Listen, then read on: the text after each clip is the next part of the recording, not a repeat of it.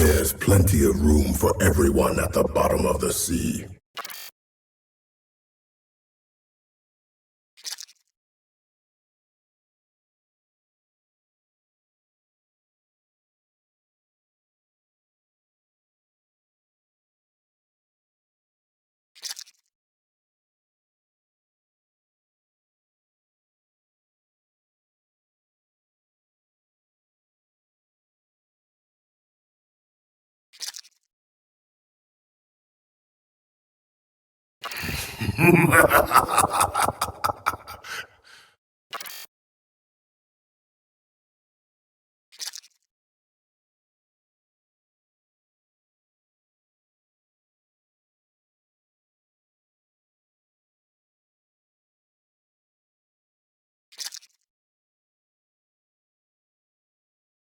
You've gone too deep.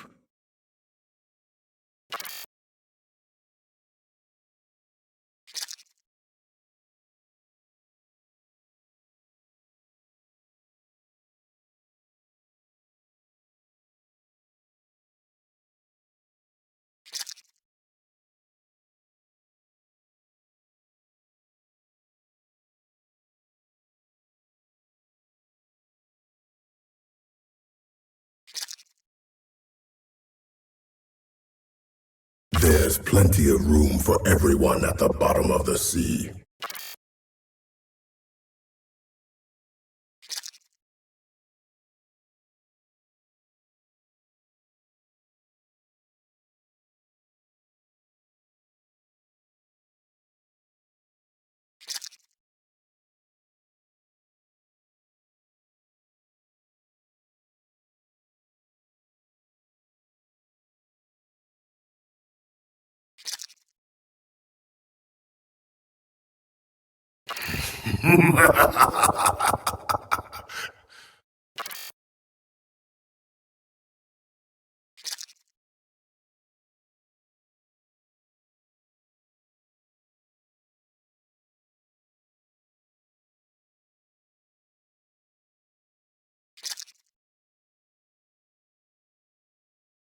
You've gone too deep.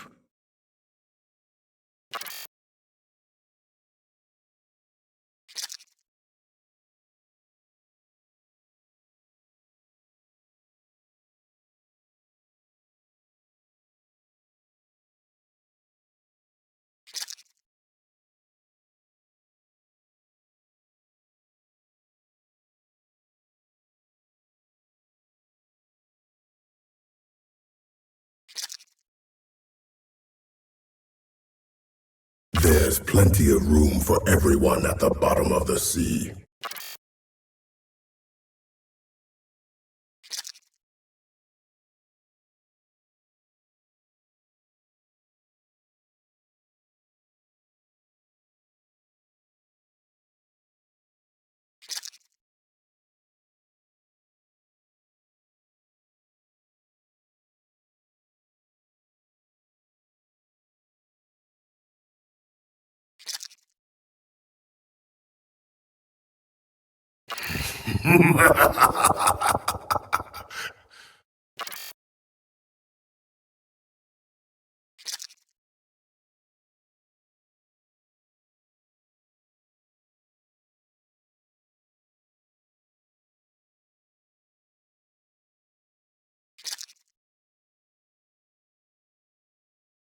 You've gone too deep.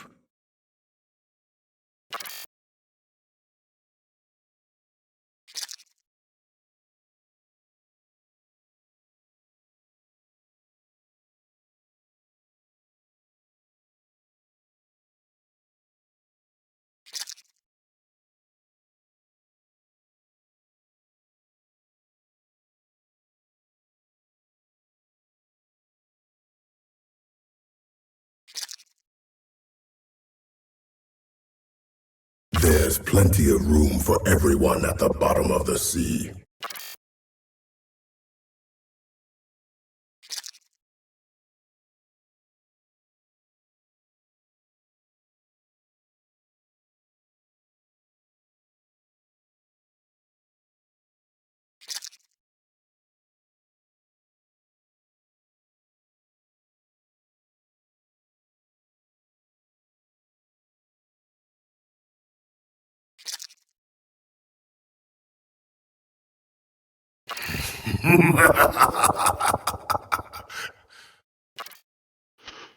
Hello, everyone, and welcome back to the Odyssey Esports 2023 Season 1 Finals between the Spark Unknown and Bushy Boys.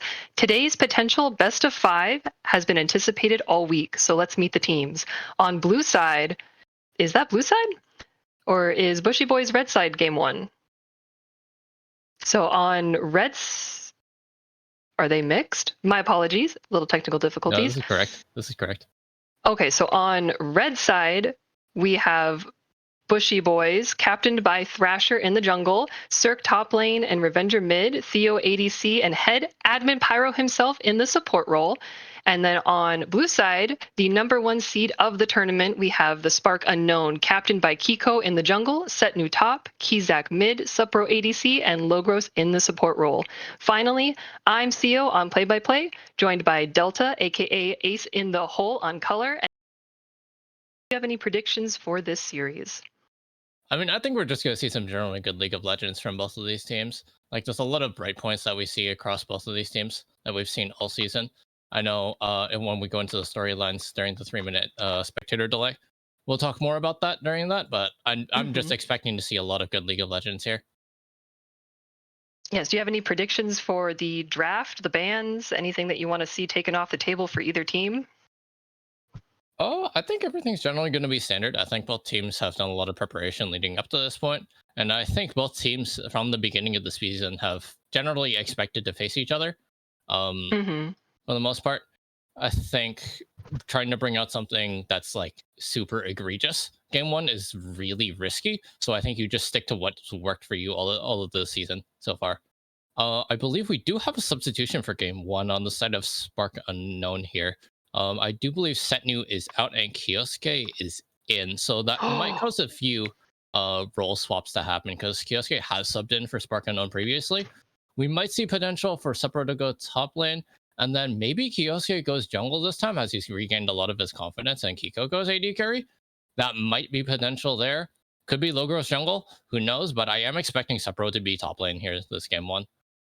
Okay, good. And we do know that Kiko and Logos have that really good bot lane synergy. So no matter where they kind of apply those players on Spark, it's going to be a very hype game either way. So we are kind of rolling out some bans here. We do see Bushy Boys taking away the Vi, while Spark is answering here with an Amumu and a Rel ban. Very good ban there, aimed at Pyro.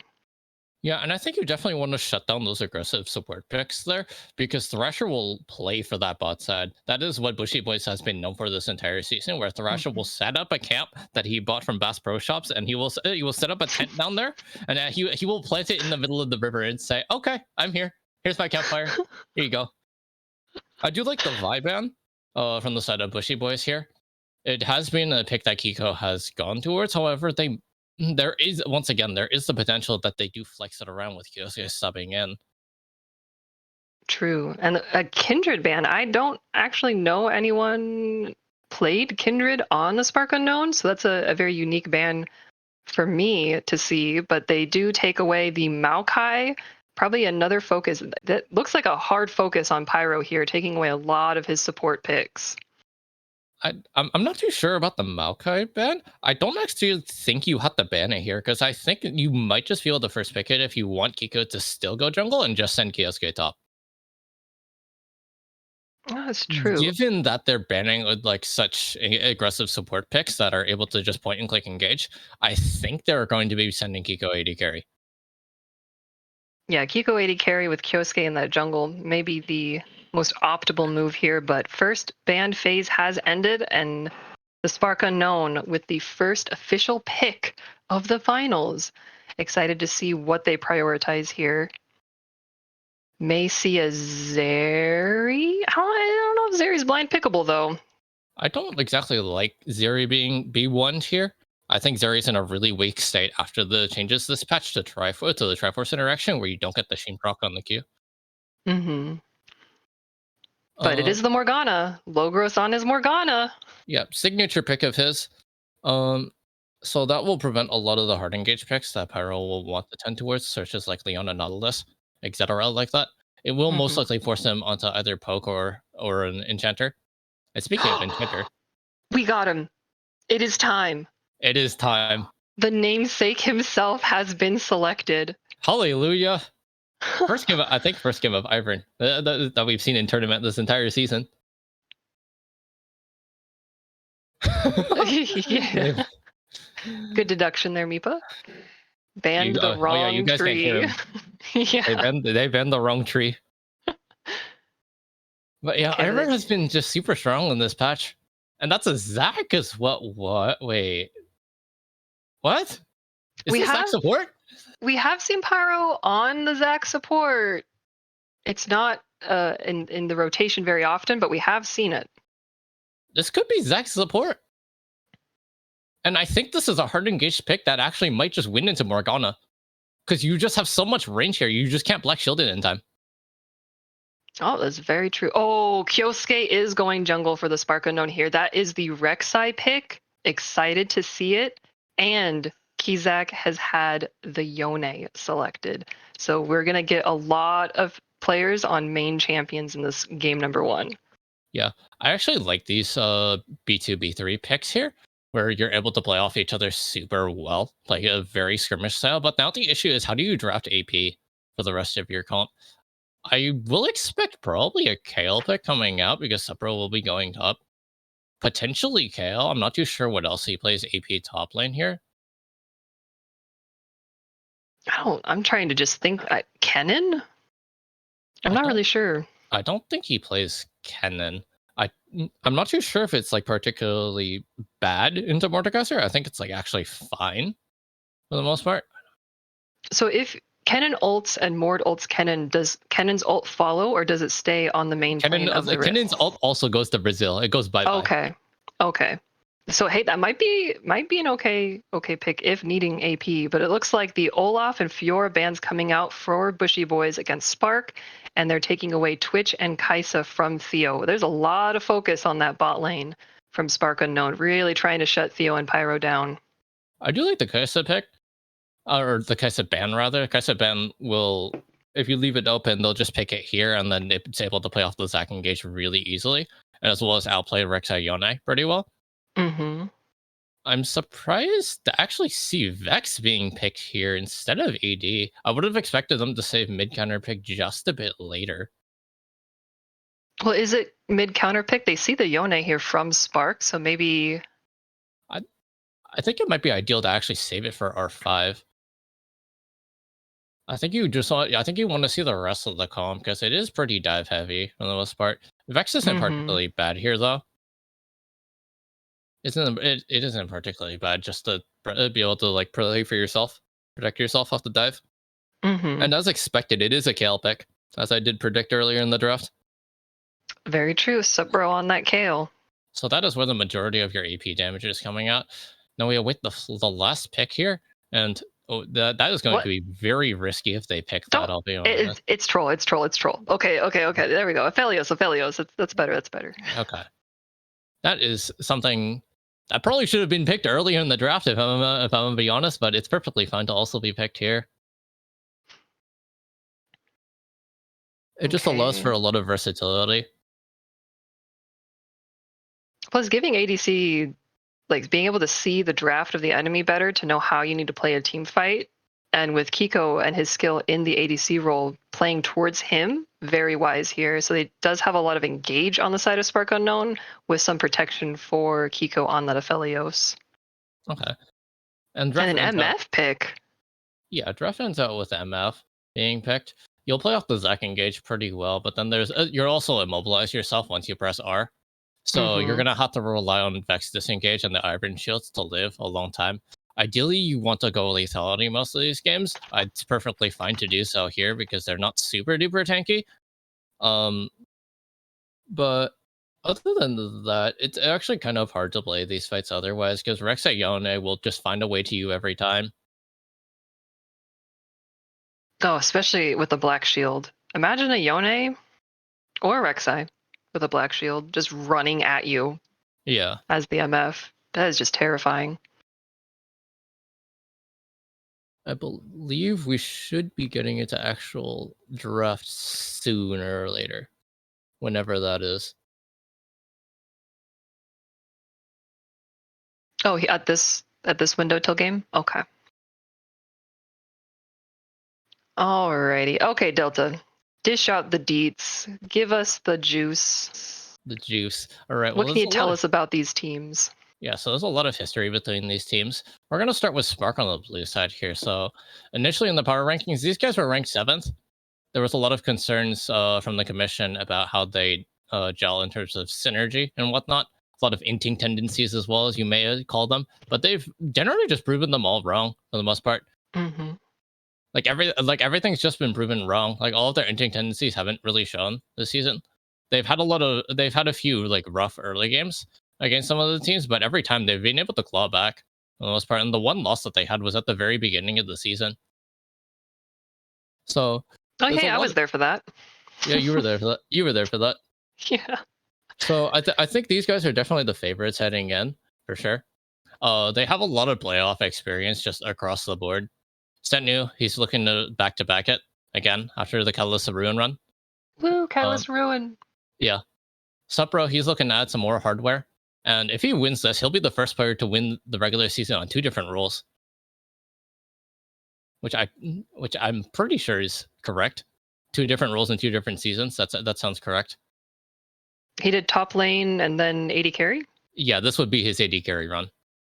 Okay. Well, hopefully we get to actually see him do some AD carry. I think the substitute is only supposed to be game 1, so potentially seeing him back in that ADC role for the rest of the series. Yeah.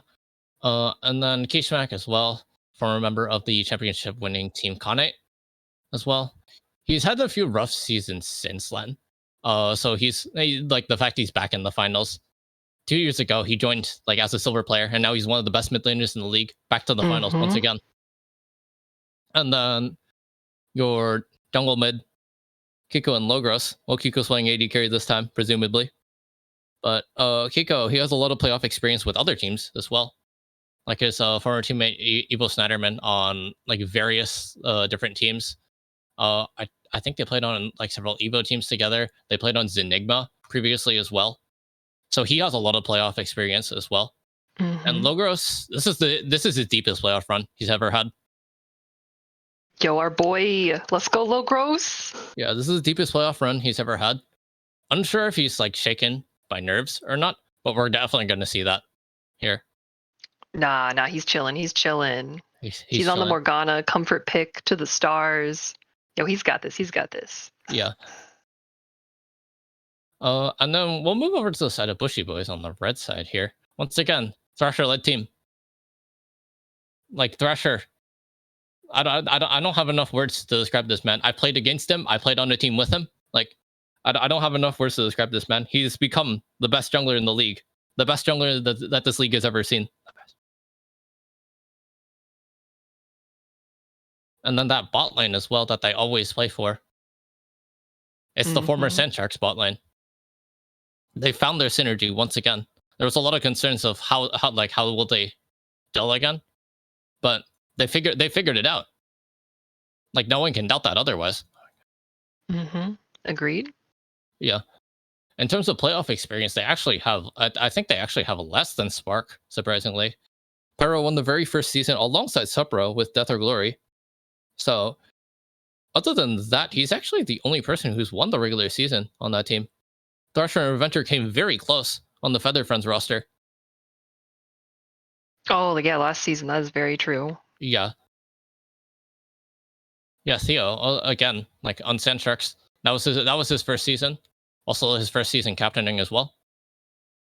He's not captain of the squad, but figured I'd mention that. He was in the finals previously, and Cirque, this is his first season, just starting. He was in FA last season.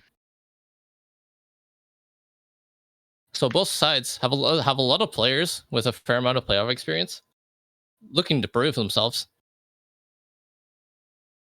There's also some weird synergies in the mix here as well. Kiko and Theo currently play together on Evil Blaze. They play a Meta Shift Finals on Tuesday. And now they're rivals on the Rift this time. You could call that some frenemies. Frenemies? Frenemies. Yeah. They go from teammates to enemies to teammates to enemies. Yeah. So the two of them do know each other pretty well. I mean, it would kind of be embarrassing if you didn't, to be honest. Very true. Yeah. And So they're going against each other in this bot lane for this game, not just ADC versus jungle. It's actually ADC versus ADC. yeah, so both of them will sort of know each other's tendencies for the most part after having played with each other for so long. I believe in Metashift they ended the regular season third, and they play finals on Tuesday. So go support them. Where can we watch that? I believe it's just twitch.tv/Metashift League, I think. Oh, okay. Something like that. I don't know. You guys do the research. Yeah, find out. I was supposed let to us do the know. research for you guys, but you guys go do the research while I take a sip of water. Yeah. Oh, he's sipping. Okay, so let's dive back in here since we should be getting close to game starting. So level 1 on each side of the teams. We got a very good Ivern, Zach. I'm not really sure. Potentially like an MF slow if you want to sacrifice the level 1 not taking Q, versus a Morgana binding with a potential underground knockup from Rek'Sai. I'm not sure how that would really mess up the clear, but both teams have the potential of an invade. We may be seeing a level 1 scrim at some degree, which is what we always want. I think both teams will probably just 5-point on the level 1 here. I think on a game 1 of finals? Come on, there's no way. I'm pretty sure you just 5-point. I think it's way too risky for either team to try invade and commit too many resources, like leveling the wrong ability, for example, to commit to the invade a bit harder. Yeah, true. But I mean, it's a game 1. I guess the potential of it being it is potential best out of 5, Maybe game 1 railing back the troll a little bit, but we always want to see some hype level 1 shenanigans. So I'll throw my little caster energy out there to get something Say that for the game 3. The game 3s are always the craziest. Are they? Yeah, I think they are. Okay. I think the game 3s are always the craziest, to be honest. Okay, well, if we don't see anything here, maybe both teams just feeling each other out, then we'll definitely see something spicy on game 3. Or yeah, at least because your mentality here is we want to win the first game because that will set the tempo for the rest of the series, and then game 2 is we want to close out the series, let's win this one, and then game 3 is like, we can throw a game away. It's fine. Just super sweaty try hard game 1 and 2, and then game 3 is like, we got some wiggle room. Let's just toss it a little bit. Hey, I've played in many finals before. I know what it's like here, all right? This is the first time I'm watching the finals. Yo, true. You guys are blessed by my presence here. Yeah. You're part of finals no matter what. Oh, thank you. And I just can't escape it. I wouldn't even be casting if I didn't make a bet with Kiko. We made a bet from the semifinals saying whoever loses has to cast the finals. Turns out I lost. Well, I mean, it's time for you to be here, on the casting bench, watching. I mean, as they say, all good things must come to an end. In this case, the good thing was me making the finals. Even better duo. Gosh, I love being so narcissistic. This is great. Yo, just jungle diff. We just blame troll. Oh, of course, dude. No, it wasn't his fault.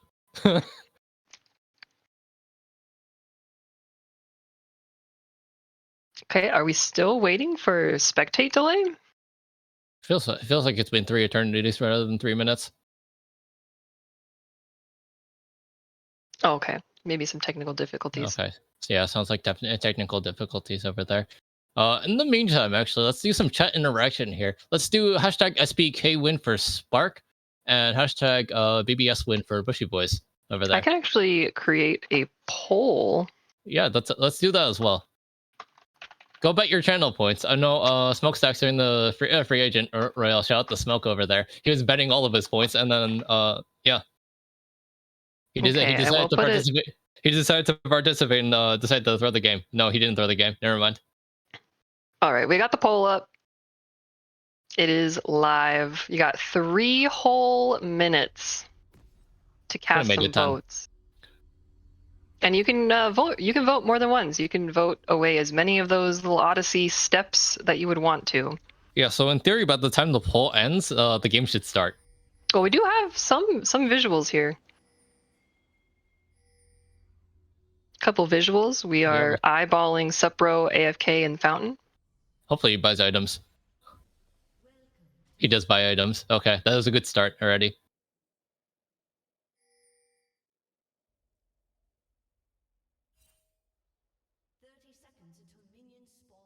Yeah, and as expected, it is a 5-point. Spice later on. I'll be patient. I'll be patient. Yeah, this is generally just a 5-point for the most part. Logros is trying to run mid, just seeing if he can do anything. Nothing's actually going to happen. They've kind of swapped it on both sides, where Kioske takes the top side, and then Thrasher is actually mid. I do like the red side 5-point a bit more stylistically because jungle's able to hide the path. And especially when you're playing Ivern here, you're able to hide your path like pretty well because you don't need a leash here. So this does mean Bushy Boy's bot lane will get priority.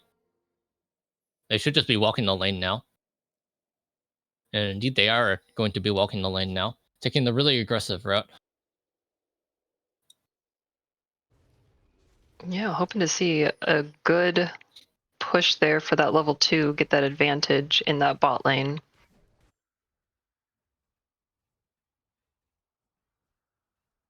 And now we wait. We wait for some action.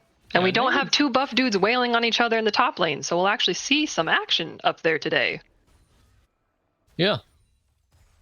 We actually get to see the rest of the map. I know the spectator cam likes to be top lane favored for the most part.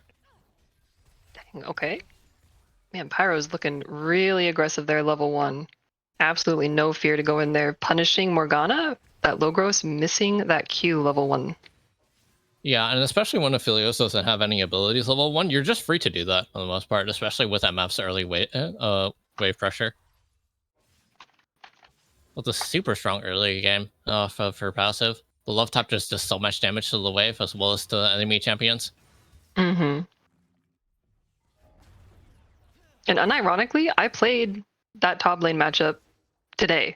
I played Mordekaiser into the Kayle, so I kind of have a brief understanding of that matchup, but not by much. Not by much. Oh my goodness, that's a lot of heavy trading. It's actually fine for Kishmak to take that trade. He does have the Doran shield, and I'm unsure what his secondaries are. I'm hoping it's actually second wind in the secondary there. So he's able to take those trades and he's able to sustain everything up. And second wind is damage. You heal based upon damage, but there is so much damage in the bot lane. Very good engage coming out from Pyro, forcing Kiko's flash out. And that's something that's going to be easily abused later on. Yeah, and you're able to make that play because you know both junglers are topside. Because Aphelios came to lane without ammo on one of his guns. Oh, that's a nice little tell. Yeah, so you can tell if Aphelios leashes because of his ammo counter. If he doesn't come with 50, then you know he hit the buff. Oh. And because nothing happened on the level 1, you know that he's down ammo, for sure. Yeah, very accurate. It does look like there is a little bit of a play happening mid lane. Thrasher and Revenger looking for Kizak here, but Kioske is close. Kizak's going to go over the wall, looking to extend this little 2v2, but both sides are walking away and heading back to their jungles. Yeah, no flash commits from either side. I think it is pretty hard if Rek'Sai decides to commit flash there with the Unburrow. While it is possible, I don't think you get anything out of it. Even though Vexfear is down, like Ivern shields are just so much. So, frankly, I actually don't think it matters. So it's good to just call off that play. Especially after 8 seconds when Kizak dips, goes back to his little shadow thing. Yeah, and at this stage in the game where everyone needs full health, you don't actually have enough damage on the Yone to kill anyone. Oh, but he's trying. Dishing out quite a bit of damage. Meanwhile, in the bot lane, another engage coming out. Pyro's passive will pop here. Black Shield on to Kiko, able to DPS, but Theo is trying his absolute best, and that's first blood of the finals going over to Kiko there. And Thrasher is here attempting to assist his ADC, but they will not find anything in answer there. Yeah, we saw Kioske hovering bot side for a long time, just sort of disregarding his topside camps for a bit. So rather than like after his recall, or I think he actually pathed down bot immediately. I don't even think he recalled. No, he didn't. He doesn't even have he didn't buy anything. So I Hmm. think after the skirmish topside, he just pathed down to bot scuttle, did his bot camps, and then just came back bot because he saw the angle, and then knowing how aggressive Pyro would be playing this lane early, like he would just be there for the gank. Very true. And Kyosuke is also very good at tracking enemy junglers, so being able to read Thrasher being on the bot side and Pyro playing aggressive there may have been trying to get something, but like you said, didn't have the items, didn't really have the means. But here are the means coming in. Pyro trying to get a playoff in the mid lane, but Kizak uses his ultimate to get away unscathed. Yeah, it's really good patience from Kishmak there. Doesn't even have to blow the flash, and he steps forward to dodge the elastic slingshot there, so he doesn't get hit by the knockup, and then he's able to use Fate Seal to get out. Oh, Ooh, but his Fate Whip is Revenger still here. committing the ultimate and the ignite. There is no way Kizak's getting out of that one. Very good kill coming over for Revenger. And that's a flash burned as well.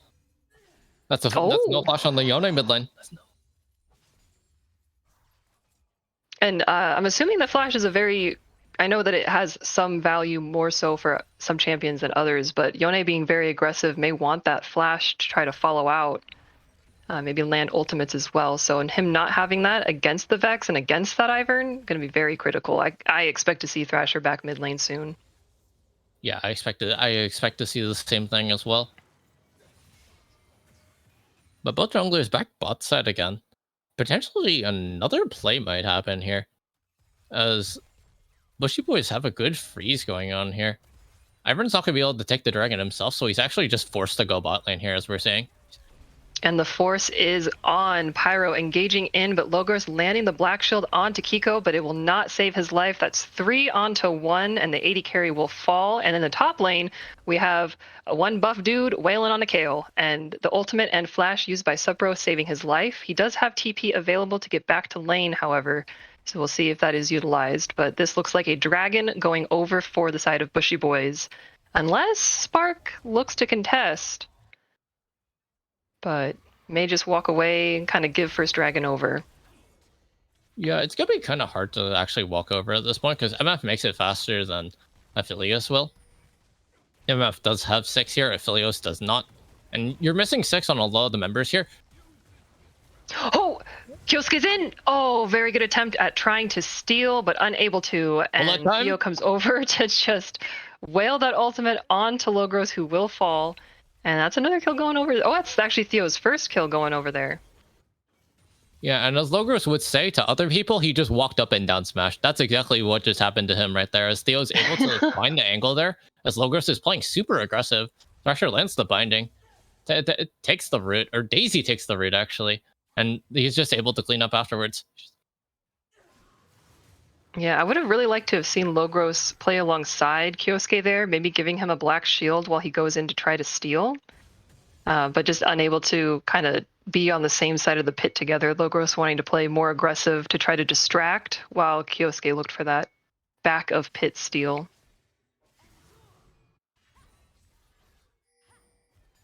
Yeah, and at this point in the game, you just come off resets at this point. Like everybody's just coming off resets, so there's not much you can really do. Junglers are gonna do camps. You're gonna take whatever trades you can. You're gonna try and engage here. Oof. Ooh, that's a lot of damage. Oh my goodness. That may be a dead Pyro once more, but there's not enough damage coming through, and Binding will miss, but Thrasher is here with Daisy. Maybe trying to run down that bot lane. We can see on the mini map that they are still chasing down, but the binding will miss again. Theo's sidesteps are so clean, and the DPS is coming out, and Logros is going to fall. The exhaust comes out a little bit too late, wasn't quite in range, and Daisy is hitting him with the down smash, as said, and that's a double kill going over to Thrasher. But meanwhile, in the mid lane, another fight is happening. The ultimate coming out from Kizak to hit that Vex, but will still fall as he resends back to mid lane. Boy, there's fights happening all over the place. Yo, that is a scary tree over there. I'll be honest. 3-0 Ivern looks like nothing. No, that is a lot of shielding you have to get through. Someone's gonna have to buy a Serpent Swing this game. Who? Yeah, that's what they have to figure out. Listen, I'm just here to talk about the games. They have to buy the items. I'm here to talk about them. Yeah, true. Oh, Cirque got low there. Had to blow his flash to get away from the Kale. Wailing on him up there.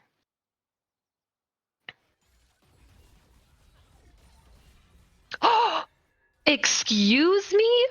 Okay, well, Theo has completed his Yomus and has tier 2 boots and landed a singular Q onto Kiko and just half healthed him. And Pyro is there completely punishing that AD carry for being up way too far. And Kiko burns flash, will not save him. Yeah, and you cannot play up that far as an AD carry. You might be saying, I'm under my tower. No, you're not under your tower. You're going to get dived. The only tower you're safe under is your fountain tower. Not even safe under that one. True. Okay, well, Thrasher is up there taking Rift. Kyosuke is on a reset, and Logos is attempting to 1v2, protecting his tower the best he can. And this is just not holdable. Like, you just can't do anything at this point, especially when Binding and Black Shield are both down. Sure, you have the ult. It buys a bit of time at that point, but you don't even have to try and dive. Like, you can just hit the tower. You can ignore Morgana completely. I keep getting a little sidetracked by the conversation in the chat about the gun rotation of Aphelios. I learn something new every time, and Pyro is back in the mid lane again. Oh my goodness, trying to get Kizak low enough, and the bot lane is punishing Pyro's roam heavily, burning Theo's cleanse, retaliating with his ultimate. Oh, Kiko barely made it out of range in the nick of time, living with like a sliver of HP. And Kizak is all inning in the mid lane. Revenger has no way to escape. Is it going to take? 1 health again? Oh, 1 health. 1 health again? And but everyone's on 1 health? Yeah, everyone is on 1 health, but Theo turns it. But Kyosuke's there. Oh my goodness. Oh my gosh, everybody's living on 1 health across the map. Whew. I don't even know how Revenger lived there. It looked like maybe a Q missed or something, but a sliver of HP there. Yeah, just a bare sliver at that point. Oh, Thrasher dropping Rift in that mid lane, really trying to get some pressure in the center part of the map here. I think this is fine, but ideally I think you actually drop it bot, because you want to open up the MF to the rest of the map, because MF is your strong point at the moment. Mm-hmm. I mean, I don't with the Zac moving think with opening up Vex is the worst idea in the world. I think opening up MF is just better. Mm-hmm. Oh my goodness. Kizak is unrelenting towards Revenger here, taking every single opportunity to play aggressive. Yeah, and he's playing really well around the fear timing as well. Whenever the fear is down, he's just always looking for a trade, no matter what, because he knows he'll win it. Oh, okay. I guess that would be the window of opportunity. His ultimate has about 15 seconds here. Both ultimates will be up for each mid lane around the same time. The only advantage I see here is the ignite for Revenger, so we'll have to see how it plays out. He also has the advantage of Thrasher hovering around mid while Kyosuke is on the bot side of the map. Yeah, and I think with the argument of Ignite versus TP, sure, Ignite gives you a lot of more kill pressure, but it actually just becomes a liability later in the game where you're not able to like macro as well across the map, because you have to set up yourself for plays in advance. Speaking of plays. Ooh, that turret shot.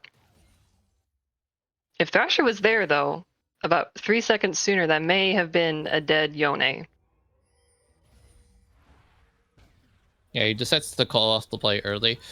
But it's very good. Oh, flash coming out from Logos, trying to CC, but unable to. Theo is able to walk out.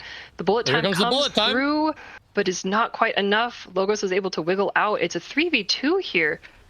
Zac's passive will not save him.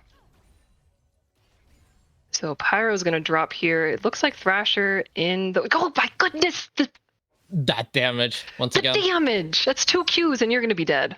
Yeah, and once again, this is lethality MF. This is ideally what you want to be building on this patch. And especially this game right now where nobody's tanky. Like, nobody is going to be building tanky outside of maybe Rek'Sai.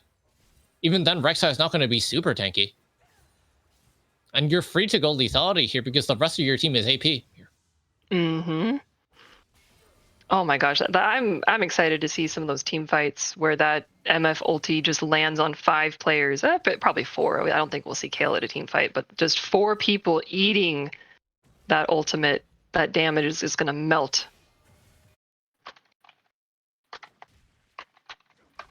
Yeah, no, it's kind of just everybody's coming off recalls again. You just go back to playing League of Legends, farming waves. I don't know. Pyro's kind of sniffing around mid lane here. Yeah, he's been trying to for a lot of these mid lane plays, but I think you actually just want to roam top instead. Like you just top want to be is where the following action Thrasher. is. Like wherever he wants to go, wherever Thrasher wants to go, you just hold him on a leash. Yep, the Kale ultimate going to come out. Cirque needing to flash away from the damage. It's not quite enough. Sepro is going to fall. Kyosuke wasn't there in time to kind of make it a 2v2. Yeah, so they do have a lot of pressure in the top lane. Really well. Mm-hmm. Oh my goodness. A lot more happening. I'm just waiting for when Kizak goes in, just staying in, using that ultimate and deleting Revenger. I know it's going to happen eventually.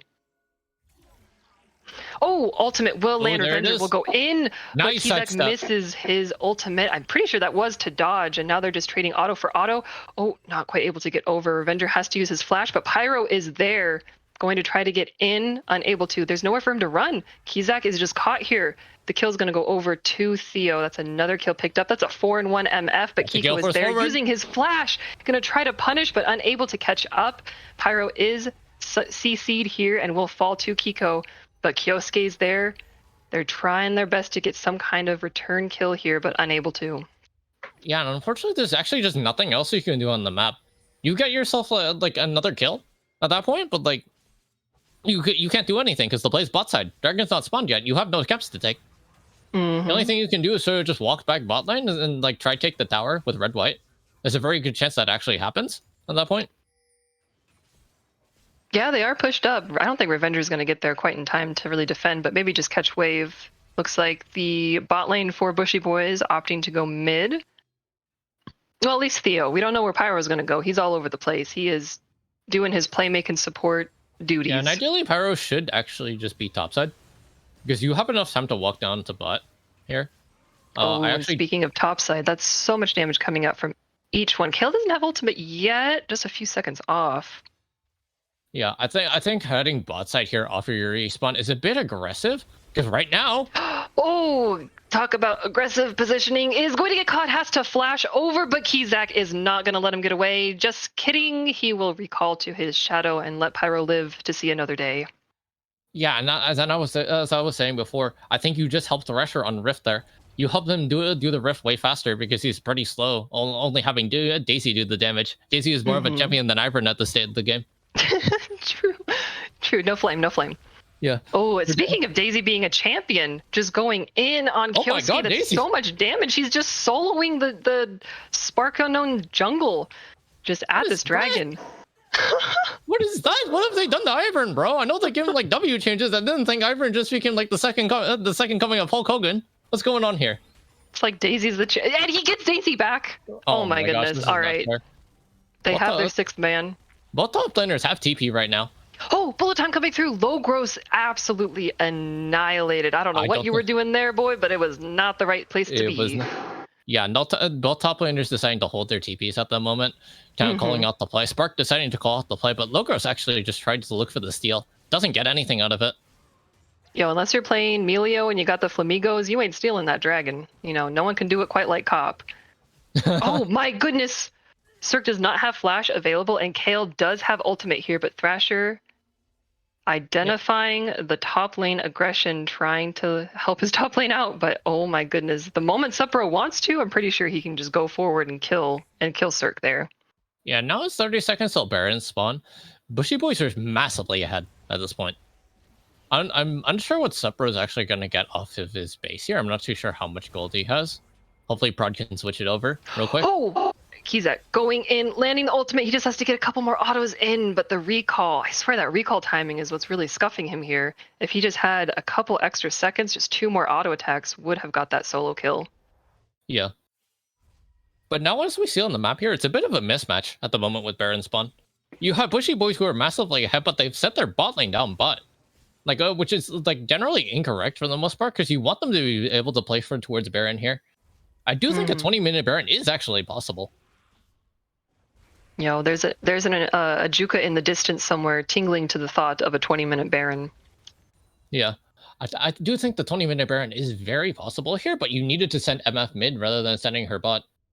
And this is sort of like what's the issue here with taking Ignite versus TP, because if you were to send Vex down bot, like she has to walk all the way up. Compared to like sending either the solo laners on Spark here who have TP, like they're able to match, they're able to TP away. Sure, Vex can cancel at that point, but like, what's the point? Both of them are like massive teamfight threats. Very true. Like you stop one and then the other just gets the TP anyways. Like it doesn't matter. Well, I think they heard you because looks like they're setting up some vision and a parameter around Baron. Kizak is in the bot lane pushing for that tower, and he does have TP available. And like you said, Revender does not have that teleport. Yeah, and I think if you are Kishmak here, I think you just take the recall and then you look to walk yourself mid. You're not able to walk bot at the moment. I think you look to walk mid off of your base, and then you can potentially force a fight here. And it is a little, and we did anticipate some pixelation on the stream. So it kind of comes and goes in waves. So trying to identify on the minimap where everyone is. Looks like Thrasher's kind of crossing over. Blue buff available for Revender to pick up here. Is this going to be just a hard push for mid rotation into Baron once everyone's in position here for the side of Bushy Boys? I think they might just try go for it, I'll be honest. And it seems like they spawned Daisy and they're actually on it. Oh, they're just starting it. They're sneaking it. They're sneaking it with the bushes. I don't think they know. Yeah, they don't know. And because of how your waves are set up here, you can't just blindly walk in. Theo decided using the bullet time as well just to burn the Baron down a bit more. And this was really well played by the side of Bushy Boys here, denying all of the vision. And denied that vision, got that wave. Those waves pushed in priority, and oh my gosh, okay. It's getting to a point now where Vex does a lot of damage onto that Yone, having to flash and trying to survive to get out. Oh, but it's a turn! Kyosuke is there! He was ready for it! The ultimate comes through! And that is a kill for Kyosuke. Very good play read there. 2 flashes for 1, and that's a kill that was very much needed for the side of Spark here. You relieve so much pressure on your bot side. And once again, that's the Ignite burn. Once again, you burn the Ignite, but then you don't get the kill afterwards. I'm blown away. That was so well played. That was very well played by both parties, but Kizak being able to dodge out and survive that, holy cow. Yeah, but now Spark has to survive, like, the incoming Baron push. And this may or may not be really difficult with Baron spawn. Sure, Revenger is dead at this point. He'll respawn, he'll head bot, he'll push that out, he'll head towards Dragon. The game might just write itself here, potentially. Yeah, it looks like clearing out vision for this Dragon. Everyone getting into position here. Both top laners do have teleport available. Yeah, Sepro taking his reset here. Probably going to be a TP in. I don't think you have enough time to walk. You definitely don't have enough time to walk at this point. Nah, he's going to take a couple jungle camps. Yeah, he'll be down there eventually. He'll be down there eventually. It will be a TP. At this point, Spark's set up towards bot side. You'll want the TP onto that bot wave. Oh, hold those Qs. Hold those Qs.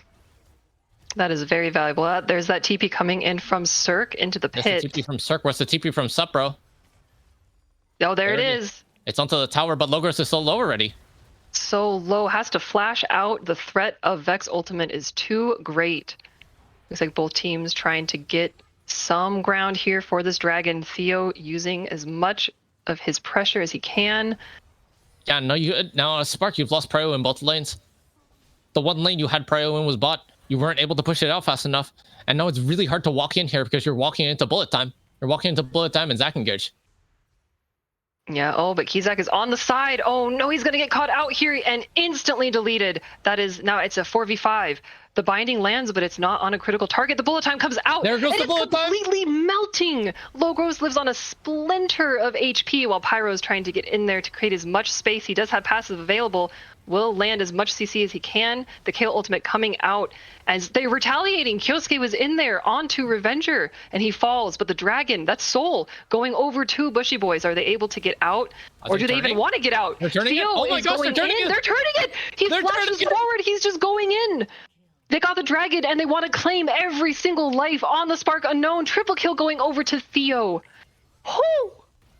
Oh my gosh, the split focus there from Bushy Boys looked really bad when Cirque and Theo were on the dragon while the other three were fighting off the rest of Spark. But then Spark steps one step too forward, the rest of the team turns on them afterwards. Merciless. Using every resource that they have on their team. Only thing that's up is the flash on Thrasher. He doesn't even need that. Oh, good desperation play coming out, but it is not enough by Kizak here, and he will fall once more. And that is a 9-1 Theo on MF with a 700 gold bounty. Yeah, and this game just went from bad to really bad at this point. 8-16 in favor of Bushy Boys. And they just got Soul, and they were able to get that Baron. There's so much tempo, so much force coming out. I know that there was some opinions about their draft in chat earlier, favoring the Spark Unknown's draft over Bushy Boys, but we're seeing it now. Like, sometimes the draft may look bad or may look troll, but the execution, the players, the knowledge, the skill, they're just making it work. Yeah, and I think both of these teams have shown excellent drafting ability, like, over the course of the season. I think it's a very big understatement to say that they've had good drafts or they've had bad drafts or whatever. Both teams have had impeccable drafting ability, led by their captains. That was something I didn't know. Shout out to Kiko here real quick. I did not know the skill set and the knowledge that he had about drafting until that first week when I substituted for his team. The dialogue around draft blew my mind. I was astonished. Yeah, and once again, this goes back to some of the competitive experience you've had previously, where Kiko currently plays on Evil Blaze as the jungler. Thrasher has played on many teams before. Revenger, formerly FCR Revenger, I believe FCR stands for 5 Cheese Ravioli, which was also another team as well. So a lot of these players previously have had a lot of competitive experience outside of Odyssey here. Oh, no, Theo has no fear. He knows his damage. He knows that that is a caught Morgana. Logo is going to fall here. You really can't even see Theo on the map. It's like a Zed. That's like a Zed right there. It's pretty much it's a Zed-like build. Yep. It's a Zed-like build. You may as well confuse it for Zed. I mean, it's still a bit away from Baron spawning. Still about 30 seconds-ish. Okay, now it's 20. It's 20 seconds respawning. So you get the pick on the Morgana. Ideally, you would just rush it there. But because, like, it's not there, the giant purple worm's not there, you kind of just have to push waves again. Oh, it did just spawn, and they did just push. And yeah, so they may just be able to take it here. I don't think that there's any way that Spark can really contest this Baron. They just need to stay alive and try to defend against it rather than trying to contest and dying. Yeah, at this point, when you're this far behind in the game, you have to be able to create some sort of complication. What I mean by complication is sort of like everybody's up on the map. Like everybody's up on the map. You kind of just have to keep everything up together. More things there are in the game, the more complex it is, harder to calculate.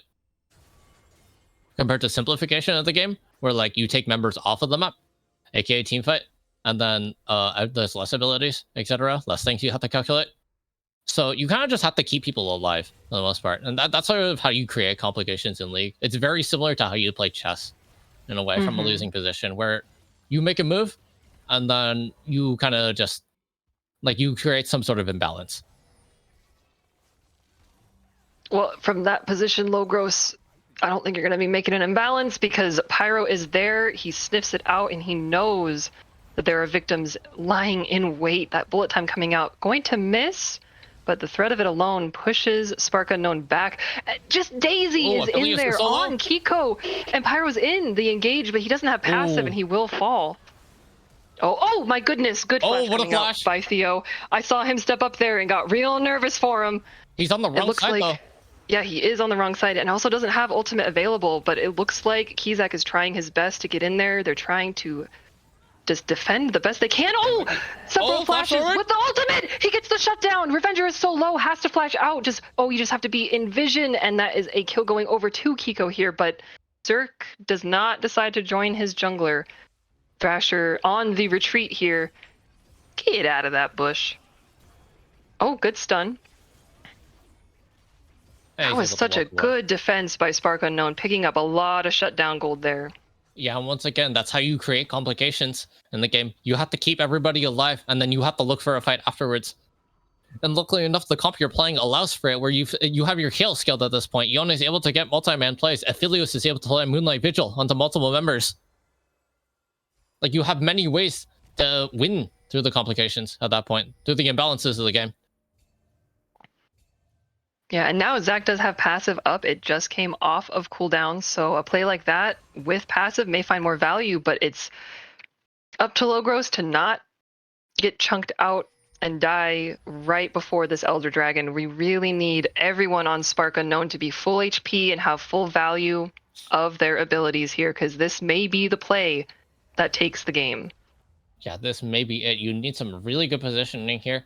Ideally, your bot wave should be pushed out here because the rest of Bushy Boys is playing towards bot side, where Spark is playing towards mid. Oh, But that's the engage here. Revenger lands the ultimate onto Logros. He is Bullet completely time? annihilated. Bullet time coming out as well. Kizak trying to get in there to get something in return, but it's not enough. He flashes, but the ignite ticks away. Theo getting a triple kill, and now it's just Supro against the world.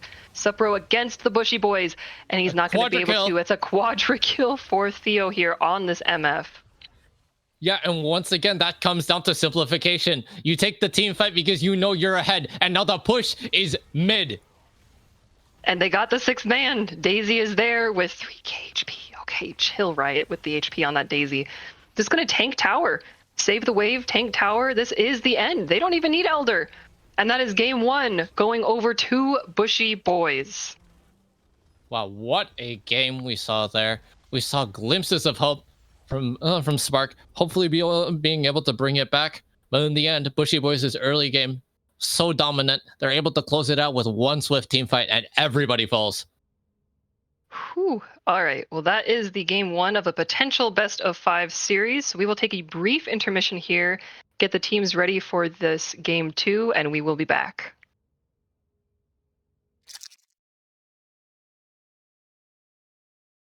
You've gone too deep.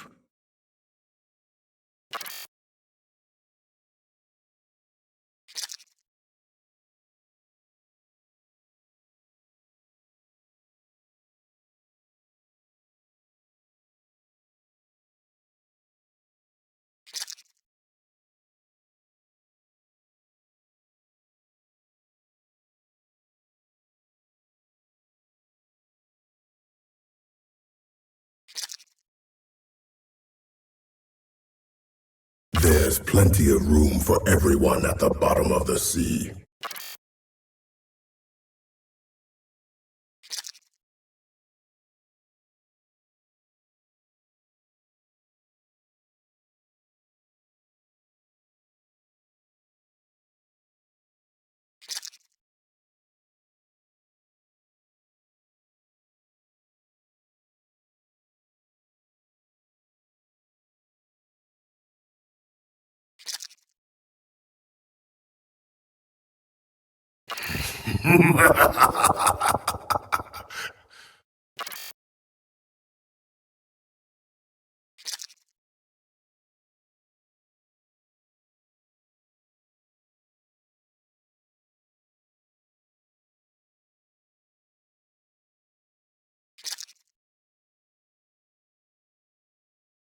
You've gone too deep.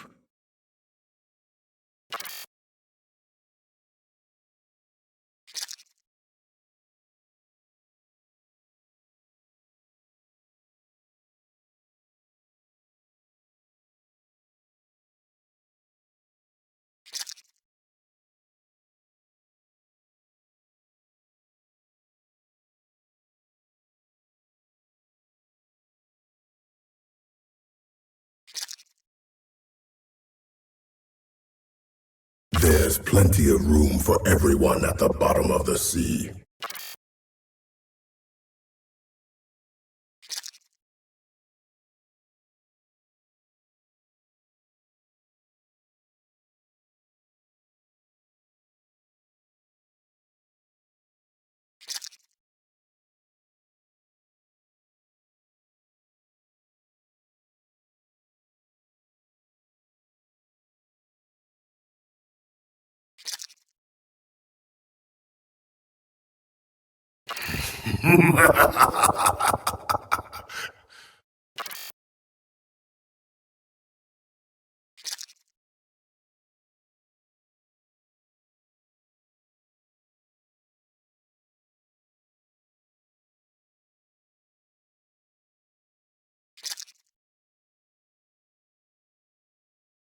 You've gone too deep.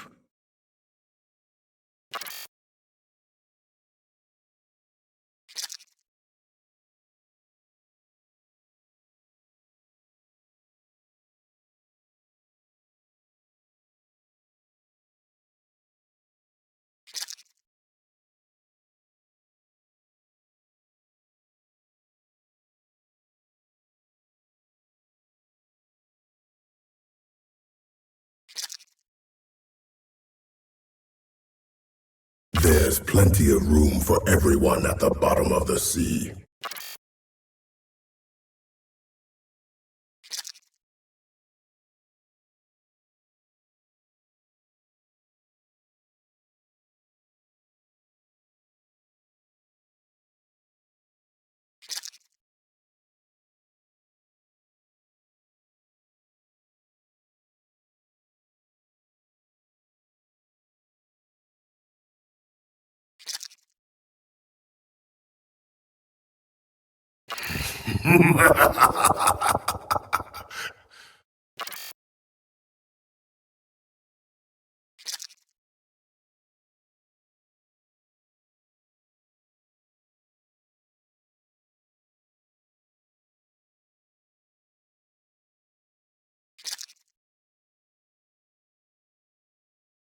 You've gone too deep.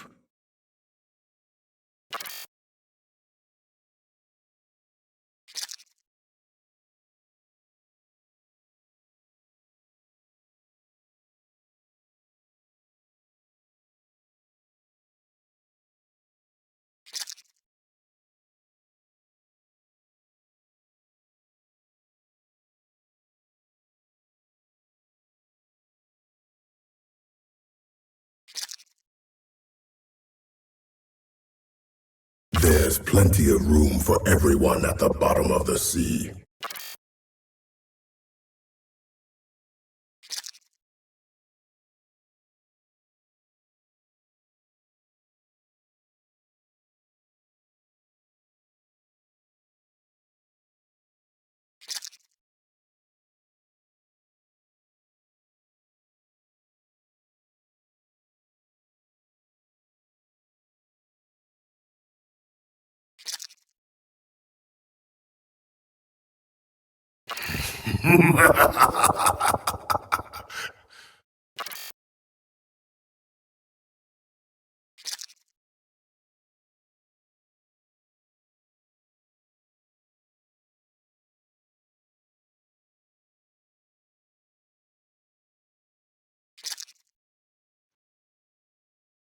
Hello, everyone. Welcome back from intermission. Hope you all had a good break. We are back after a extremely explosive game one to see how these teams are going to approach game two, revise their drafts, and we'll see what happens. Once again, I'm Sio, and that's Delta.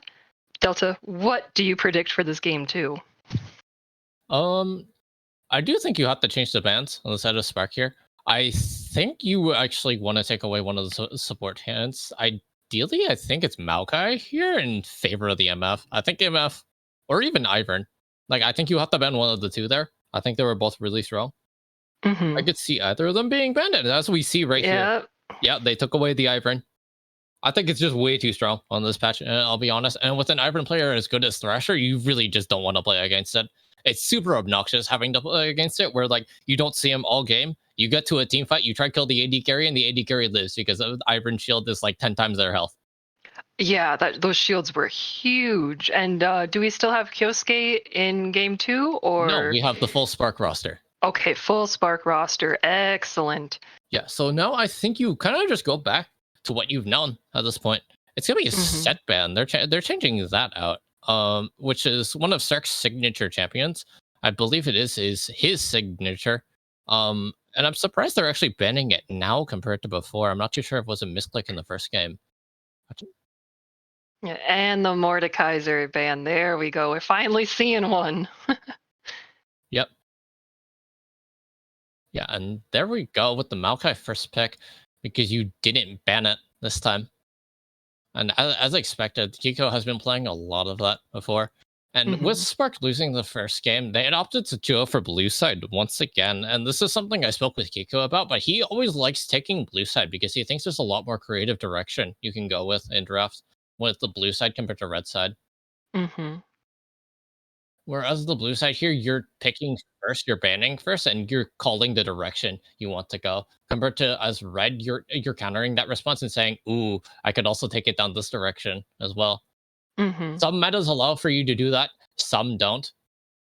I think at the lower levels of play like this, I think there's a lot of creative direction you can go, especially with the red side. So the fact they opted to blue side it again, I think is just purely out of comfort in terms of draft. Mhm. And they did take away the Ivern, but Thrasher has J4, and we know that he is just as proficient on J4 as he is on any champion that he does have experience on. Yeah. So And he picking is up not that a J4. Yeah, and he Mhm. is not afraid to go lethality here. There might be a potential angle where he does go lethality, and I think this might be one of them here because Supro has his Ezreal left open. Oh, Supros Ezreal. It's always really exciting to see. Yeah, and he's never afraid to blind pick this champion no matter the Mm-mm. situation. This is the ideal time for you to pick it, especially when they have so much engage. But if the Thresher decides to go lethality here and you don't have the Frozen Heart completed, you might just die. You just get Mm-hmm. popped. Oh, and we're seeing a little bit of a different pick style coming out from Logros, opting the Nautilus this time, and Theo gets his Kaisa.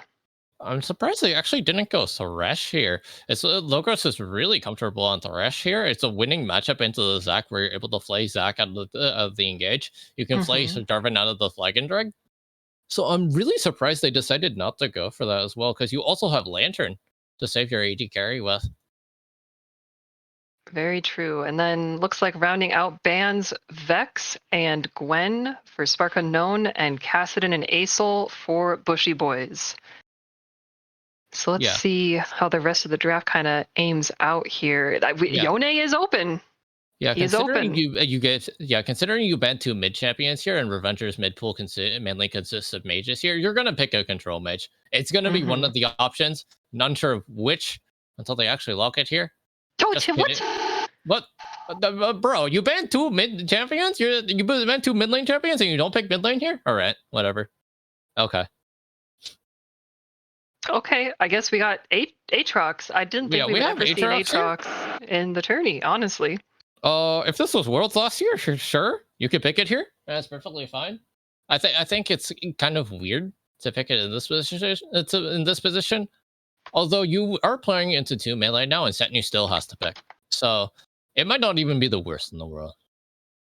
And there's Oh, Nihorn. and Kizak is on the Swain this game. We know he's just as threatening there. Oh, but they got the Silas. Oh, lock it in. They're going to be waiting on it just a bit. Silas Mm-hmm. doesn't look bad here. There's a lot of heavy engage ults you can steal on the side of Spark. It is a winning matchup into the Swain here because Silas, as most people will say, is just better Swain in that matchup. Better Swain, better Malphite, better Ornn. Silas just Better, better everything. yeah, better everything. I know, right? I can't balance that chop. It's amazing. Yeah, But this is a great Silas angle. A great Silas angle, as well as a great Swain angle here, I'll be honest. Both mid very laners true. have really good angles here. So it's going to be heavy play around mid. Both junglers are able to play around mid really easily with their ganking abilities. It's very true. Plus, we have that. I've noticed the theme of 4 melee and an ADC. As long as ADC can position and peel for self, 4 melee and an ADC comps are devastating. They just have a lot of power, a lot of forward. So Kaisa and or Zaya being selected here for Bushy Boys just rings very powerful to me. I don't know how Spark's going to really play out these team fights. It's going to be kind of interesting. I think you sort of have to play a bit more of a disengaged style with your abilities. I think these champs allow for it more compared to what they had in game 1. Like Maokai can press Q on your AD carry. Nautilus, I guess, can hook. He can auto, or can just sort of sit back, build a Radiant Virtue. Say, here you go, Ezreal, have some health. True. But I do like the direction that Bushy Boys took from game 1, where they decided to lock in the Kaisa earlier before the second ban phase. I like how they learned from that, where they've already committed to locking in Zac. True. And did we have a response to the first poll? I'm assuming that someone... I don't think the first poll went through. I don't think it did. Okay. I checked and there was nothing. Well, we will throw up a secondary poll. I'm pretty sure the first one had to have had a response, otherwise I wouldn't be able to make another one. So poll is live. Make your bets. We got 3 minutes to put in those channel points. And hopefully the first poll did get resolved. I kind of forgot about it. I'm not going to lie. Oh, it's okay. It happens to the best of us. Usually, wait, I think I should have done like a prediction instead. I think those are a little bit better. Yeah, I think it's a prediction. Oh, predictions are better, 100%. Yeah. It's been a minute. I haven't go bet moderated your channel for. Yeah. Okay, yeah, it is the prediction. That's points. We do not endorse gambling around here, though, Talia. So. I think gambling is fine. Gambling is good in moderation, so especially with virtual currency that does not have any monetary value in the real world. True. Hey, yo, these steps are valuable. They're valuable. Oh, I got like 10,000 of those suckers. I'm at my daily quota. I get 10,000 steps a day on my phone. What's your point? I think I have 10 steps and 1,000 steps today. No, I only have 8,787. Oh, 8787. That's cool. I actually think my Fitbit is in the mailbox. But I think it was delivered yesterday, and I keep forgetting about it. Why do you keep forgetting about it? Because I keep forgetting about it. Oh, well, I'm sorry to hear that. Yep. Got it on sale, the Father's Day Fitbit sale. Juicy. Yeah. Did you get one for your father? No, he doesn't use them. I got it for me. Happy Father's Day to me. Woo! Why? Don't they have like a buy one, get one free sale going on over there? What's going on? Nah, just like $30 off. Oh. Wait, how much are those? Wait, how much are those things? I've never bought a Fitbit before. Like 10 years ago when I had a Charge 2, they were like $100 or so, and I think now it's like 140. 140? Yeah, but I got the cheaper version of the Charge 5. There's like a slightly down pegged version of it that is like $50 cheaper on top of the $30 promotion sale. So I got it dirt cheap. I gotta search this up. Okay, you gotta. The sale's over now. Father's Day has passed, so it's fine. I gotta search this up. I'm into the Fitbit business now. The Fitbiz, yeah, they're nice, as you may call it. Nice. The Fitbiz. Yeah, the Fitbiz. I'm into the Fitbiz now. I'm gonna be a Fitbiz collector. Wait, no, Fitbit. I can't say it. Okay, I'm done. Okay, we've revamped. We are now a fitness channel. So yeah. Odyssey Esports is now Odyssey eFitness Sports. Yeah. We'll be rolling out our first treadmill tournament soon. Yeah, we only play stuff endorsed by the Olympic Committee for the Olympic Esports weekend. Wait, did that already happen? I think it did. Esports week. I think it happened already. Oh, did it? Today was the last day. Holy heck. Well, the poll has ended, back to League, back to what we're really here for. Poll has ended a 96% to 4% in favor of Bushy Boys. Kyosuke contributing 6,000 channel points Wow, to get that Bushy Boys up to that prediction for that poll. that's a lot. What are the Asian games? Do the Asian games count?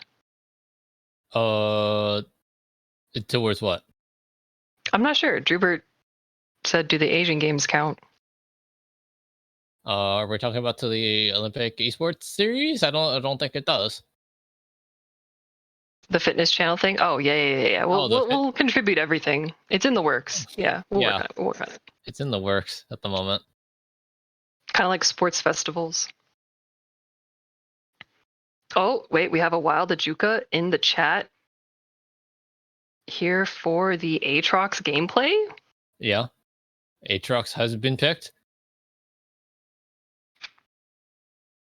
Didn't see the predictions, Rip. Oh, it's okay, Mango. That's okay. Happens. Okay. So back to what we're really here for. We'll get back on track here a little bit. So we're waiting for game to load in. We see the drafts here.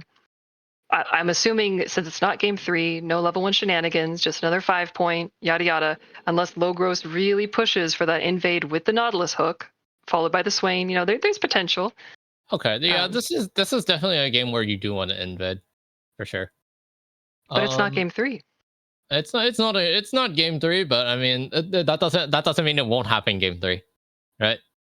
Mm-hmm. If A then B, A then B is not B then A. Shout out to anybody that knows what I'm saying. You probably don't. If it's A, then B? Yeah, if A then B is not equal to A, B then A. Is this something about math? Yeah. Okay, well, I knew it was something about math because I didn't understand it, and I don't understand math. Yeah, it's okay. I don't understand math either. What, did you understand? What, do you think I understood math? The moment I realized I didn't understand math was when we had to do that y equals mx over b or whatever, that rise over run. Yeah, y equals mx plus b. Let's go. I love slopes. Woo! We learned that originally when I was in 6th grade, so I was 12. It took me up until 12th grade when I was 17 to actually comprehend what that was. Do you still math, understand it? different language. Do you understand it now? No, I probably forgot. If I did understand it, it's gone. Okay, My let's work it brain out step by step. What does the B stand for? I don't know. No? What does y equals mx plus b, or is it mx over b? Plus b. I know that something is supposed to be like how high the slope goes, and then like the point in which the lines meet is a certain point, and that's all I remember. Yeah. Close enough. I excelled in English. I excelled in science, biology, everything else, art, music, sports, not math. Not math. That's the only thing I could not. I got D's and F's in math my whole life. It's terrible. Oh, I see. I'm sorry to hear that. Even with a calculator, man, it's so bad. Because I wouldn't know how to use the calculator. I'm like, I don't understand where the numbers are supposed to go and how I'm supposed to navigate the math problems. Oh yeah, calculators are so convoluted. I hate them. Yeah, those T918s or whatever they were. They had like TI-84. The good old TI. Yeah. The good old TI-84. I know. My dad was so pressed that he had to buy one of those for me. He's like, the school should supply these, and I'm like, yeah, I need my own calculator. I need my own calculator, even though I don't know how to use it. Yep. He had to spend a shiny penny back in the day for that. No, I just can't. Wait, how much do TI-84s even go for now? I have no idea, but back then they were not cheap.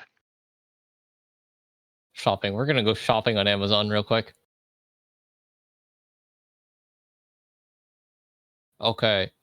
For used, they're around like $40 Canadian.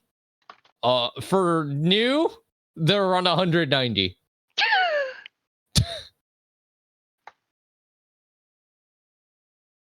Yeah, thank me later. That's so expensive for a calculator that I didn't even know how to use. I mean, can't you get? Isn't there like any like sort of cheaper graphing calculators you can get? That can't be the cheapest one, right?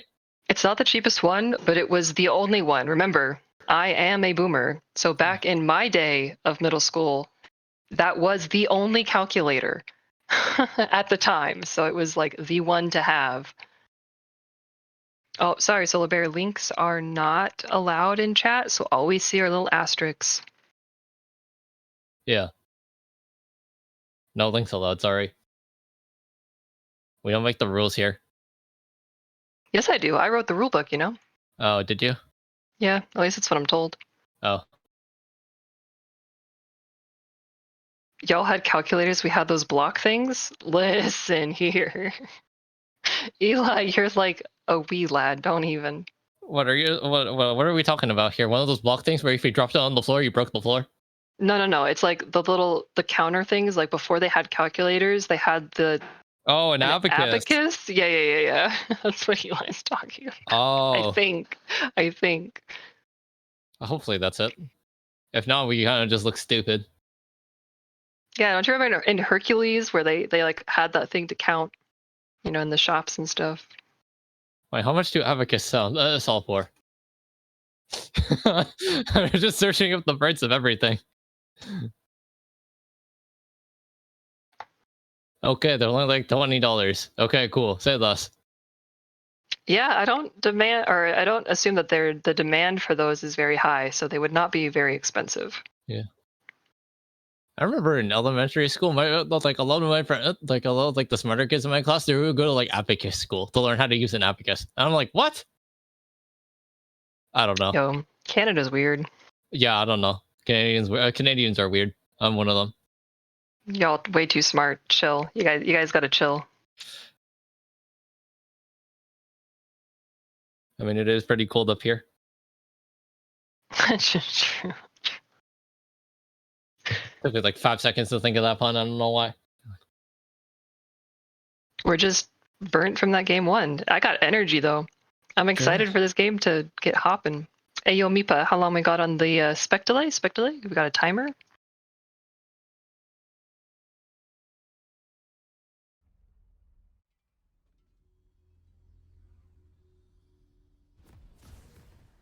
I feel like I might die of old age by the time the game starts. That's okay. You got a long ways to go. I'll be out way before you get there. I'll find a way to die of old age faster. Hey, yo, we're in. All right, everybody. Back See, to all I have to do is action. complain about it. Yeah. We just gotta complain about it, and then it just happens. We're on the Rift. We're here. Looks like the Spark Unknown is positioning for an invade, but Thrasher is there. Very aware or not aware. Looks at the flash, lands the hook. The pull comes through, and that is a dead Thrasher. AFK in the mid lane. First blood going over to Logro's redemption arc. Yeah, and that's really good play from Logros there, just to burn the flash no matter what. You want to be charging flashes, especially when you have Hex Flash on the support there. Thrasher actually just unaware to it. He doesn't flash it in time. He didn't even flash. He was just AFK in the mid lane. Yeah, and that's what we're talking about here. It's like you have the Hex Flash, you can make a lot of plays here. This might be a bit over aggressive if you over chase it here. So they're going to pull off. They're going to go back. They're going to leash at the camp. And then you're just going to play League of Legends for fun. You're going to be doing, you're going to let your junglers farm from whatever side to whatever side. Or you'll look for a gank or something like that. And the game sort of just plays itself. Yeah, and look at all that deep vision. They are tracking Thrasher this time around. Full roster for Spark. They ain't playing around this time. Yep. And if you need a game to win, this is the one. This is going to be the game you have to win. Okay, looks like both jungles starting off. Top laners are meeting. I'm excited to see where the first play. Thrasher, unfortunately, forced out of his bot side, having to start on his top side. I'm not sure if he's going to be able to match Kiko's top side rotation here in that clear to make a play top, as I assume he would want to. And Thrasher is historically known for that level 2 gank bot. Completely off tempo for that now, so not sure if there's going to be any sort of action for him on that J4 early.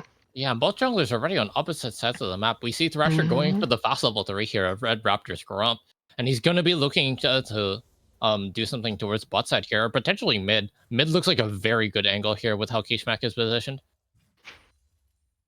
Yeah, it doesn't look like he's pushed up. No wards set down yet. But there's a lot of vision. Pyro is motioning up there, leaving Theo alone and into a Nautilus lane. That's kind of risky, in my opinion. Theo better position very carefully.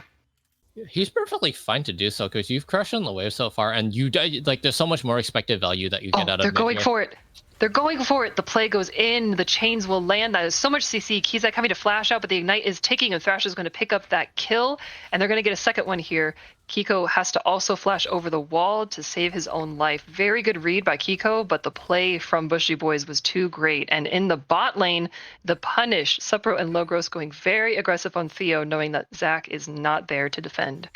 Yeah, and as I was just talking about, that's the expected value that you get from ditching bot and roaming towards mid that early. Like no one, like you will not expect it at that point. Oh, Hex Flash coming out by Logros. He's not able to get in range to auto attack. Has to use that auto onto the hook. Pyro, but gets the hook onto Theo. Has to try to get out of there as quickly as possible, maintain their health bars, while Thrasher making a play on the opposite side of the map, flag and drag onto Setnu. Unable to get away. He'll have to burn Flash here to get out. And that's a lot of plays going on both sides of the map. And that is just going from one lane to another. He's done a few camps in between, but that is just one lane to another at that point. Yeah, Thrasher's J4 is so active early. Yeah, now he's gonna do his Krugs. His reps will respawn by the time he's back. He'll be back bot side, and then he'll look for the gank bot. That's what's gonna happen. The script's already written. Meanwhile, Kigo trying to keep as much tempo in his own ganking, but unable to quite get a kill here. But Thrasher is on his Raptors. No vision on him right now.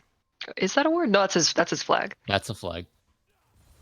That is indeed a flag, and that is gonna be. He's gonna be finishing up Raptors here. Ideally, you want to finish it up here. There's not really a gank opportunity that you have because Maokai is still in the area. You will know that based on the camps that he's cleared. It's a bit weird for Kiko at this point because you have Grump respawning right now, which you could head to. That'll be a respawn, but you also have Krugs, which are currently spawned. Oh, Logros blowing his regular flash here to try to get that auto off to CC, but not any follow-up there by Supro. That could have converted into another kill. That looked really awkward from Logros. I think he actually wanted to Hex Flash, but then his regular flash actually came up at the same time. It looked really awkward, so I think that's might have what happened. Oh my goodness. Okay, Cirque making his Aatrox debut and not disappointing. Yeah, and there's going to be a lot of pressure early from top line. It's super Aatrox favored early. So you're going to be losing prio on that lane. I do like the purchase of Brimble Vest early on Setnu here, where he decided to opt towards the Cloth Armor start. So he has extra gold, so he can buy the Brimble Vest in lane. And now he kind of just has to sit there at that point. He is farming well, only down 2 CS. Yeah, he's just going to be playing the weak side. Yeah, there's a play here for this dragon. Pyro will engage, but Cancelled. Kiko is in the bush there. And the passive is going to pop. Kiko's very low. Theo flashing forward to get that last hit. The Kaisa passive so strong here, but Supro is retaliating the best that he can. Pyro is back up, that Zac passive coming through. They're just going to push this wave, and I don't know if they're going to opt for the dragon here. They may need Theo's assistance, so maybe just backing off and resetting. Yeah, and now you freed yourself up to go do dragon. There's just not really a way you can respond to it. They're actually not going to opt to do it with Theo dead. He is forced to walk back. And now Thrasher is actually looking to invade instead, which is the only thing you can do, but it's also just really risky at that point. He's going to get surrounded. Logros going around the opposite side of the pit.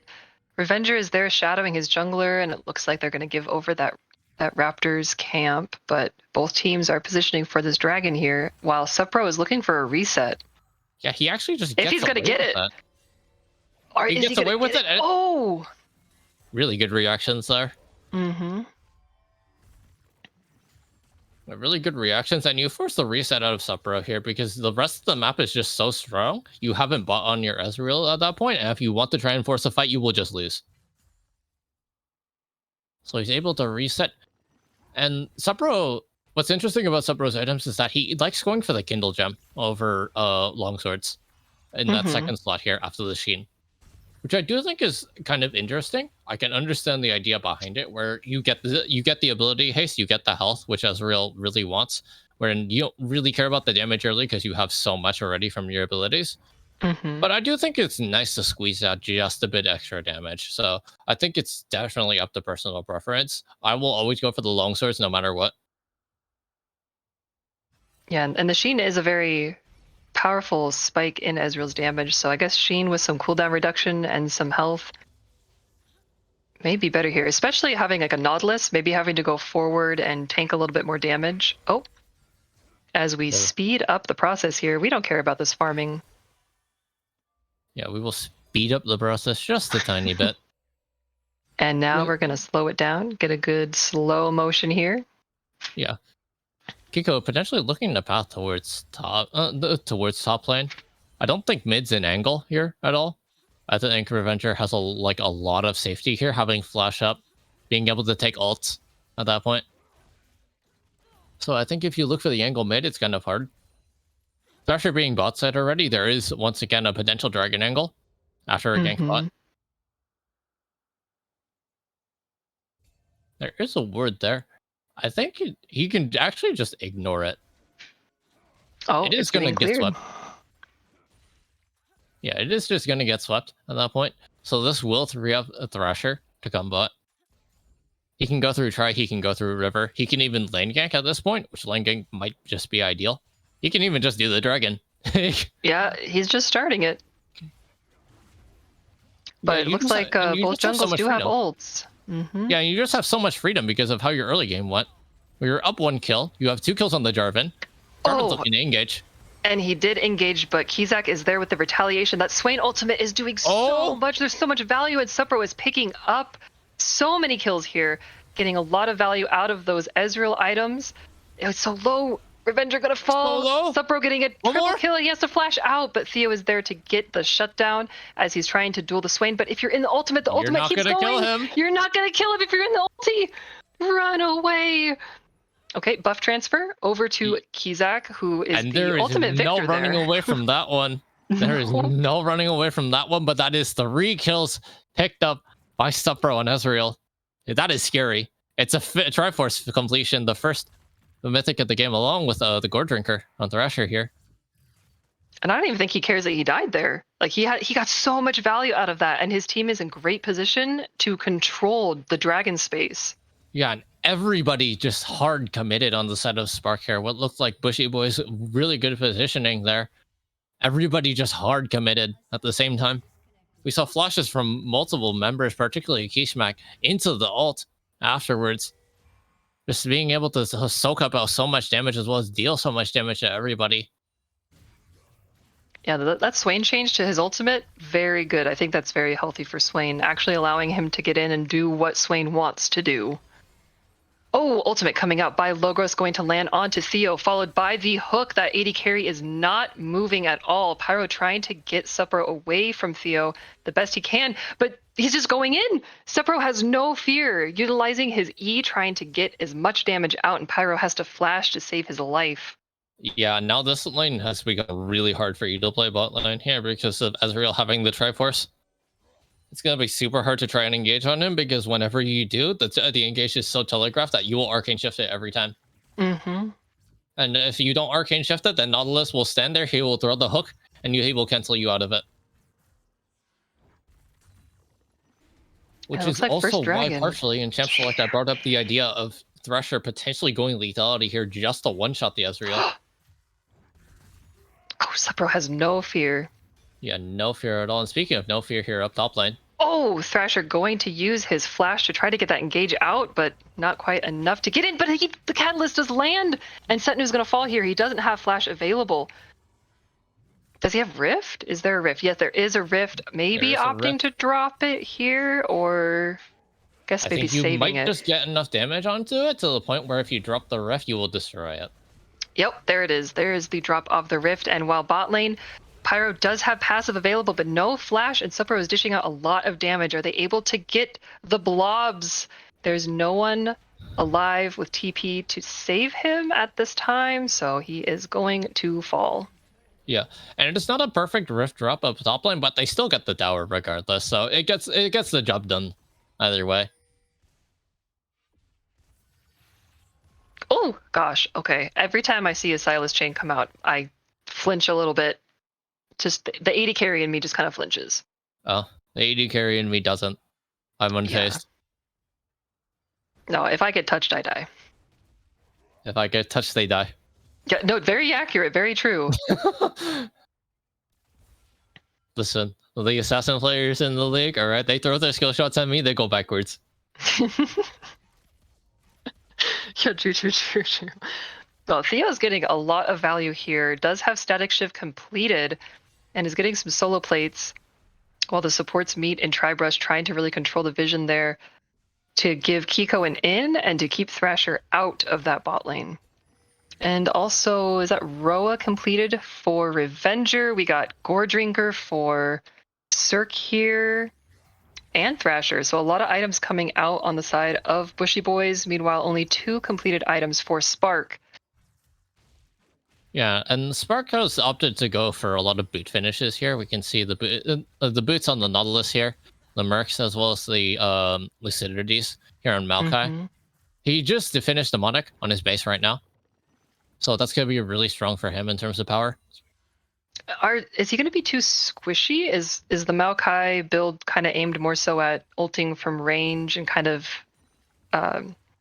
what's the word I'm looking for? Like isolating a target? You can afford to go a bit more damage here. Like you have so much tankiness on your team that like you probably need to go a bit more damage anyways. And Demonic is just perfectly fine here. Okay. I mean, you're not going to go like full AP, obviously. You're not going to build Leandries. That's just not what Maokai does. Oh, Logros looking a little out of place here. Does not land the hook on the wall, and he's going to get deleted. Theo picking up that kill. Getting a little bit more gold in his pocket. Hey, yo, vote Logros. Support most likely to die for vision. Yeah, the wall is so big you can't miss it. You can't miss it like that. Come on, man. No, don't do it. Oh, are we doing a... Wait, did we freeze? I know what's happening.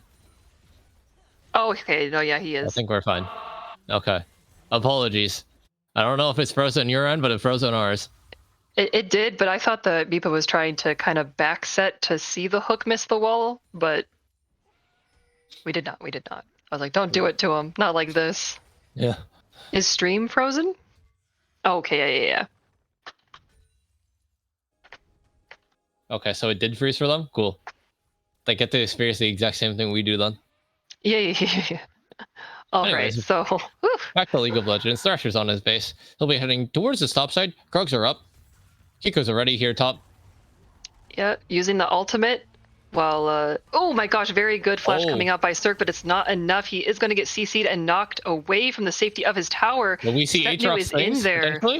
Yeah, is it an Aatrox moment? Oh, very squishy Maokai, not able to convert, but Thrasher is here. He has his sweeper, he has his flag and drag, he has his ultimate available in just a few seconds here. Gonna land it there, pick up a kill. The Kaisa W kind of coming out of nowhere here. Pyro is there as well. The full team outside of Revenger in this top lane play. They are just all converging to annihilate for this, what is Rift spawning in like a few seconds? Why is everyone up here? Yeah, Rift Herald will be spawning in a bit. It's not spawned at the moment. So the play is a bit early, but you kind of just set up yourself for it. Cirque does have TP. Ideally, you do want a TP back top lane here. Or even to mid as the fight's going on. Oh, Theo has to burn both Summoners, Cleanse and Flash to get away. Kind of got baited a little bit there by Thrasher engaging onto Kizak, a Swain that is very strong and does have ultimate available. So now that is an 80 carry without Summoners for a Dragon and a Rift. There's no Summoners on Kaisa. Yeah, and as we saw in game 1, Theo's going to be the bulk of your power here. Mm-hmm. He's going to be what you're playing around here, and having no sums on this 80 carry is really bad. Because now everybody's able to jump onto him. Nautilus can Hex Flash. Maokai can press W. Yeah, this seems a little bit forced. If you're going to do the Dragon here with this kind of comp, maybe pull it out a little bit, because Spark is getting a little bit split up with Kiko stuck in the pit, but it looks like Bushy Boys is just going to concede and Let that dragon go.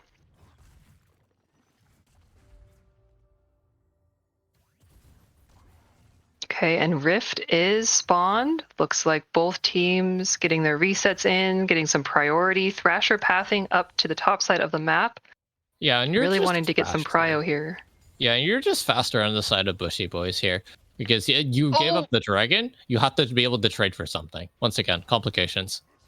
Yep, but there's no trading happening here in the mid lane. Really good attempt by Kiko, but Zach, the only one who's going to be hit, the is going to land onto Kizak. Very good flash coming out. The Flash hook forward. In retaliation. And the Nautilus ulti landing onto Thrasher. He's in there 1v4, unable to survive. Pyro flashing forward, trying to get a little bit more CC. Is there anything that's going to come out? Cirque is going to get in there, but he has to run for his life. The saplings! Here comes Silas! The tree babies! But Revenger is in Fog of War. He's waiting. He does connect onto Supro here, but is not enough. That's so much damage! He's dead! Damage! He flashes out, but he's not able to survive, and Cirque has nothing left to survive. That's an E. Oh, he's going to flash over. Supro is just taking everyone down left and right. Well, once again, what looked like a super good angle for Bushy Boys, Spark is able to turn it around time and time again. Supro is so massive.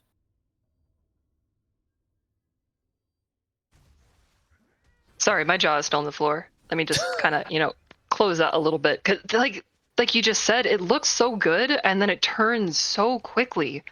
Time and time again. Like, Spark is just able to make these plays because everybody just hard commits once again. Mm-hmm.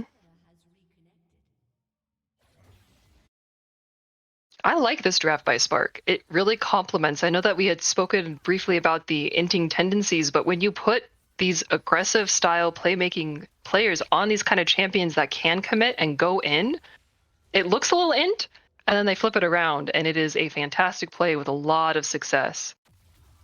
Yeah, and I think it complements a lot of these players' playstyles a lot, where you have a lot of playmakers on their team. You have a lot of people that want to be able to make plays. You give them the tools, and you give them champions that are able to use it really well, set themselves up for success the most. Yeah, and I know that we were talking about the Thresh pick, but the Nautilus pick is really pulling a lot of weight here. Being able to kind of get in there, the hooks coming out very quickly, able to engage and catch people a little bit faster than the Thresh hook. I feel like there's more value with Nautilus in Logros' hands than there would be with Thresh, even though we know that he's so proficient with Thresh as well. So, maybe a game 3. Maybe we'll see some Thresh here. Potentially. I do want to see some Thresh gameplay. It's always fun when that champ gets played. Oh, looks like Kiko and Setnu trying to catch Cirque out here, but unable to. Backing out. The only mutual objective on the map right now is Baron. And Revenger, again, did not opt for TP this game and is bot lane, while the rest of the map is mid and top side here. But the good thing about this is that Kishmak also doesn't have TP. He's opted to go towards Ghost. Oh, which that's is actually aggressive. Really nice. Because if Swain ever looks to sideline, you send Silas to match. Oh, okay. Ezreal ulti. That was actually very well timed. If that Nautilus hook hit Theo there, that Ezreal ulti would have had a lot of value. But we know Theo's sidesteps. Could also result in a cleanse and a flash burn. Oh, not up yet. I think, maybe cleanse is up, a flash, just a few seconds, and then Theo will have both summoners available. We do have dragon spawning here in a little bit as well, so maybe both teams opting to go, maybe get a reset in, get some lane priority, get set up some vision. But Bushy Boys needs to stop this dragon stacking ASAP. Yeah. It's hard to tell which team's actually behind right now. I would say Bush is slightly behind, given their state of the map at the moment, as well as the down 2 drags. Oh, we do have a disconnect. Hopefully we see a pause here very quickly. There it is. Okay. Yeah. And Setnu has been disconnecting the entire game so far, but I think this might be the first major one as well, because of how Dragon is spawning and how you want to set yourself up. So it's going to be interesting to see how this fight is played out. We do see Logros already set up in the river. He is solo, I believe. Who? I think Logros and Uh, who is with him? I think that would Kiko. be Kiko as well. Yeah. Yeah, the icons are just overlaid. I can't tell if he's there or not. Yo, Logros I'm down gonna in assume front. he's there. Yeah, we're gonna assume he's there. Malka's gonna be placing saplings in the bush, and it's gonna be really hard for him to walk in at this point. Especially with Leandries and Demonic, those saplings are gonna hurt. And I think the only person who could go face check those would have to be maybe Pyro. I'm not sure if Revenger or Thrasher have the HP to spare to actually face check those saplings. Yeah, you kind of just have to find a way that doesn't have saplings at that point. So you're just gonna have to push a lane out. Theo is pushing mid at the moment, so ideally you want to play towards mid here. You find a way to rotate. You walk through mid river at that point, and you fight for control in that mid river bush on bot side there. Because if you lose control in that, Maokai places saplings there, and you just cannot walk in at that point. And you can't walk through the chokes there because you get engaged on through Maokai or engage. So And it's Orange really TP. important. Yeah, go ahead. Go ahead. It's just really important that you play for the river bush here and the river control through the lanes, because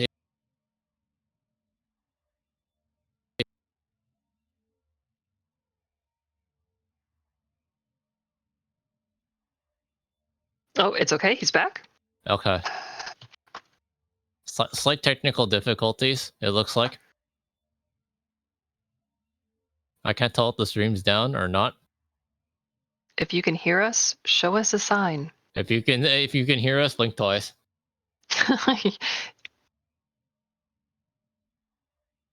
Me Patel, can you hear us?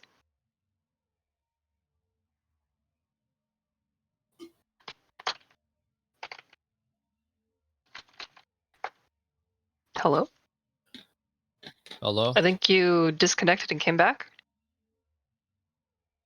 Yeah, you left the Discord channel. Yes, you did.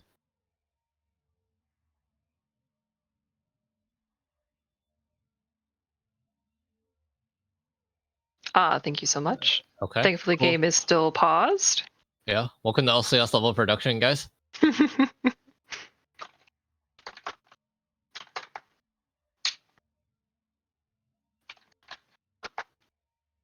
Yo, can we get some Siofra S's in the chat? What does that mean? Just my emote. Oh. It's like the Monka S that I drew. Oh, I see. Yeah. Okay, what about Caitlyn S though? Caitlyn S is the best version of it. Accurate, very accurate. Yeah. Is everyone, is stream still good? Everyone could hear us? Oh my goodness, Meepa, what are you watching? I can't tell what's going on over there on the other side of production. Meepa's on TikTok or something. Yeah, it sounds like he's on TikTok. At least you guys can't hear it. We have to hear it, unfortunately. Okay.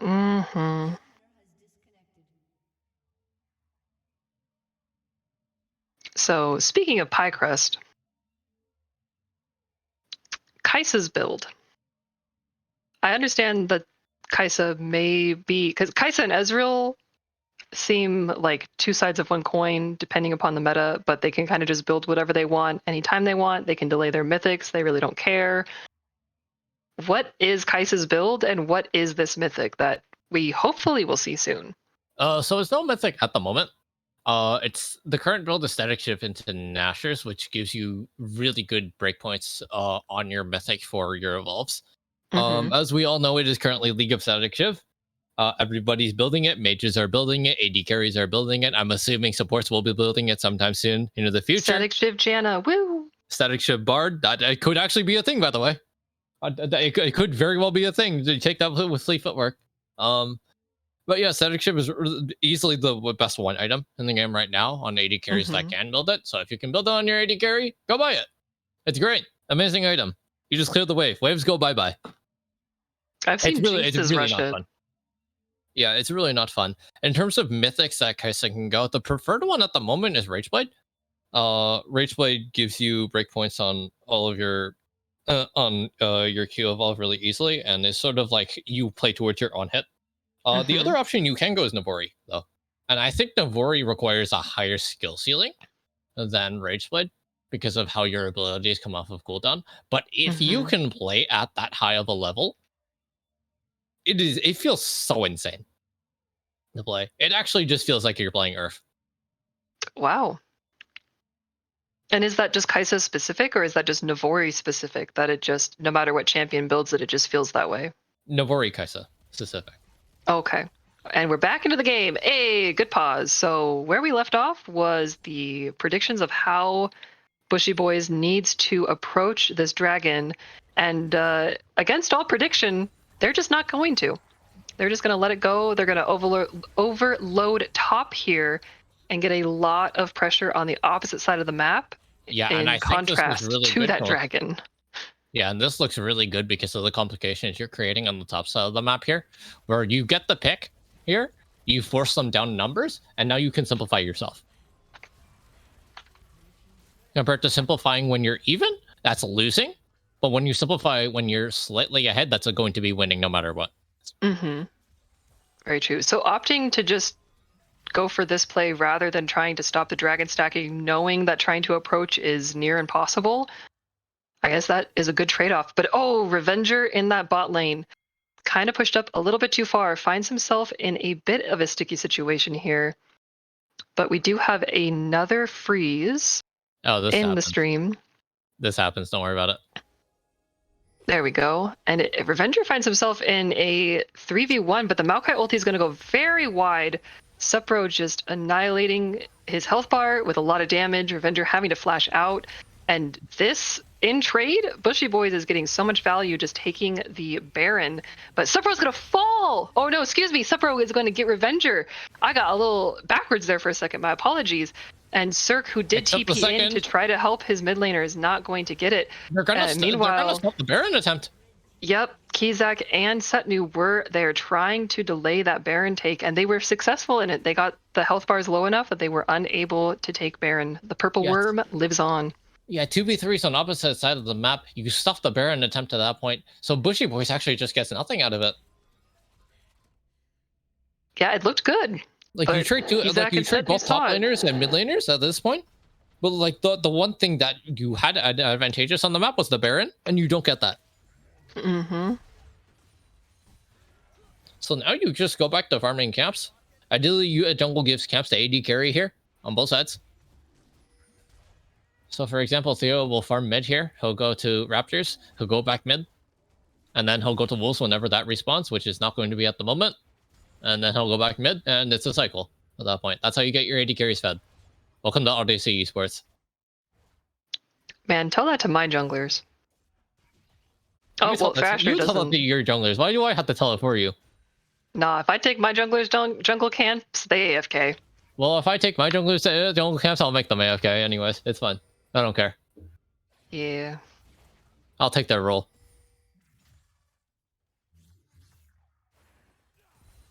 Oh, I'm waiting to see. So both teams kind of looking like they're going to approach this Baron. Theo going to pick up this red buff. And Bushy Boys re-attempt to take the purple worm. But they are losing prio in mid lane, so Theo has to take some time to go there and clear. Yeah, and you have to pay respect to everybody that's hovering mid here at the moment. After Thrasher sweeps the ward, you know that everybody's going to be around there.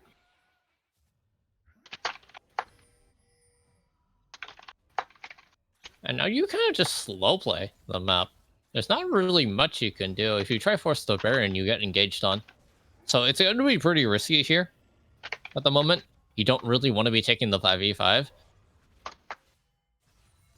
And again, it kind of just comes down to creating more complications for the side of Bushy Boys because the dragon stacking is just super strong. Another on Soul Point, and Setnu did have another disconnect, wondering if we'll see another pause come out while he's walking back to base, but I'm not sure if Spark is really wanting to... There it is, okay. Okay. There it is once again. The internet.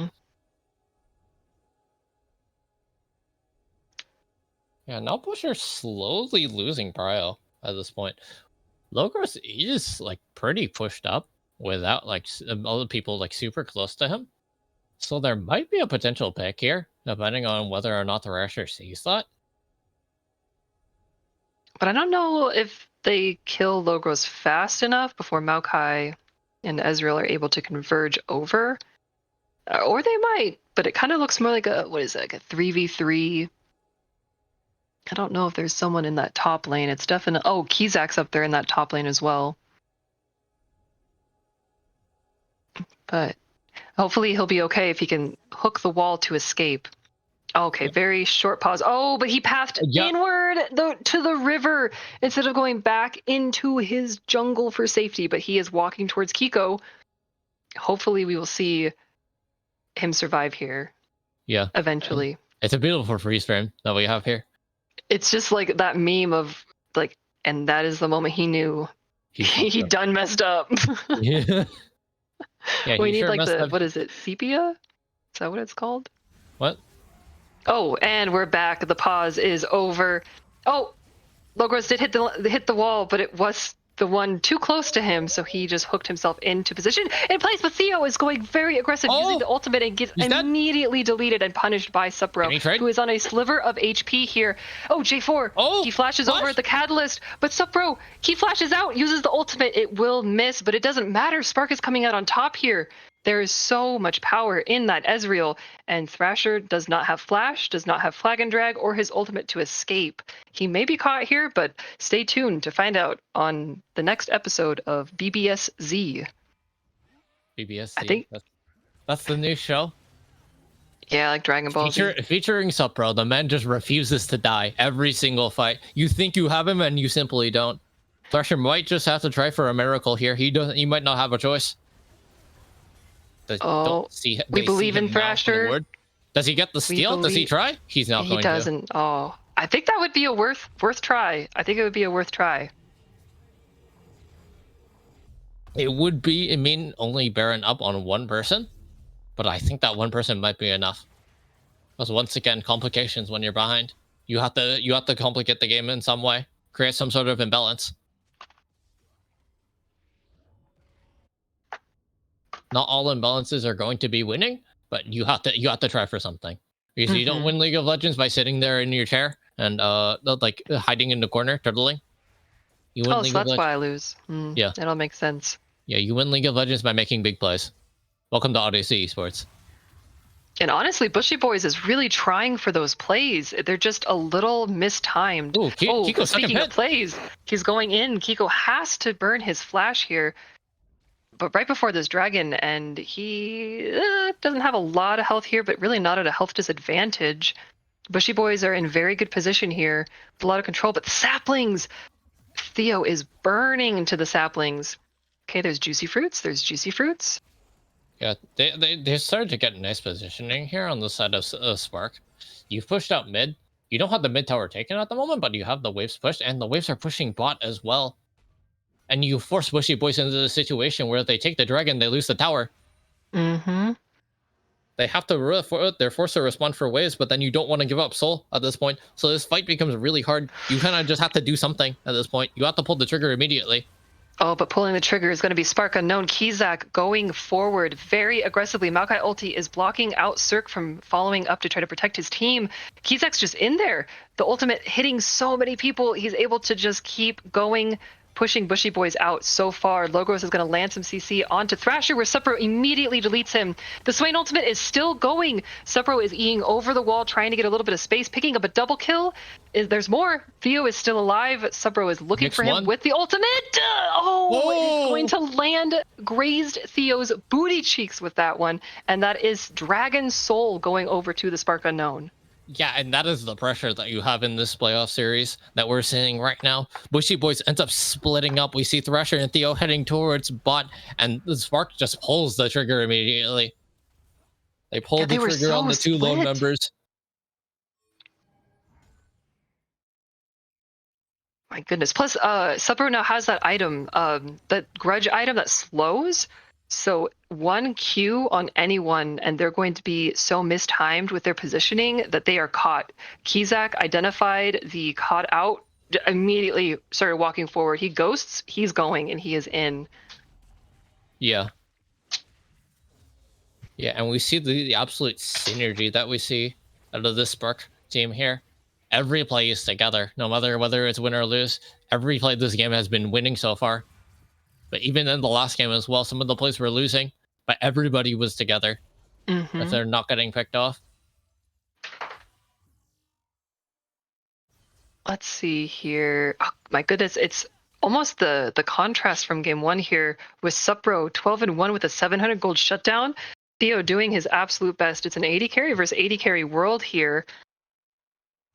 And still, oh, that mythic opted Rage Blade instead of the Navori. Not sure if this is a dead Theo. Okay, he's able to get out. The Nautilus ulti burned and Ezreal ulti burned, but does have red buff on the Kaisa, will regen quickly. It's hard to say whether Rage Blade or Navori is better for this game.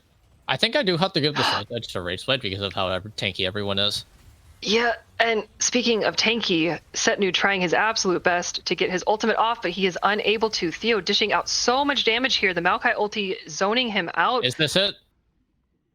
We will find out very soon. There it is. Theo ult backline. He's trying to get Supro. Catalyst actually lands. It's the fight is still going. Swain is in there. Kizak with the ultimate ticking. He takes down one. Is he gonna get more? Oh, he's gonna get two. Almost close to Revenger. He's not dying. Theo is not able to get in. Oh, excuse me. Thrasher is not able to get in. He got a triple kill. Yo, Thrasher, get in there. All right. You can go. You can go. It looked so promising for Bushy Boys, but once again, one person stands on each side. Will they fight it out to the death? It's probably not going to be. Kishmak will just be pushing the wave. He'll take his reset here. Thrasher does have a stopwatch available. I think, is he opting for GA build? He just goes to Anya's. Ideally you go for the GA because you are pretty strong on the Jarvan at this point. Especially on these early game like AD junglers, you can go GA third. You can go GA third if you get a lead early. Like in this game, you are pretty substantially ahead, so GA third is not the worst idea in the world. Although Ma is better just because of how much AP there is on that side. And Josh in the chat, hey, welcome in, good to see you. Saying that very daring dive by Theo. Yes, the Bushy Boys comp is completely designed to try to go in and make as many waves as possible. And Theo has had multiple ults trying to get onto Supro with Thrasher. Their synergy between the J4 and the Kaisa has been really good. It's just the retaliation from Spark has been better. It has honestly been very, very good. And this is just a masterclass of League of Legends from both teams that we're seeing. What really picked off Supro that fight was the stolen Nautilus ultimate from Revenger that he was able to use. You need that point and click to land, because if you don't land that point and click, Ezreal gets away from everything. Yeah, and he does. Supro has Flash available now. Will have his Arcane Shift available, and looks like both teams are opting to get some control around the Baron. But Spark Unknown is just dominating the control of the map. And sending Cirque bot lane here, does have TP available, while the rest of his team clears out vision and fights for mid prio. Yeah, and you might be able to slow play fights here with Kaisa W poke eventually on the front if you're the side of Bushy Boys. But there comes a certain point where you're just like, Spark just gets impatient. Like they get impatient with you and they say, "Okay, come here, Kaisa, you're dead." That's a lot of damage from that Ezreal ulti. Yeah. And that slow, so gross. They're just starting Baron. Yeah, Aatrox will have to TP right now if they want to do anything. And there it is, right into the pit. They back off. Yeah, but Theo is already half HP because of saplings. Aatrox is going to pop his ultimate, but they're in a very awkward position here, not really able to commit. But the passive, they just completely annihilated Pyro, and Thrasher is next. He will fall immediately to Supro. There's just no way in for Bushy Boys. That's a double kill for Kiko, and that is Baron. Yep. There goes the Baron once again. Really well played from the side of Spark, pulling off of it, and then re-engaging afterwards once they realized everybody was alone. Everybody in the pit was alone. And it splashes up on the side of Bush here. They decided not to use flashes to get out. Oh, it was a very good attempt here, but it looks like they're going to push with Baron. Death timers don't really allot for an end here, I don't think, unless Spark is really looking spicy. But speaking of spicy, Bushy Boy's not going out without a fight. Ooh, better Swain. Revenger going to, yeah, better Swain, but he's better Swain. Oh, Cirque, you are so lucky that you sidestepped when you did. That was an Ezreal ulti. That was death. But they tried to defend, but they weren't quite able to. Bushy Boy's base has now been cracked open, and this is Elder Dragon. There's no reset for Spark Unknown. They're going straight for Elder.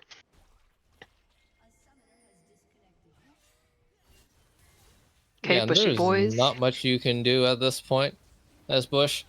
Oh, I think Thrasher. all you can do is take one final fight, hope you can kill. Yeah, Thrasher is going in so deep, but his Guardian Angel just immediately pops. Theo has to flash away. Kizak not letting him get away there. That's a double kill for Kizak. The Swain ultimate is just doing so much. There's way too much value, and that is an ace for Spark Unknown. They could probably push to end here. Yeah, you don't even need the Elder. Don't even need it. Yeah, took a page from game one, fighted the Elder, get the ace, push it down mid. Yep, don't even need it. Just push it down mid once again, the same way they did it to you guys game number 1. It is all tied up. Yeah, very interesting use of that GA from Thrasher there at Elder. Just ran right in, got caught, and that is game number 2 over the side of Spark. We are now 1-1 out of a potential best of 5 going into game 3, which I hear is supposed to be the spiciest. So, okay, we will take our brief intermission and we'll be back for game number 3.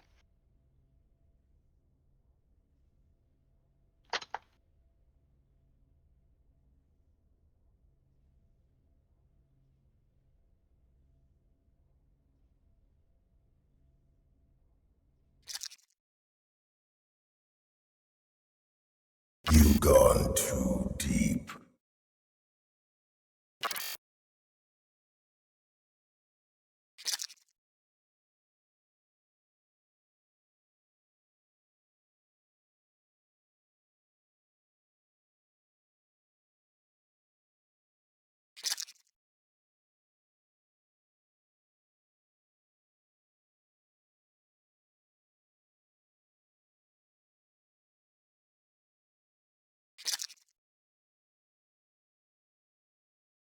There's plenty of room for everyone at the bottom of the sea.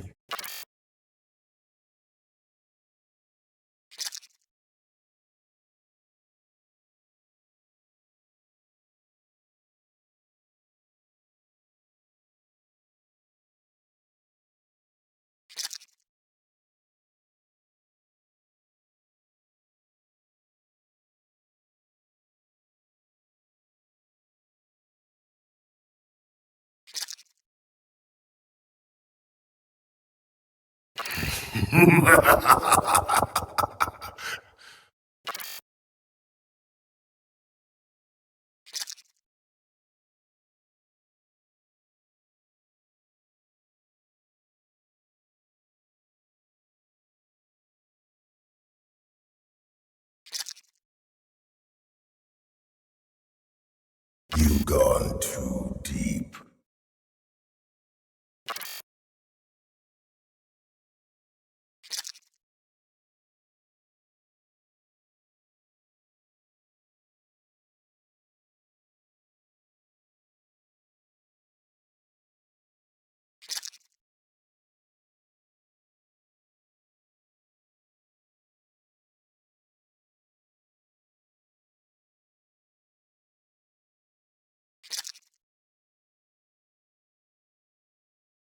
There's plenty of room for everyone at the bottom of the sea.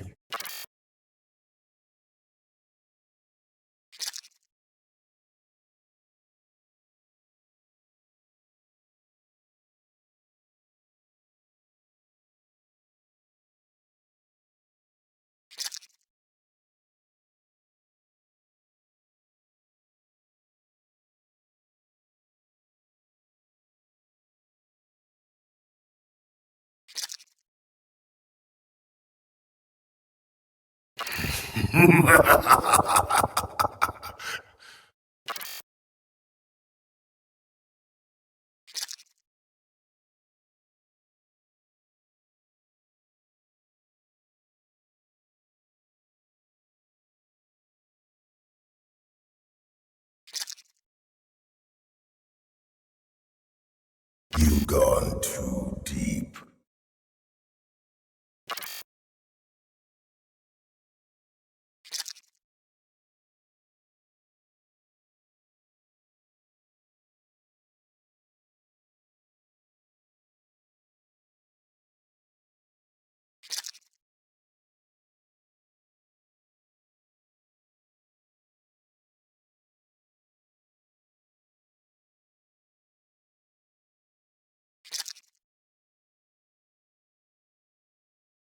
There's plenty of room for everyone at the bottom of the sea.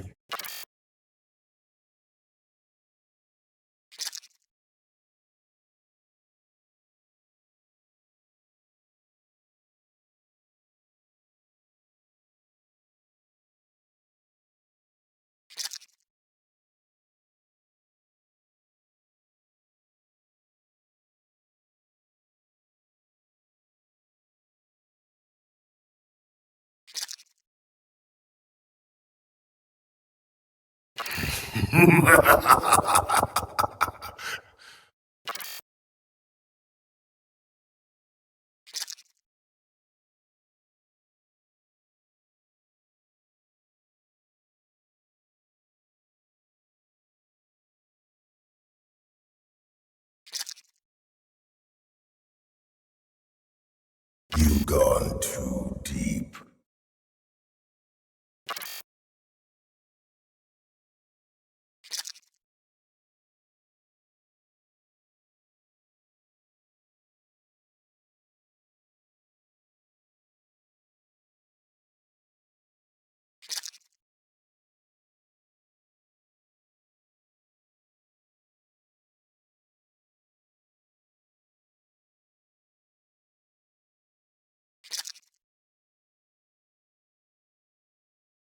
There's plenty of room for everyone at the bottom of the sea.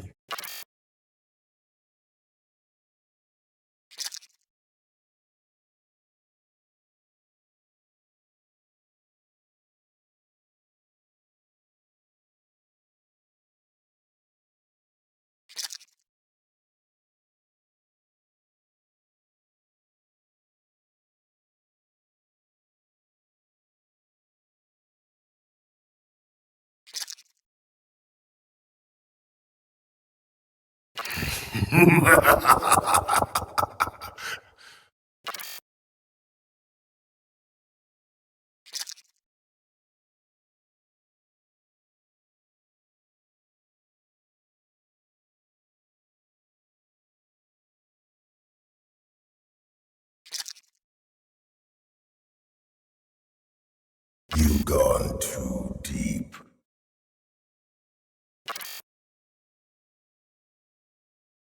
Hey, welcome back, everybody. Hope you had a good break, good intermission.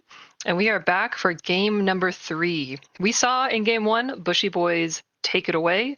We saw Spark respond and answer back with game 2, a complete wipeout. So let's see how these teams approach game number 3 with some revisions to draft. Again, I'm CO with Delta. I'm still a little speechless. These games have been really, really hype, but as we were predicting to see during intermission, an Ezreal ban has come through. So what do you predict are the changes in draft, excuse me, for each side here, Delta? I think everything's just kind of standard. Like I think you still just want to keep it the same now that everything's like back even or 1-1. And I think you treat this game 3 sort of like a game 1 at this point, where you don't really have like a super comfortable lead. So either you keep it standard to what you've been doing all season, or this is the game you take something out from what you've been hiding, and then this is how you pull away with it really easily. And is that that strategy? Do you think it's in Spark's ballpark, or is it Bushy Boys that has to really pull out something I've had unique here? I've had conversations with Kiko. I think he has again, like with the Spark opting to go blue side, he has a lot of creative direction in terms of like how he wants the draft. And there it is. There's Kindred. The, There's the Kindred lock-in. okay, I That's the guess. creative and that's the creative direction I was talking about. So prior to the series, Kiko and I had been talking about him potentially pulling out Kindred in the finals. It's a pick he's been practicing a lot recently, and this is like super ballsy to first pick it. I'll be honest. Mm-hmm. I don't think this is something you want to first pick. There's a lot of different things you could first pick. Vi was still open. You could lock that. Sejuani's open. He doesn't play Sejuani, but in theory you could lock that as well. Mm-hmm. But yeah, this is very surprising. And it actually is a super good disengage, and the Bushy Boys actually just decides to lock in full engage into it, which I don't think is good at all. I don't think you can play a full engage style into Kindred where you're not engaging on the Kindred. So it's going to be super pivotal that you're going in and engaging onto the Kindred. Yeah, and usually they try to draft something that takes Kindred and or other units out of the ultimate, so that there's no value in it. But I don't really know what champions that would be in this case that Bushy Boys would have in their arsenal to remove Kindred or anyone from. Oh my gosh, it's Kizak's Kassadin. Wow. It's left open and he picks it. He blinds it. He doesn't even care.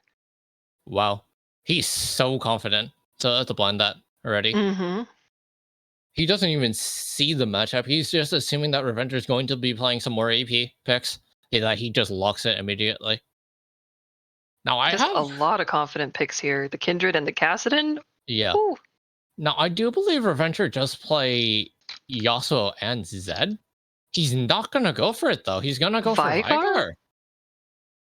What?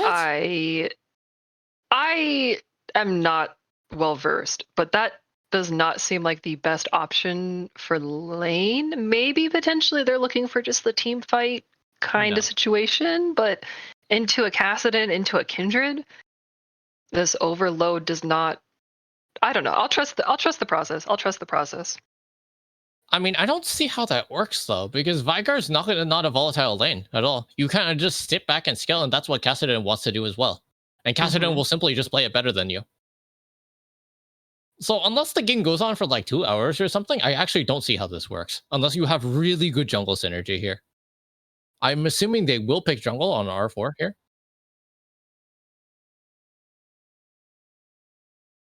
Okay. We're just patiently waiting this last ban. They did take away the J4. Opting to take away the Morgana and the Cho'Gath. Yeah, and Morgana is just needed. Like, you need to take that away, otherwise you cannot engage onto anyone. Vi. Taking away Vi yourself. I don't think Thrasher's actually played that the entire season. And I don't even know if it's optimal or even viable within this team comp. I feel like Vi would be a little bit troll into the Kindred Kassadin. I don't think it's ideal to be picking Vi here. If you wanted to pick Vi, you pick it earlier in the draft. Again, I don't think Thrasher plays it. So it's sort of just something you don't really want to do. Mumu. And I was just about to say that the Zac could be a flex pick. Yeah, so that is going to be Zac for Thrasher. Mm-hmm. When likely, he doesn't seem like a Mumu player. He has played Zac in the past. But they're still drafting into the go all in team fight. Like, you got the Zac engage, the Vigar cage, the Amumu going in with bandage ultimate, but like followed up with the bullet time, but into a Kindred. Yeah, I'm not exactly too sure about that. It's going to be Ornn locked in for the side of Spark as well as Leona. So Ornn can once again build the Radiant Virtue. That'll tell the AD carries it's okay, fine. Take some health, guys. Mm-hmm. And I actually didn't know that Logros played Leona. He's played Leona in the past before. I do think it's fine here. Like, I think the hard engaged matchups into Amumu are actually really good. Yeah, it's like very winning because like no, if Amumu manages to support you, just front to back it, you kill Amumu first. Mm-hmm. So it's gonna be really hard winning, but I think there's going to be a lot of attention put towards bot side for the side of Spark. Mm-hmm. For the side of Bushy Boys, it's. I think you also have to go bot. It's kind of weird trying to do that because you're going to get front to back, and you sort of just lose that playing it to double AD carry unless you engage onto both of them. I'm also trying to find the value of Jin into the Zaka Mumu. Because you only got those 4 autos. It's hard to play it as the Jin, but it's fine to pick it here because you've already locked in Kindred. Oh, yeah, that makes sense. That makes sense. Yeah. Kindred may be able to take care of the tanks. Even if Jin's not the highest damage thing against the tanks, like Kindred can just cover for that perfectly fine. Kassadin gets to do whatever he wants. Very true. Very, very, very true. Yeah, and this is once again, it's another 4 AP comp that you've picked on the side of Bushy Boys here. You've locked in 4 AP, but they've already locked in Kassadin, so it's just you're playing a really weird situation here. Mm-hmm. Gwen, I believe Gwen's mixed damage, or is she just all AP? Gwen is true damage. Oh. Primarily AP, but she's AP, but true damage. Okay. But like we did see in game 1, Bushy Boys seemed to have a very unique draft that, chat and caster booth weren't quite able to see the thought process behind, and they pulled it off very well. So hopefully we're able to see that again in game 3 with this kind of, it does look a little hodgepodge, but maybe they've been practicing this exact comp. They know how to play it. They are anticipating the Kindred pick, having left it open, knowing what they want to draft into that. So I'm hoping we're thoughts and prayers. Yeah. Pray to the heavens. Hopefully it'll work. Yeah, I'm excited to see Theo back on the MF. Did very good in game 1, and then with Subbro Ezreal being banned, I don't actually know what other AD carries he does play, but usually if you play Ezreal, generally we'll play Jhin. So not sure what else he has in his champion pool. What other AD carries does he play?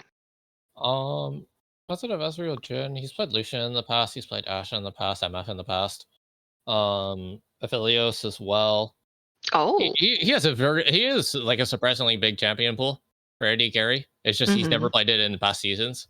So yeah, name a champion that he can't play. I don't know. I can't name one. Yumi? He could probably play that. True.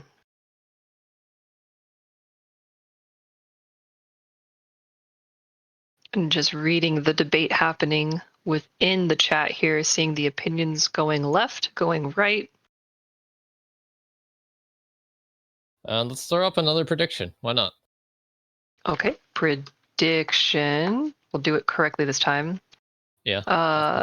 Let's I don't know. I don't know what this prediction was. Zeri abusers riot. Ivern. Who wins game 2? Oh yeah. Zeri. Yeah. Let's do hashtag Zeri. No, wait. Hashtag Zeri abusers? No, not hashtag. No hashtag. Just Zeri abusers versus Ivern abusers. We'll know what each means. And we'll go blue side and red side. And we'll give it a good 2-minute wallop. All right, prediction is live. Who wins game 3? We got the blue side for Spark Unknown and red side for the Bushy Boys. Unfortunately, I cannot participate in the prediction since I created the prediction, so someone go vote for me. I don't want to spend my money. I don't feel like it.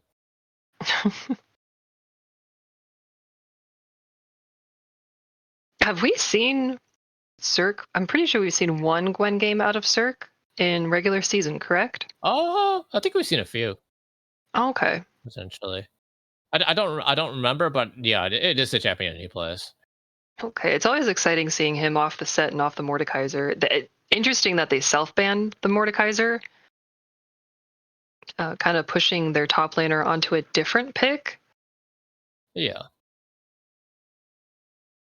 I was kind of hoping to see like a Cassante, because I know Cassante can take anyone out of that Kindred ulti, including Kindred, just kidnap her away. A Jax might have also been pretty good.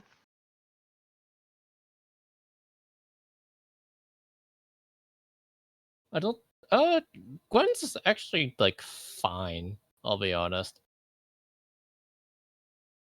It actually looks fine in the sort of grand scheme of things, especially if you're layering everything over the Kindred ult and you just save for everything for when Kindred ult ends. Mm-hmm.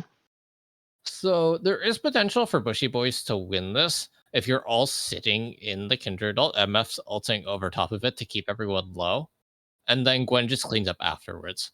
Mm-hmm. Like there is potential to win it. Okay. Yeah, I'm really excited to see how these mid to late game team fights really unfold.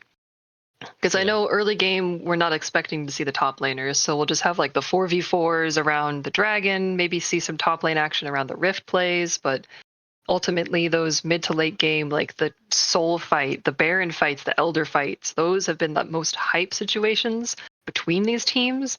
So that's like the bread and butter for me. I'm like really waiting to get to that point. And I'm going to take more bites of my snack, so pardon me while I mute and stuff my face. Delta, take it away. I was gonna drink water at the same time. I guess I'm not drinking water. Okay. Cool. Well, I guess how's the weather going today, chat?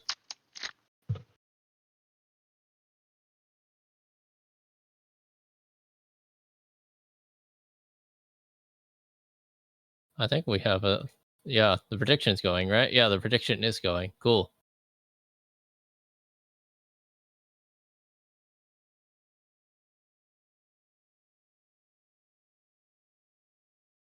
Drink water? Okay, cool, say less.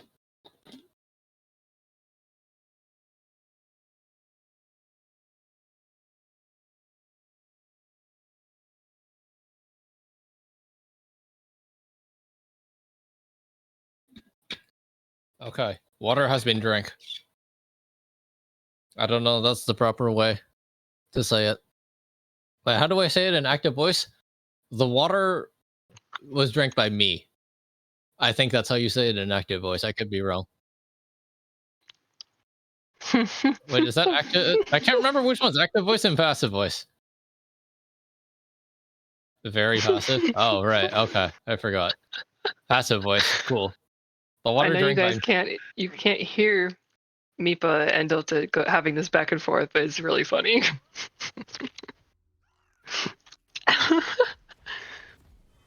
Yeah, I took a communications class and I learned what active and passive voice were. Now I can't remember what they were, which is really embarrassing. Because it was by far one of the best courses I've ever taken. It's okay, you know math, and that's all that's important. But we're finally I've in. forgotten it, don't worry. These 3-minute holds for spectator delay are getting shorter and shorter. That or we're just filling the time better and better. But we got both teams onto the rift. Bushy boys. No Vancouver Amumu. Thrasher, What is you're out. this? You're out. Get out. Mango did it better. Mango wore it better. What? Come on, Pyro. Oh, it's Pyro. Oh, yeah, that's right, because Thrasher's on the Zac. Sorry, they're both green. Okay, Pyro, you're out. They're both green, they're both engaged champions, close enough. Yep, exit game. We're out. Yeah. Oh, look at the little dragonflies. Those are so cute. Oh yeah, that is a Oh thing my on the what? gosh. Oh, okay, okay, yeah, that Wait is a a minute. thing on the This is spectator a cam. mode in spectator? Yeah, don't worry about it. It's okay. I didn't know this was a thing. Ladies and gentlemen, welcome to I think that's called cinematic camera. Yo, I like it. Riot API? Okay, Mipa's got the things. Okay. Yeah, No, thank you. there's no AP virus, Talia. You don't have to vomit. It's okay. Because the Yeah. AP virus is not here. He can't hurt you anymore. Yeah, no AP virus. It's fine. Cleanse on both the AD carries, which is really a really good awareness from both of them. I love seeing cleanse on AD carries every game. This is ballsy. Invade by Kiko to take this red buff. Oh, Setnu is pathing in the best way that makes Mipa very happy. He is cheering Setnu's pathing here. I know you can't. Wait a minute. Gordon Ramsay? Gordon Ramsay. It's fine. Don't worry about it. You guys can't hear him, but Mipa is very upset. No. He's fine. He's fine. He's fine. He's not upset at all. But I don't think that there's anything that really Thrasher could do about it, because he's not just automatically pathing to Kiko's red buff, so... He could try and force the vertical here after he finishes Wolves. It's not ideal. If you notice it, I think you do Wolves and then into Gromp because the path is closer. Oh, okay.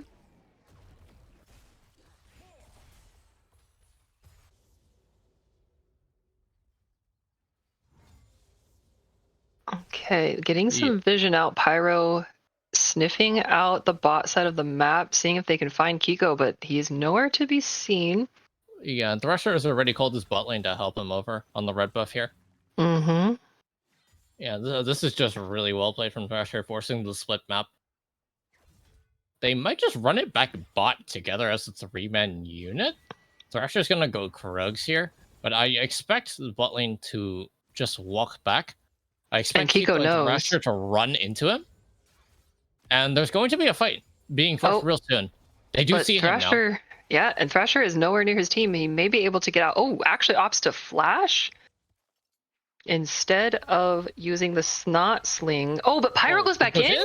He's going in, okay. And Thrasher is following up Theo, trying to get some DPS down, but First Blood going over to Logros, and Zach's passive is popped as well, and someone's going to get a kill also. And Theo, running for his life, going to have to burn both of his summoners. That was a very strange turn by Pyro there. Wow.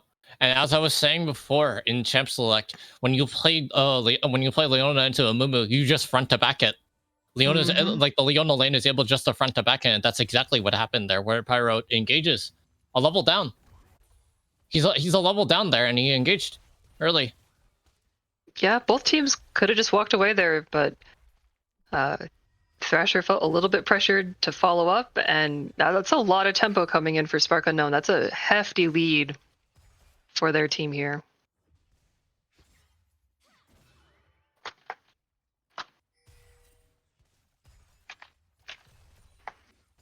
Okay, let's see here. Dragon, first of the game, is spawning soon. Both junglers opting to the top side of their maps. Looks like Setnu is getting the scuttle, or he's dancing on a ward in river. Having a good old time here. Yeah, are we able to... You're just super ahead. Can we see stacks for Kiko? Was he able to get any of his stacks in that bot lane situation? I don't know if he had anyone marked or not. Oh, I actually don't know who he marked. Yeah, I actually don't know who he marked. Probably will have to go check for us in a bit. But at this point, you can, once again, you go back to the good old joke of playing League of Legends. You go farm camps. You go. You just have a fun time just farming for a bit. Hey, look at how pretty. That is a really good skin. I used High Noon Jin exclusively for a very long time before the blue, or not the blue one, the SKT Jin came out. Then that one was my favorite. That's your favorite. Yeah, I love the SKT Jin skin so much, but High Noon was exclusive for a while, and I think Blood Moon before that. But Logos sees Pyro here. Good sidestep, dodging out Jin's W, and Thrasher is there. They're re-engaging onto Logos, punishing that aggression.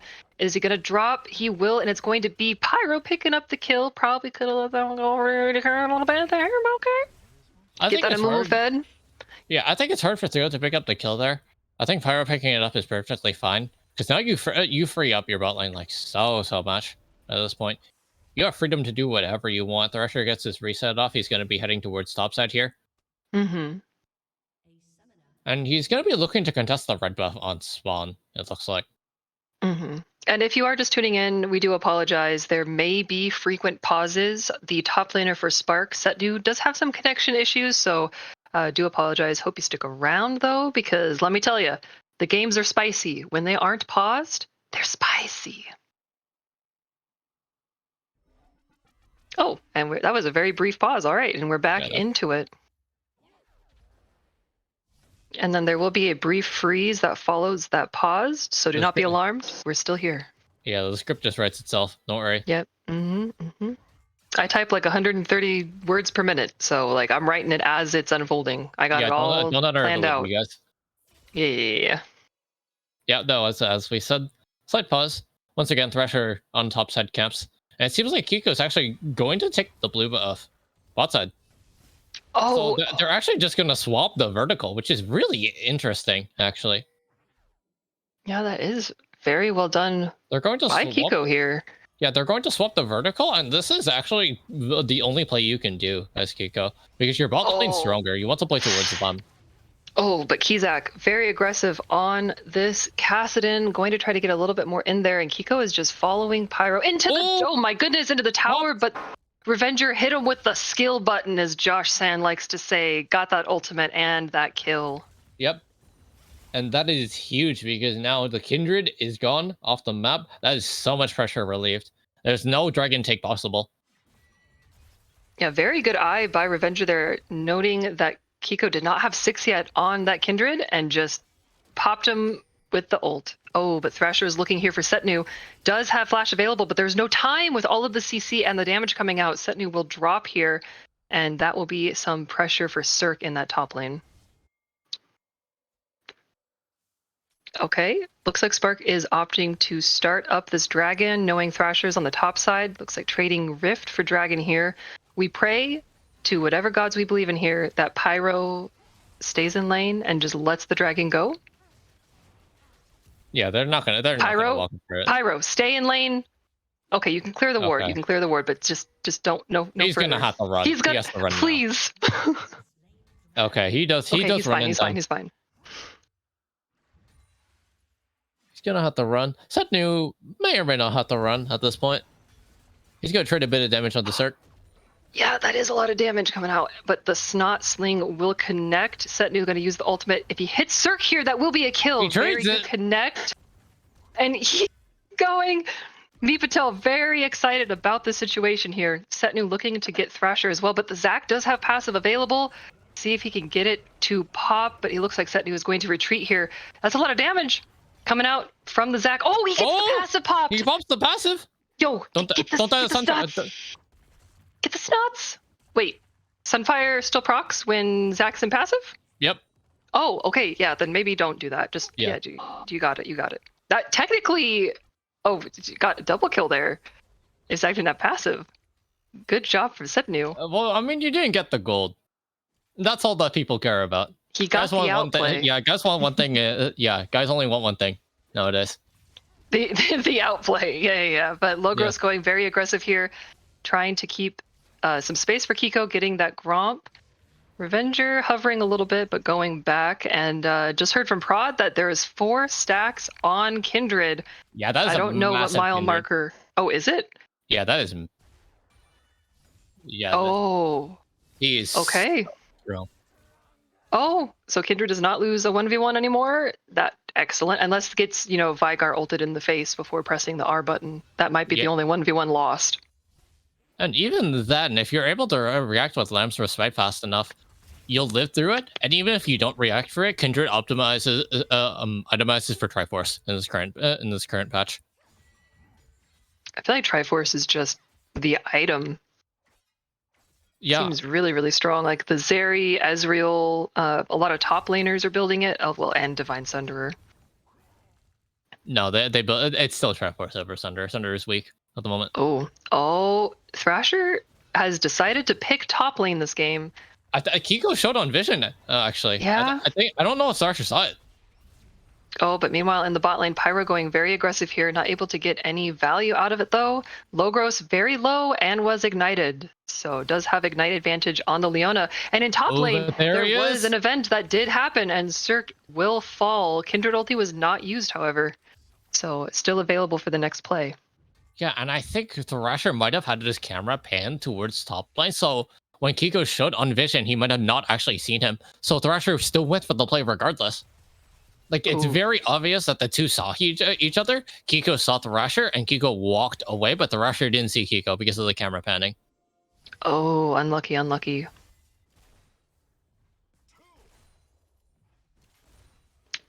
Looks like the mark. So are Kindred's marks always on the enemy side of the jungle or on mutual objectives? Yeah. Okay. Yeah.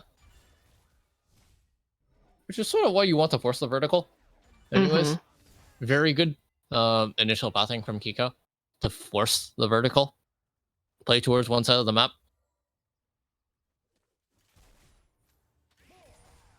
Well, there are no mutuals up right now. Nothing to really fight for. Not sure when Dragon is spawning. We don't quite have... Oh, it's up there at the top. So a minute 32 Dragon. Both junglers are on the bot side of the map. Maybe trying to set up either a play or some vision a little bit early here.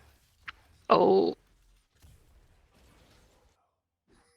Getting some clearing. Scuttle will go over to the side of Spark. Ooh. Oh. Revenger? See that happening. Oh, the cage lands. Revenger is not quite close enough to get any follow-up damage, and Thrasher is going in. Will land the CC, and Pyro. Pyro lands the ultimate, and the bullet time does come out, but it doesn't have enough value here. Meanwhile, Supbro kiting for his life does land some CC, but doesn't have the force shot to finish off Pyro. Oh, but the ultimate, is he going to be able to? They're blocking the best that they can. There are 3 people in front of Pyro. Oh my goodness. It almost trolled. Just stop moving. Just stop wiggling. Just hold still. Just stop moving. Oh my goodness. Yeah, it's okay. Like when Caitlyn ults, it's okay to just press your S key and hold still. It is okay. Unless you press S key in the wrong place and get your teammate killed, but that's a different story. True. Oh, Cirque showing some big aggression here. He knows something that I don't know because I trying to fight Setnu. Yeah, Setnu kind of will he'll take the damage. He'll sit there, say I'm Ornn. I don't care. Okay, he'll give upgrades to his teammates, and because of how hard they skill, they'll win the late game. So as long as they get out of this, they make it to like 25 minutes. The Spark is probably just going to outscale and kind of just win unless they get hard engaged on. There are a lot of complication tools on the side of Bushy Boys here with how much potential they have for team fighting. Gwen, Zach, MF, and Mumu. So there's a lot of ways they can create complications at that point. A lot of ways they can simplify too. Very true. But it looks like second dragon of the game going over to Spark. They're starting their dragon stacking just like we saw in game number 2. And missed ultimate by Logros there. Probably trying to get a good double kill for Supbro, but just barely misses. Oh, and we got another disconnect from Setnu. Oh, never mind. He just... he's moving. Maybe he disconnected and reconnected really quick, but... Oh, that Jin W did land. No follow-up, though, as we can see from the mini-map here. Yeah, they're just going to call it off immediately because it's kind of far to follow up on, especially with no Leona ult. It's going to be kind of hard to do anything. You could commit to burn the flash. I believe Logros does have Hex Flash. So it is possible to do stuff afterwards. I don't think it's ideal to do that. It looks like Bushy Boy is getting the second rift of the game up there. They have 3 members of their team. Q! That MF damage. Theo's got that Yomu's. If those Qs land, they're going to really hurt. Yeah, and this is what we saw in the first game, which is why I think this is like a super important pick that they need to ban. Because Bushy Boys, what they've shown in these games is that they love playing these wombo combo, like team fight, easy to execute comps, like regardless of what they're playing into. And easy to execute is fine. The issue is like when it comes down to simplification, like you either have the tools for it or you don't. That's just how it works. Very true. Very true. That Leona ulti is up in just a few seconds. It is up. It's hard to tell with the picture. I think it's just ready. So got to be very careful here for Bushy Boy's bot lane, because if that Leona ulti lands, it may bring out some doom for Theo. Very squishy, and Jin does a lot of damage. He does have Storm Razor complete, so we'll be able to pump it out. And let's see. Ludens on Vigar? Am I out of the loop thinking it was like a Roa build on Vigar? Or was that short-lived? Roa, if you want to do 0 damage, yes. I thought that Vigar gets damage with the stacks. I mean, I knew that was going to hurt. I mean, you do get damage, but the thing is that Vigar plays in it like far enough range, you may as well just full commit for damage. Oh, okay, true. Like you don't need to go Roa because Roa gives you sustain and Vigar doesn't need that. You may as well just full commit for the damage, anyways. Okay. In fact, actually would have liked to see a ground optimization here. Because Kassadin's going to be jumping on you every fight. See, and that's why I thought the Roa would be the better build, because Kassadin's going to have that burst damage and Vigar very squishy, and that cage is not going to save him. So I thought maybe more of a health stacking for survivability. Yeah, and the burst damage is exactly where you want to go crown. Because it's actually really hard to pop it this game unless you land Jin W. Jin W is the only reliable way you pop it. Yeah, Kiko's just punishing Thrasher for invading here, but wasn't quite able to get a lot of damage. Okay. So the crown is basically like shield bow for mages, correct? No, but not Kizak particularly, flashing but sure. into the cage here. Thrasher's there to try to follow up. Theo is here also going to get a lot of damage down. Oh, but the Kindred ulti, just as predicted, he's will get a lot of damage out. Kiko has to flash, but the Vigar ulti follows. And meanwhile, in the top lane, Cirque gets a solo bolo onto Setnu. Good job, my boy. Good job. So close up in the top lane there. Cirque just barely living there. Just being able to land the true damage. And even though once again it's slightly winning, you have to be super far ahead of this Ornn in order for it to mean anything. Either that or you have to have some really good fights combo with the rest of your team. Mm-hmm. But yeah, that Kindred ulti, as predicted within draft, does come clutch with that MF, but there's a lot of follow-up once it expires, like Revenger holding his ultimate. Very well timed, because the moment Kindred ulti was done, Kiko flashed away, but Revenger already had the button pressed. That ultimate followed him across the map, just went woo, popped him. Yeah, it flew with the wind, as some might say. Yeah. Oh, okay. Spark positioning very aggressive here. Kizak going on to Revenger along, but Pyro is there to give a little bit of CC, and oh my goodness, Revenger's going to drop another one here. There is a TP by Setnu. He's on the back end, opting to go around pit. Thrasher re-engaging here. Ooh, bandage toss will miss. Yeah, and at this point, this is really hard for you to walk back into, because even though you have vision, you're just down a member at this point. So at this point, Spark has to just push waves, say, I'm giving up the dragon. Kiko can try for steal here with flash. They're going to open up with curtain call, but nothing's happening. Yeah, not a lot of follow-up. Maybe curtain call for some vision, but Ornn didn't have ultimate yet either. That TP, a little low value. But bad if you try go in there for the steal, because even if you get the dragon, you die afterwards, and then you lose all prio you had on the map. You had 4 people down on the map before the dragon, and then you have 4 people down on the map after the dragon. So you're just down a player at that point. It's like you're playing 4v5. Welcome to solo queue. Yes. Solo queue. Very fond. Oh, for a second there, I thought that Thrasher, I saw him fly across the minimap, and I'm like, oh, he's going in, but it's his own top laner.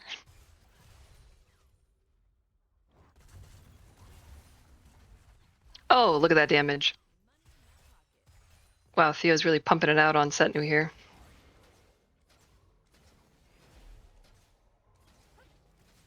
Okay, so we got Locket on Leona. Jin still working on second item here. Roa completed for Kassadin. Still working on second items for Kindred and Ornn. So everything seems pretty balanced. I mean, MF has 2 items plus tier 2 boots, working on a third. Very strong MF here. Yeah. But will still get instantly deleted by Kassadin if Kizak sees an opening. Yeah, your 4k gold down for the side of the Spark.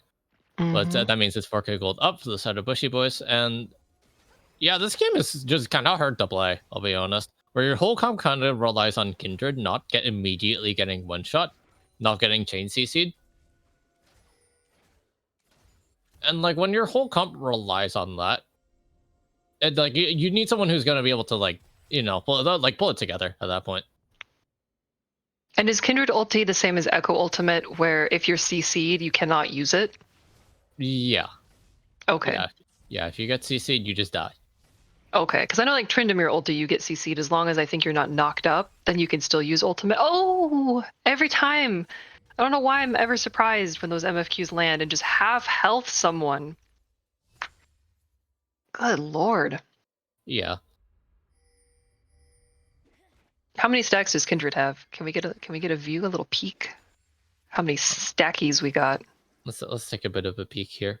Would it be like 10 now? I'm not really. I don't know much about it. I'm real honest. 7 at most, I think. 7 at most. Okay. Is there Okay. like a cap to the stacks, or is it unlimited stacking, kind of like Senna? Should be infinite. I don't know. I don't play Kindred either. I'm very unfamiliar with that. Oh, cap as Death well. Bush. Death Bushy boys. They're waiting for it. Yeah, they're waiting. They're waiting for it. Oh, no, they're not. They're Ooh, good try. was Good wide. try.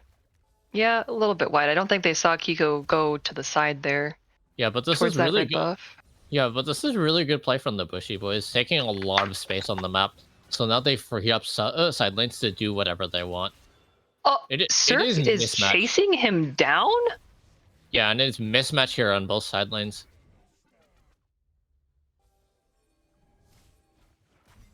Well, Kizak is half HP. Pyro going in does not have anything left. Opts to kind of leave out. Team's a little too far away to really follow up.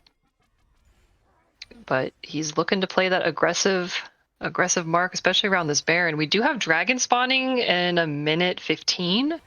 So hoping to see both teams waddle themselves down there, set up some vision, and get control of this, because Spark, again, just like we saw in Game 2, is stacking these dragons. And we need to stop that dragon stacking. Yeah, and Spark, the series so far, has been playing really well around the dragon. Like, they've been playing super heavily towards their bot lane, getting bot lane early leads. But it's sort of like this mid game where they're like kind of struggling a bit for what we've seen. And then they'll end up like getting one fight where it's like Miracle, where they all just like hard commit together. They have the tools, and then they'll pull it together in late game. Mm-hmm. I think Spark is definitely one of the better late game team fighting teams. I think they've won a lot of games just based on how good they are at team fighting, how well coordinated they are, and how well they punish mistakes off of that. So we'll have to see some of that this game. Yeah, both teams setting up some vision. Pyro in Fog of War here, looking for a key pick. Thrasher walking in also. Both teams playing very close together here. Logros getting some good vision to watch for that Zac engage. And Dragon has now spawned. That's a TP coming in from Cirque. He is joining his team here. It is now a 5v5. Oh, someone opted to hit Dragon. Looks like Bushy Boys are just starting it. They're daring Spark to come into this. Kizak is stacking his ultimate onto the side. Really good positioning here, but the laser smite on the Dragon. Oh, there's no smite. The bullet call does come through. Oh my gosh, but Kizak immediately deleted Theo. Dragon is still up. Both teams are showing it no attention here. Pyro going in onto Setnu, trying to get some CC down, while Supro is left to his own devices on the back line, tries to flash. Four-shot Revenger and misses. Ends up auto-attacking Thrasher there. Setnu and Kizak are the ones left standing, but Setnu will drop. And Bushy Boys comes out on top. They can turn and retake that Dragon. Yeah, no vision on the Kassadin flank. Kishma gets the perfect angle. He gets the perfect angle onto Theo, who is in the middle of the bullet time channel. He got popped. He got instantly popped. Supro fighting for his life there as well. Trying to save the fight, but he falls in the end. Now it's a 2-for-2 Dragon here. Yeah, and really well played from Kiko as well. Just jumping over the wall, using Lamb's Respite on the Dragon. They're going to rush Baron here? They know the Bushy Boys is on reset timers here, especially with Zac and Gwen having taken the Dragon. And they have no vision on top side here, because Bushy Boys has been playing super bot side. Oh, Kizak looking to go aggressive. Just knows Pyro is not the target he wants, but Logros says otherwise. We are taking down that Amumu, and he is going to drop. Theo's trying his best to DPS, but he's not quite able to get to the squishies, but Logros is taking a lot of damage here and will fall. Kiko's there, but it looks like both teams going to walk away here. Is the Baron start? Okay, they're opting out of it for right now. They're not opting to go mid because bullet time is back up. It wasn't up for that play originally. If it was up for that play, that is everybody dead. Oh, I kind of wanted to see that 4-shot onto Theo to see how much damage it's... Oh, Setnu has disconnected again. Bullet time's gonna come. Oh, Supro is skinny. He's able to make it out, but Theo flashes forward to get the final kill on 2 Supro. The internet sabotage. The internet sabotage. You can't do that. All right. Who's DDoSing Setnu here? Yeah, who's DDoSing my boy? What's going on here? Oh, Theo has no flash. He's also very low on HP and mana, and Cirque is in there trying to DPS, but he is going to fall. Gwen may be immune, but not to that damage, and that's a kill going over to Kiko. Yeah, and you're just playing way too far up, asking your opponents whether they're actually going to respond or not, and you don't have the tools to respond to it. So Cirque will just fall because of that. Mm-hmm. And now at this point, it's just going to be slow play once again. You kind of just farm, you do camps, you wait till everybody's back up. You wait for like key cooldowns, whatnot. You play topside, try fight for Baron. And you're just going to be fighting for every tiny inch of space you can get.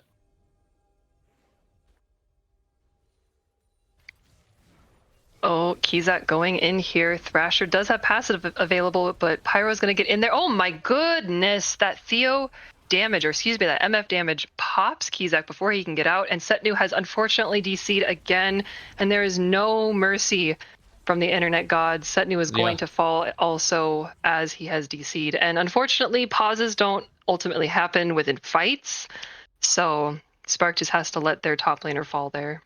Yeah. Super unfortunate timing on the DCs again. He got CC for so long though, to the point it didn't even look like he was DC'd. Mm-hmm. Yeah, the cage got him when he was DC'd, just kind of stood there. It's a little unfortunate. Yeah, and because of that, that's Baron over to Bushy Boys. That's going to be resets. You're going to go back mid, you're going to push mid. And I think it's ideal that everybody just goes mid. I don't think you even need to sideline at this point. No TP on the Vigar at the moment. And then there is TP on the Gwen. You are able to sideline, but I think you're just way stronger at this point. You just want to force the fight. Just simplify the game down.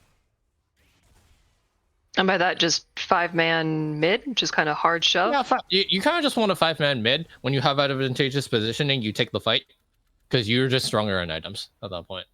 And if they take the fight into you, as long as MF doesn't die initially, you'll MF ult, you'll burn the Kindred ult, Gwen will clean up afterwards. It's that simple. Welcome to Odyssey Esports. I've been saying that this entire game. I mean, it's very, very accurate. Okay, so there is a 3-man play for Kishmak here. He does have some ultimate stacks available, but he went right into a Mumu who has the ultimate, and Revenger is going to pick up that kill again. No amount of blinks are going to save you from that one. A Mumu ulti AoE just gets you.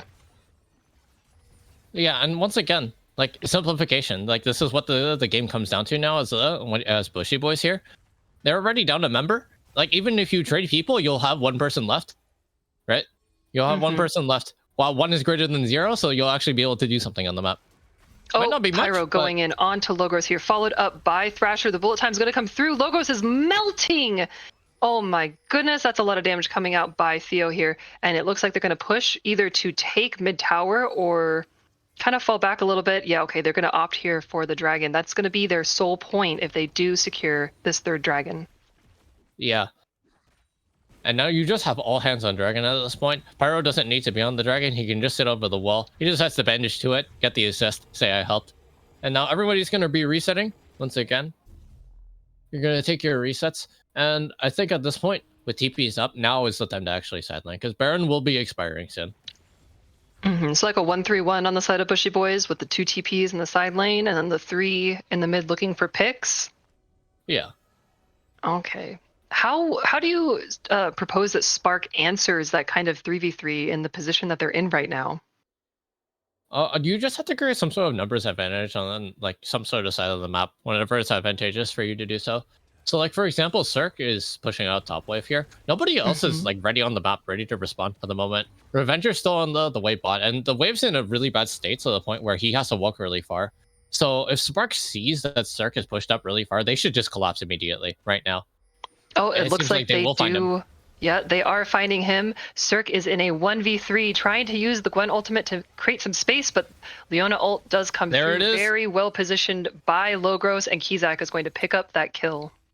And as I was just talking about explaining that, the play just writes itself at that point. He's playing so far up without the rest of his team actually able to do something, where Revenger has to walk really far to hit the wave. And the rest of like the core of his team just isn't in position to push mid yet. But now they are at this point, and Spark just doesn't have anything to respond with. Yeah, they did utilize a lot of their utility to kill Cirque to get that pressure in the side lane off, but looks like Leona ulti's up in like 10, 15 seconds, very low cooldown. Oh, but Thrasher is going in. He's in a very sticky situation here. The Kindred ulti is going to come through, negating a lot of that MF damage. Theo still on the backline trying to DPS, but Kizak is there. He's on the carries. Revenger is one. He's going to get the final hit, and he's Zanya's very good stasis coming through while Curtain Time comes out. And that is a TP. Cirque rejoining his team here. Is he able to get in enough time to really pick up any cleanup kills? And unfortunately not. Yeah, and that's what you just have to be super worried about in these fights, because MF is going to immobilize herself and Cassidy just gets free way no matter what. And we've seen it time and time again. Yeah, it's doing so much damage, but then the Kindred ulti just negates that last hit, and then there's so much coming out from the rest of Spark on MF. Theo just can't like finish anybody off. Yeah, and what you need as Bushy Boys here is that you need Gwen in these fights immediately as well. You can't have Gwen TP into the fight because it's going to be way too slow by the time the bullet time finishes. So ideally for this next objective that's spawning, whether it's Baron or Dragon here. Now we don't have objective timers pulled up, so I'm actually not too sure at the moment. 2 minutes on Dragon here. It's in the top left corner here. Oh, I'm blind. Okay. Oh, cool. I am blind. Say less. Yeah. So for this next Baron fight here, you need Gwen to already be in the fight. And for this fight, as we just saw, Thrasher was able to engage onto Supro, burning his flash. So Supro does not have that key summoner available for this next fight. Yeah. And what you do with the TPs on the rest of your members is that after the fight, you will TP out. You will TP to the sideline and apply pressure there.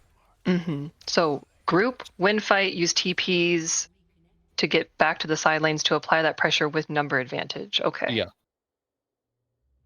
And very good by Spark to opt for the pause here. I know they haven't had the best timing with set news DCs to really utilize the pauses, but reset your router. I don't know what the internet issue is, but I mean, you got 28 minutes of pause. Might as well utilize it to try to get something, like some solution for his internet. Yeah. Yeah, I don't know what goes on in the family over there. Downloading illegal services, I guess. Yeah. Illegal services, or downloading as Meepo would word it, non-halal material. You know what I'm talking about? Yeah, like pirated movies. Yeah. The B movie. We can go with that. Can you reset the B movie for me? I can't. Yeah, set news router and CO's computer. Name a more dynamic duo. That's how you know you two will be on the same team next season.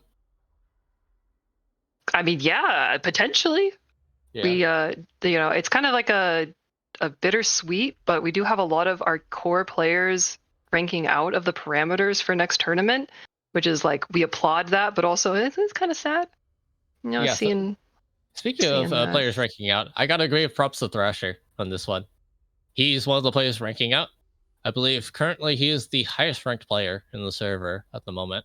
Highest ranked player currently in the tournament. And this will be his last stand. This is his last chance to acquire some hardware. Yep, congratulations on Diamond Thrasher. Woo! Yep. Made D4. He's won ADAM. He's won the Voyager Royale. The last thing he has to do is win the regular season. And this is his last chance to do so. Ooh. Spicy, spicy.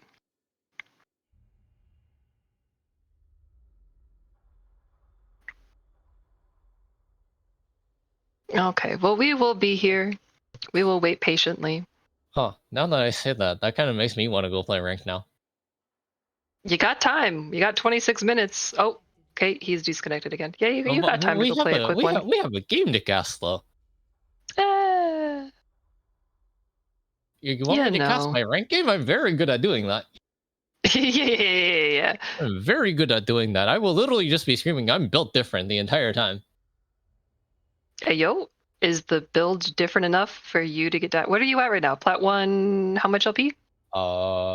56? Hey, 59. yo, can we get some W deltas in the chat? Nobody's Let's gonna cheer type our that. boy on. Maybe make it diamond? Nobody's gonna type that. What? I'm not Yo, typing that. Yo, you don't have to type that, but I bet you anything. Yo, we got a Leslie K. Bear in the chat. I know Leslie, who is huge fans of everyone, will type a W Delta. Man, everyone's snoozing out here. We get a pause and everyone's like, hey, yo, bathroom and water break. Let's go. Yeah. I mean, the guys in game, they literally typed in all chat that they were gonna grab water in the bathroom. True. Hey, So there we go. We got some W Deltas. Yeah. We show our boys some support. We will be making diamond. You will be making diamond. We all believe. I'll do it for you then. I wouldn't do it for Yeah. I wouldn't do it for anyone else. I'll only do it for you. Yo, it's all for me.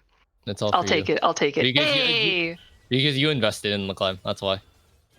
It's very accurate. But speaking of investments, it looks like Spark Unknown is going to invest a lot of manpower once again into destroying Cirque. Kishback picking up another one, but the rest of Bushy Boys is here. Bullet time going to come out. That's a lot of damage, but Setnu flashes out of it, but he's not going to be able to survive. They have to regroup. Excuse me. Need to catch my breath. Baby Cage coming out. We have our very standard pause after the unpause of the game. Pyro Blitz is in the midst of the fight. Will fall to Kiko. It's a lot of damage coming out. Bushy Boys has to retreat here. They don't have a lot of resources left to try to scrim it out. But looks like Baron is the objective that is up for grabs. So we'll see if either team positions for this. Yeah, and it's 2 for 2. Oh, Baby Cage! But it might be more. In Kindred Ultimate does come out, but just in the nick of time. But Kiko leaves his own and he drops. And Supro gets Theo. I did not see how or where. The last man standing. Logo's supposed to run away. So Theo and Supro traded each other's lives. I didn't even see it on the bottom side of the fight. Yeah. They traded for each other. And that's really good because Logos wasn't in position to do anything afterwards. So you're playing that fight 3v2. Once again, simplification. And Bushy Boys gets the purple worm. And that is Baron. That is a recall. And that is going to be a sprint immediately to the dragon here. You have to be here fast enough. Oh, he's just not even opting to a recall. The standing members of Bushy Boys, they do not have their 80 carry available here. Approaching as quickly as possible. Oh, but it looks like Cirque and really Pyro hard. On the end side. Might have to TP down early. Oh, he's TPing into pit right now. Yeah, there it is. If you don't TP down for that, then the Spark could actually just force the fight there. It's an even fight. It's not ideal, but that's your best chance to win it. Because right now, as the game stands, if you try to take the 5v5 when MF is back on the map, she gets back super fast with move speed and Ghostblade, you're not going to win that. Very true. And all ultimates are available here. Kindred ultimate just used is back up, but there is the engage, and Kizak has to use stasis. That Zanya's coming in very clutch. And the bullet time coming through, but the Kindred ulti does negate it. That last hit again, but Thrasher is in the pit. Going on to Supro, canceling the ultimate. Very well done. Meanwhile, the rest of the teams are fighting. Kizak trying to get in there, but doesn't quite get it. And Kiko is the last man standing. Has no HP. Thrasher knows he's in the bush. Hits him with the snot sling. Is it going to be the final hit coming through by Cirque? Going to give him with a snip.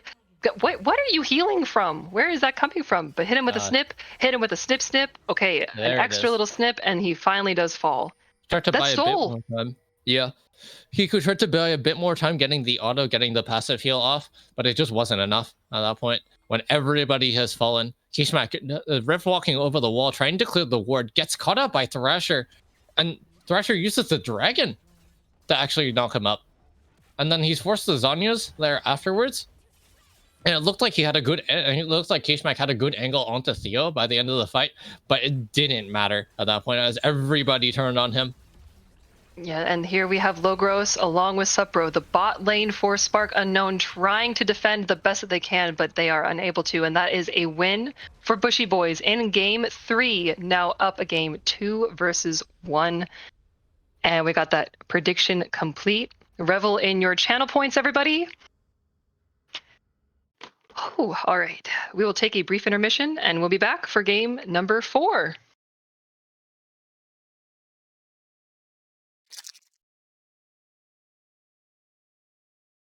You've gone too deep.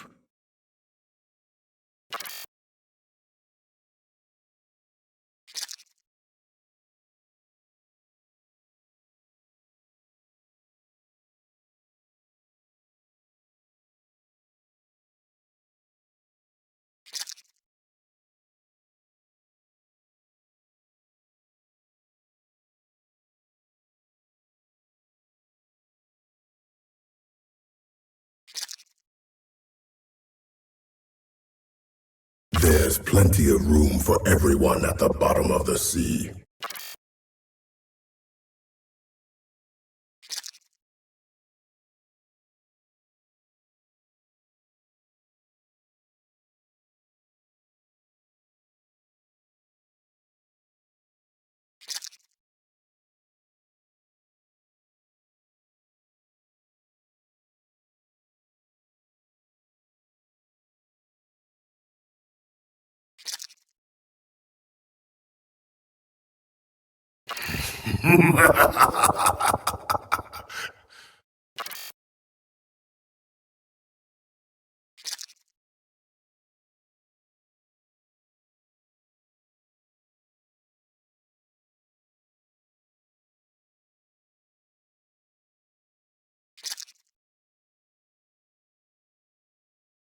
You've gone too deep.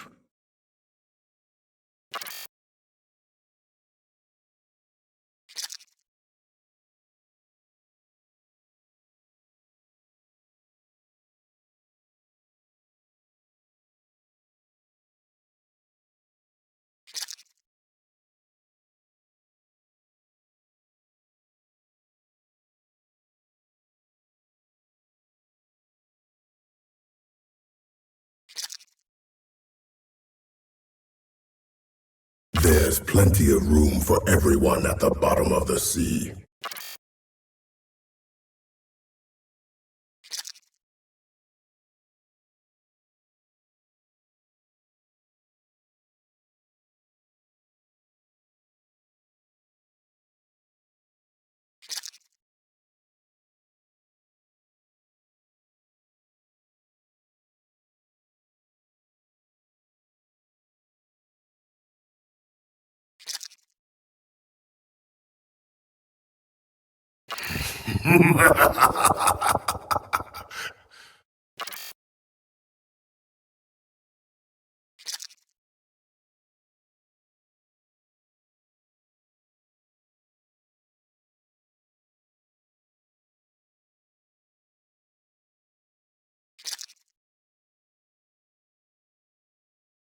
You've gone too deep.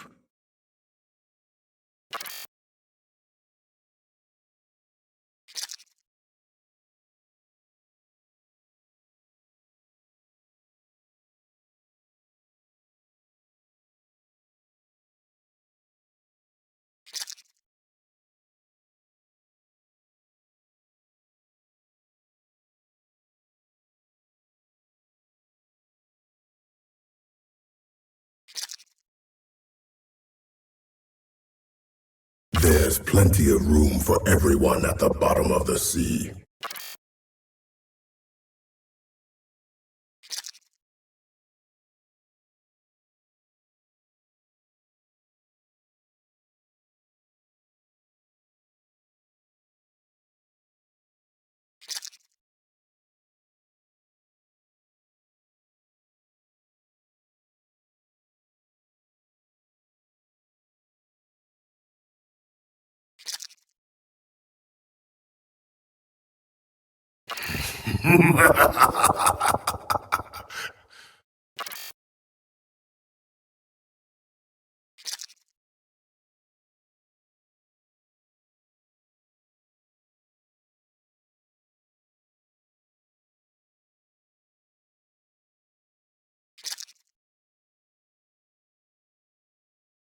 You've gone too deep.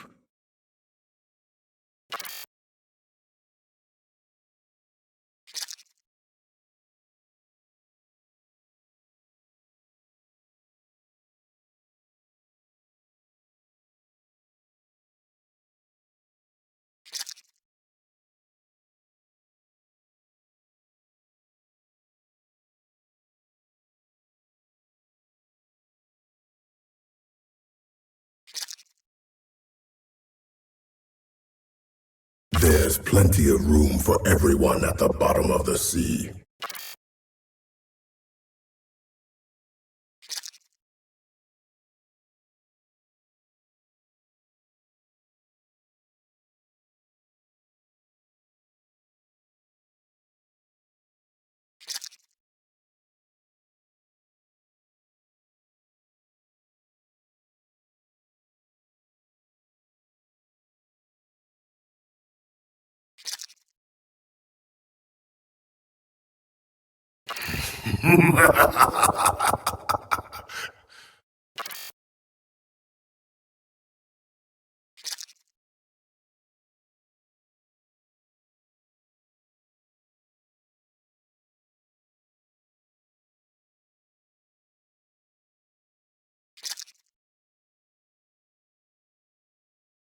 You've gone too deep.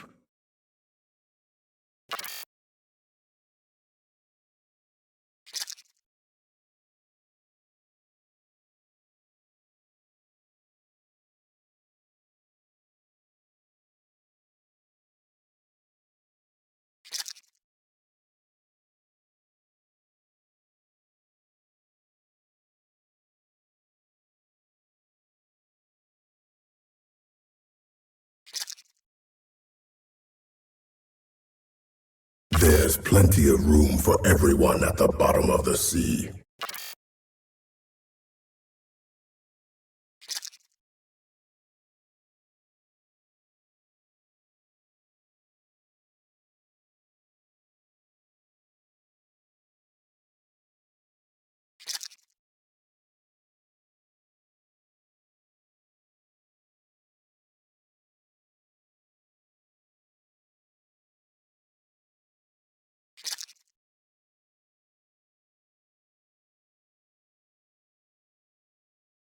Oh, welcome back, everybody. Hope you had a good intermission. We are back for game number 4. Current standing, Bushy Boys 2 to Spark Unknowns 1. And hopefully these teams will address this game number 4, revamp their bans and their drafts to see what they pull out. And Delta, per the usual, what are your predictions for this draft? I don't think Spark has played like super disengaged comps in the past. But I think that's something they'll have to start looking into. I believe we do have a bit of a visual error. Yeah, okay, that's going to be prepared. So Bushy Boys or Spark has actually opted to take red side this game. So it'll be Bushy Boys on blue and Oh, Spark on red. Which okay. explains the Ezreal ban here from Bushy Boys. Pretty standard, as well as Vi coming out. Pretty standard. Don't really want to leave those two things open. Bushy Boys are also not particularly a fan of first picking either of those. And Spark is actually opting to ban Zac here. And I think this is like over the 3 games that we've seen it, like it's proved to be a bit troublesome to play into. Because I not can't only agree. like there's a lot of flex potential, but it just forces the engage way too well.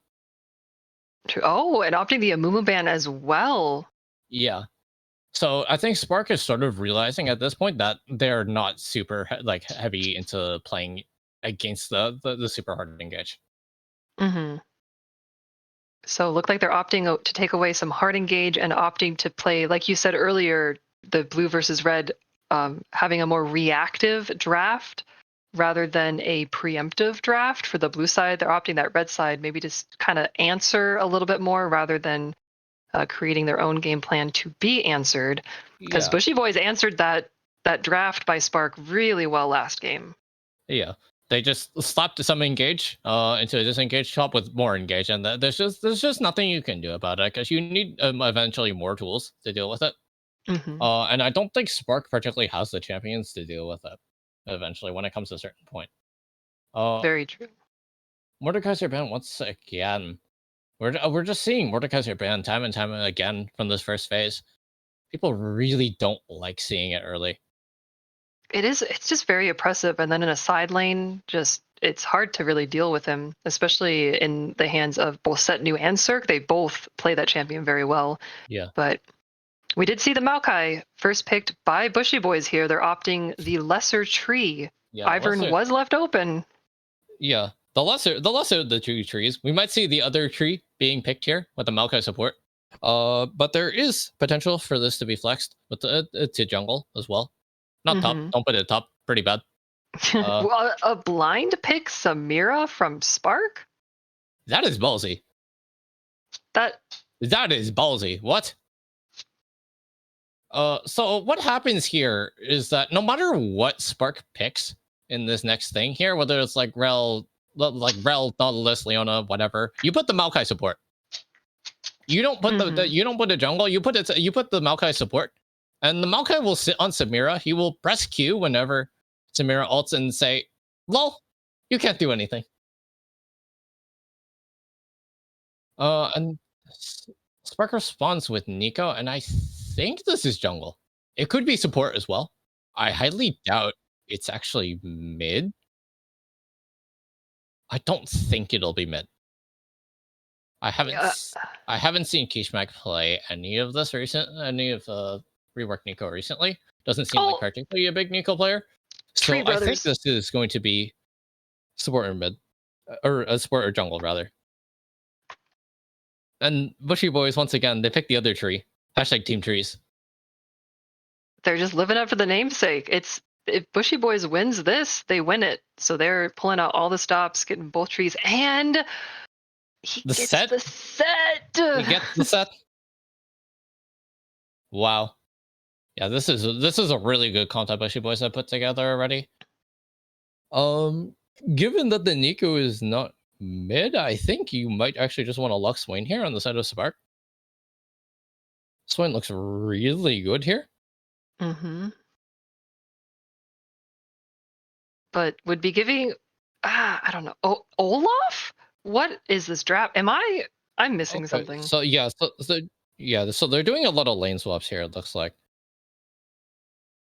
Setnu's Samir. It could be. I don't think Setnu's been played ADC for a while. Actually, I think he's only been grinding top lane. Although it could be Setnu jungle still. I wouldn't doubt Keiko if he played Samira. I just don't like the idea of picking that already when Maokai is already on the board and you can flex it super easily. It's this is just really weird to me. I don't know. Emma for taking off the board. It's proved to be troublesome time and time again. They need to take that off. Taking away the A-Soul. Yeah, they're gonna be taking away the A-Soul because they want to play something control magey. Something mid-range. And it'll be Vigo response here from Spark. Really good denying Samira from engaging. Doesn't really matter for Olaf. Olaf just presses R, runs at you. Says, hi, did you forget about me? But with the changes to, I think it's Ragnarok is his ultimate, but the changes to that where he has to be hitting a unit, an enemy champion, or it expires after 2 seconds. Yeah. So like that change may bode either well or really bad, depending, because I know Ivern does build at Shirelia's, so Olaf pops ultimate, tries to run you down, you just Shirelia's away, or you just get CC'd. Well, I guess you can't technically get CC'd. But there will be a daisy in the way. Yeah. Okay, so with Nautilus picked up here for the set of Spark, there's a few ways the Bushy Boys can go around it. Cinch is a potential option for Avenger here.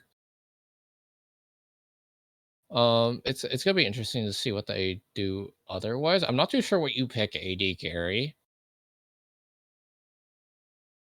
Zaya, very good pick actually into that team comp. Yeah, I think this might just be the best thing you can pick here, to be honest. Because you deny most of the engage that comes at you. It's winning into Samira because she'll want to engage, and then you'll ult during the engage.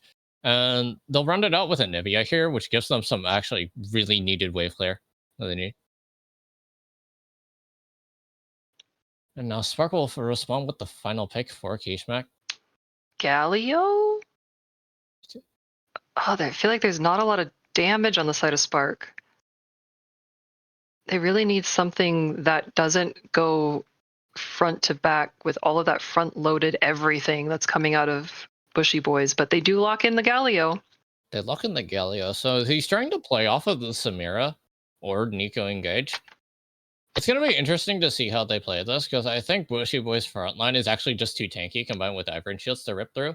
You can't really engage on Zaya super easily, and Nivea has Egg, and Nivea will probably just build a Roa and say, hi, you can't kill me.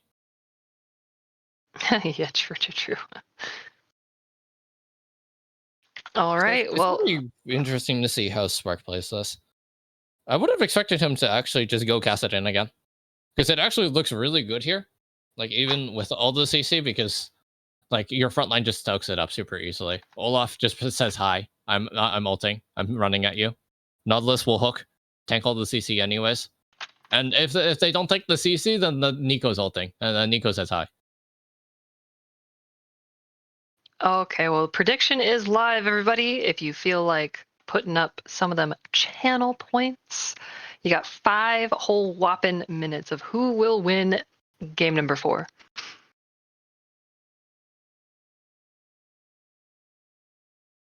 I don't know. I'm looking at these drafts. I think I favor Bushy Boys on this one. Same. But Yeah, we've seen Spark pull out some crazy stuff before. Maybe they'll make it work. They might make it work. It's going to be pretty hard to play off the Olaf, though. All right, guys. It's a little bit. Wait, yo, any Spark fans in the chat? Yo, any Spark fans in the chat? Come on, let's root for our boys out there. There we go. Yay.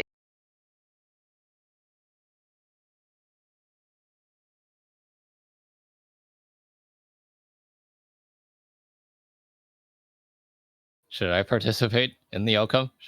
Yeah, definitely. I can't because I created the prediction, so like I literally can't. But I still want to participate. Absolutely. I'm gonna Reaper Spark. I'm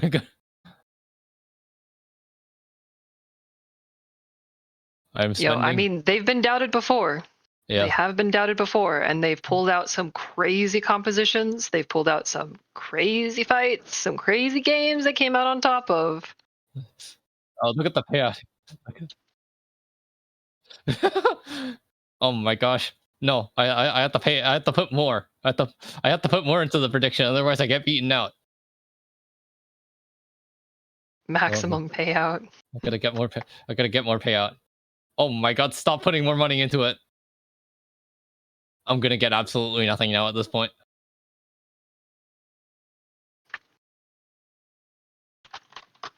I wanted to indulge in the maximum payout too. I didn't get anything. I don't really know how the payout works. Like, how is it ruined? You get the other people's points. Well, I understand that, but like with the odds and the payout, I had 1,000 to 1. Do you see the return ratio there? Where do we see it? On the thing, like open the prediction. Open it. Yeah, and then there's 4 things. At the top is total steps. That's how much has been put in. And then the second one, return ratio. You take your number, you multiply it by the one to the right of the colon, and then yeah, that's how much you get. Oh, okay. So we got a total of 7 voters for Bushy Boys and 3 for Spark. 27 versus 46. That's the max bid at the bottom, or like the highest bidder at the bottom. Damn, y'all got too many points. Chill out there, chill. How many points do you have? I only have like 10.9k. I have like 24k. Oh. 109,000 for Meepa? Okay, chill. Oh yeah, bruv. because he literally watches every stream. He is the stream. Yeah, I don't know if I get points when I'm just in the chat and I don't have the actual stream open. And sometimes I don't get to watch the stream because I'm almost in every game. Like I have kind of been, not much this season, but last season. This season. No, this season I got to kind of sit back a little bit more. This season, Although I barely played League of Legends. Shout out to Leg and Boomers. Woo! That's my team. At least one of them. It was bittersweet to be part of the downfall of my Yeah. teams. But, you know, we just blame the people who weren't there. Don't blame the sub. Blame the people who didn't make it, you know? True. It is their fault. How dare they not show up? Yeah, how dare you not Or how commit dare to they it? leave in the middle of the series? Yeah, how dare you not, how dare you not commit to a child's card game? It's time to duel. I see that. I see Eli in chat blaming his mid laner Pika. Yeah, don't worry, Pika. No. Yeah, don't worry. In the words of Thrasher, Pika's a bit of an idiot. No. We don't blame Pika. Pika's an angel. Fallen angel.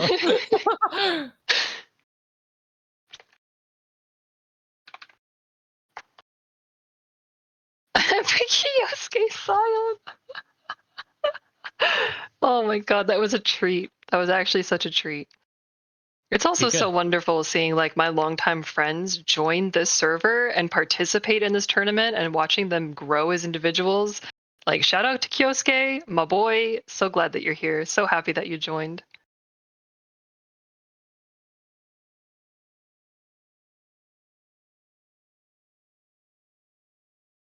The Zyra Ward TP? Oh, yeah.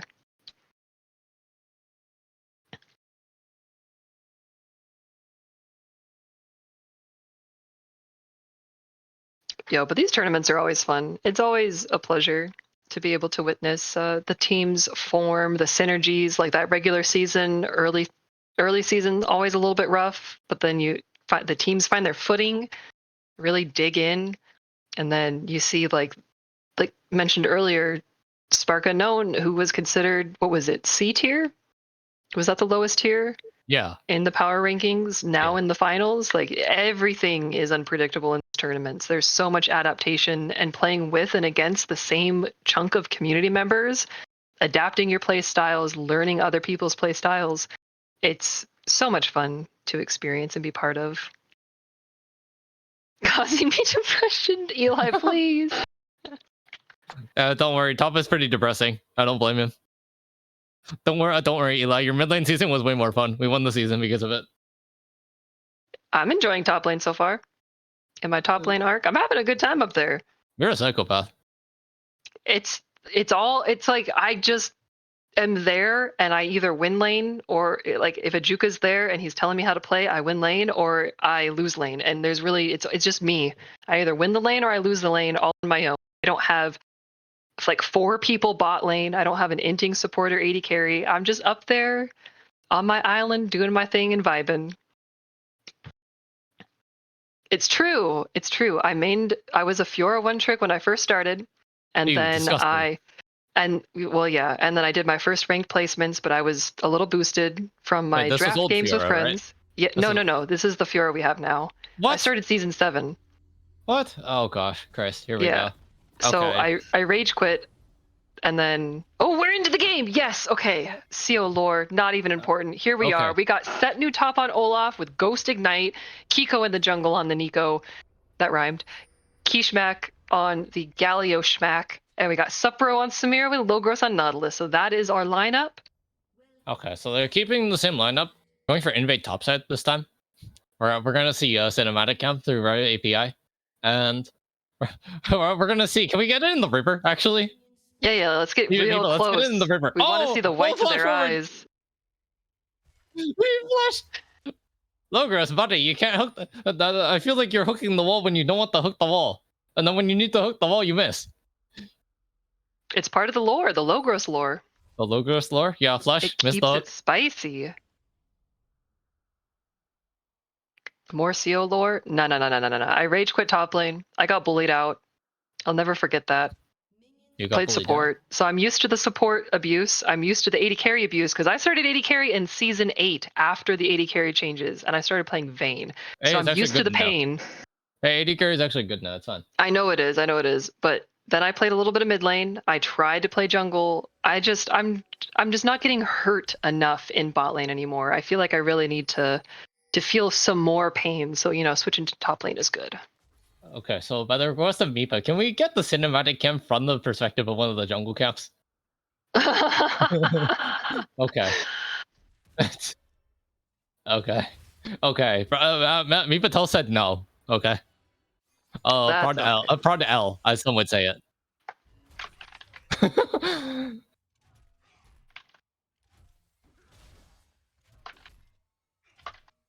Yes.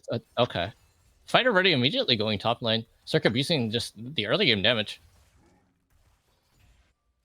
Now Setnu has lower health at this point. He might be able to gain a bit more pressure, through his attack speed growth. But he's gonna have to regen the health eventually.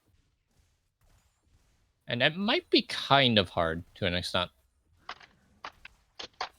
Oh, Hook goes wide. I'm too distracted by chat.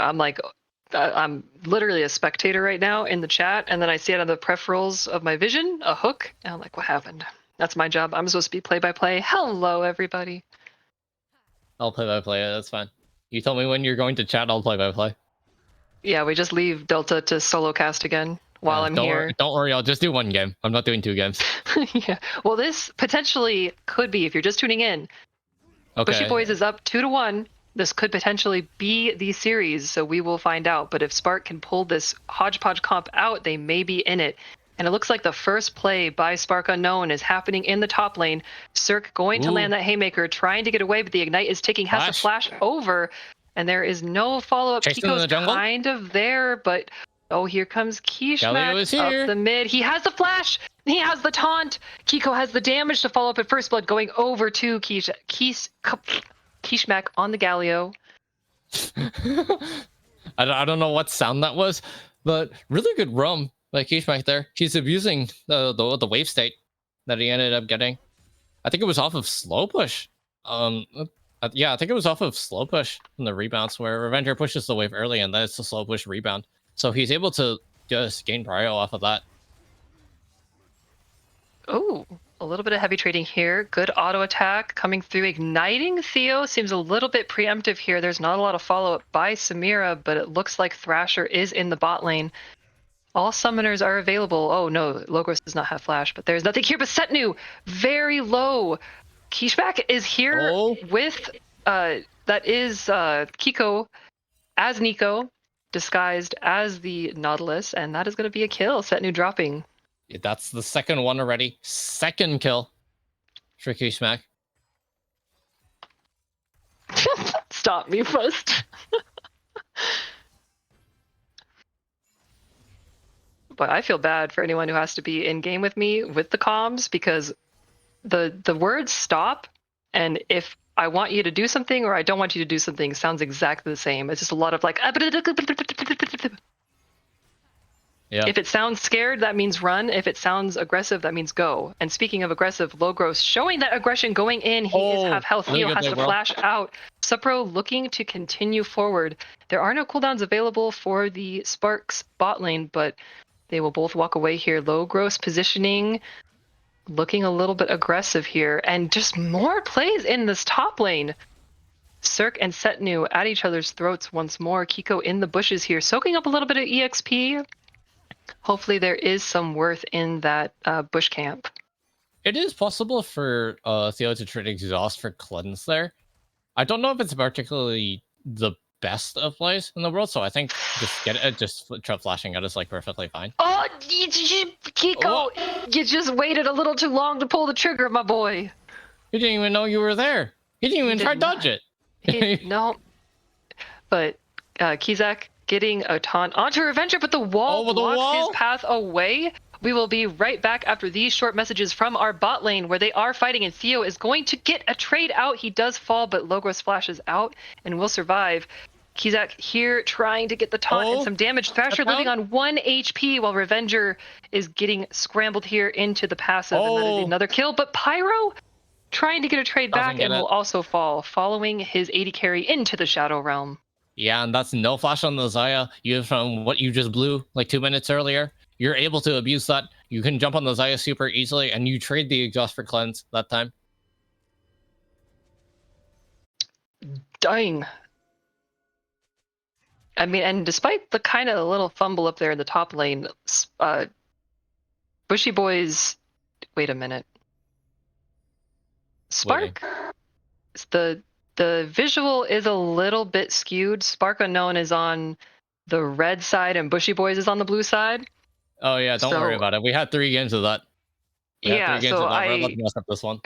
I did get a little bit confused there. So Bushy Boys is doing. Oh, wait, no. So Spark Unknown is doing very well. Does have a good, healthy lead here in the early game. Their bot lane very far ahead, and Kiko has been paying a lot of attention to that top side as well, leaving his bot lane to just do their thing.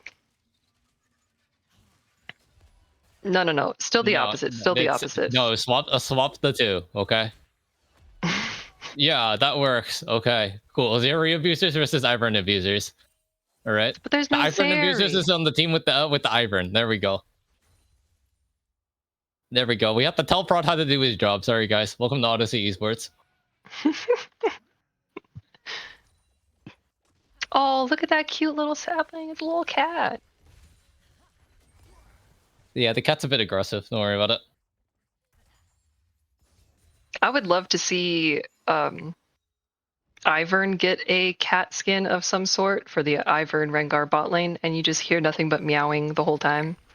That would be so obnoxious. But speaking of obnoxious, look at Daisy on the dragon. It's just beating up the dragon. Like, how is a rock supposed to win against that thing? Just how he is, but Pyro going in onto Kishmak here, but Supro is on the back end of it, dishing out a lot of damage and goes forward, landing so much DPS. Pyro gets away with a sliver of HP, but Theo will fall here. Thrasher left to his own devices, trying to get out, but there is another flash coming in by Kizak, and the taunt will land. There is a Nico ultimate just to secure the kill, and Thrasher will fall. Wow. Yeah, and just when you think they got the dragon, like Spark once again, they're fighting over it every time. And this is a comp that allows them to do so, like, super well. You have the Nico ult, you have the Samira ult, like, everything is just, like, everything plays itself. You have Galio to ult on top. Oh, that is very true. Mipa, it's okay. You're fine. Oh, okay. Well, Haymaker seemed to have done no damage. I'm not sure if Setnu just sidestepped it or something happened there, but it didn't seem like any damage came out. It was really good footwork by Setnu there. He actually stepped behind the Haymaker. Oh, okay. He stepped behind the Haymaker, just taking a tiny step forward, dodging it out, and taking a lot less damage than he should have. Mm-hmm. So now he's able to get it a reset here. But if he does get the reset here, then the wave's in a really bad spot. So it's interesting to see what he'll do with this play here. He does have Ghost up. Zerk has no sums, but he does have his ult. Yeah, hopefully something will play out in that top lane. But meanwhile, in the mid lane, Kizak is trying to get as much damage onto Revenger as he can, but he is so slow. And now Theo is here also. The Ignite is ticking, and he's going to fall. There it is. Going to fall. Yeah, and now you've already rotated Theo up to the side of the map. You should just be looking to 4-man play for Herald. I don't particularly like Theo walking back down bot here. I think he should just stay mid, and then Thrasher, as well as Revenger and Pyro, just go towards Rift Herald. Or they even go top. Oh, flash and ultimate will connect. Kiko making a very aggressive play, but the ultimate comes through, and they turn it! Showstopper! Oh my gosh, the Showstopper turned it, and Thrasher picks up a double kill. Oh my gosh, the Showstopper put a stop to that show, let me tell you that one. What a turn.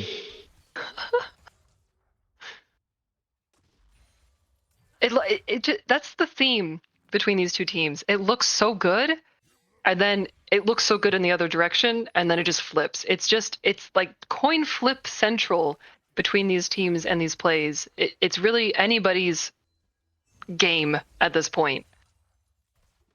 Yeah, every play they're just fighting to the death, fighting for every tiny inch of space they can get on the map. Both Oh, teams and that will speaking of just fight for tiny anything, no space, matter what. Kizak does not have a lot of room to walk here. Slowed by the Anivia ulti, but he's big, he's beefy. Okay, note to make, Supro 3-0 on the Samira, does have Collector finished. 300 gold shutdown. Kiko has the Proto Belt available as well.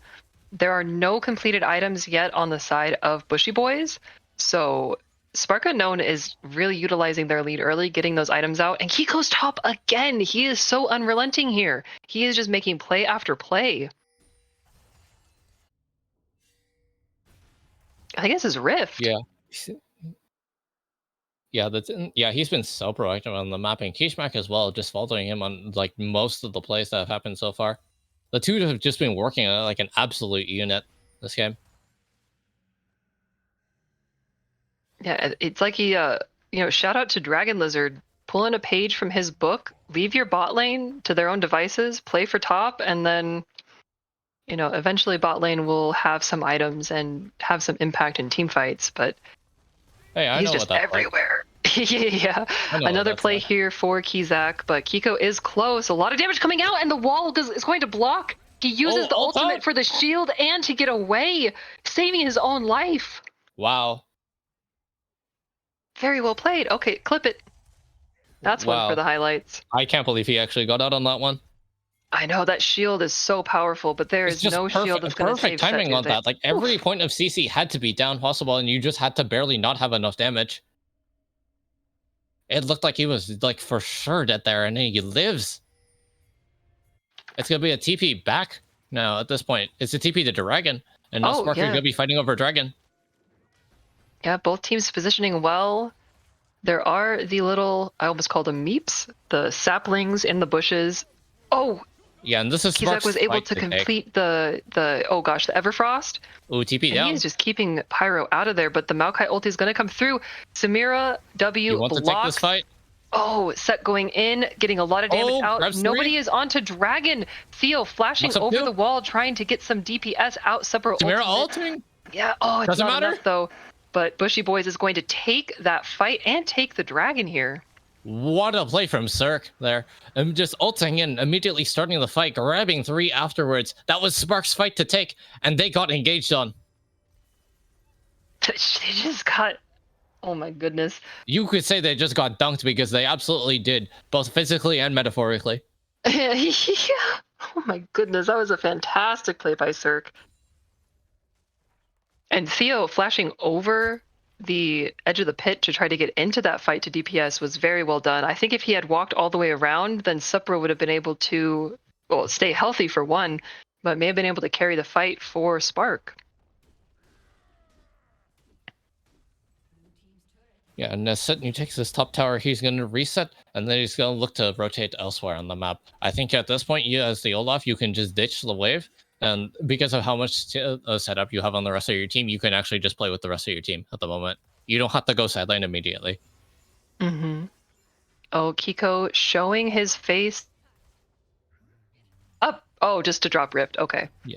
We'll be dropping the Rift Herald, opening up his bot lane to the rest of the map, because once again, it's his bot lane that is super strong. So he's going to be playing towards it, dropping it, trying to open the Samira up to the rest of the map. Oh, if that hook had hit the wall, that would have spelled some disaster. Looks like two buff dudes, yeah, just wailing on each other. Oh my goodness! No way, he won that! Setnu came out on top. It really looked like it was going to be a 1-for-1. Burned everything for it, but it's the Ignite that wins it out.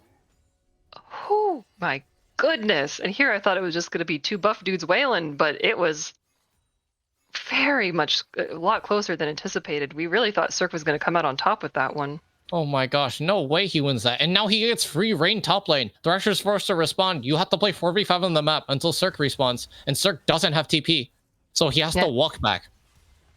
Doesn't have DP. Looks like both solo lanes are getting a lot of aggression here. Thrasher looks like he's just running Setnu down up there. He's really trying to 1v1. And in the bot lane, there is a dive underway. But it looks like Setnu... Oh, Thrasher having to flash out. Yeah, I gotta It pay some flashes out, respect also to flashes to Olaf. take the camp. Looks fancy.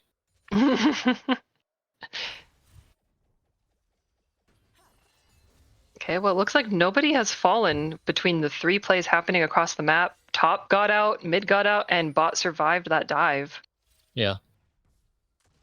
Yeah, and Theo didn't actually have to burn anything. The Nautilus ult was just way too far away for anybody to follow up, so Spark calls off the dive afterwards.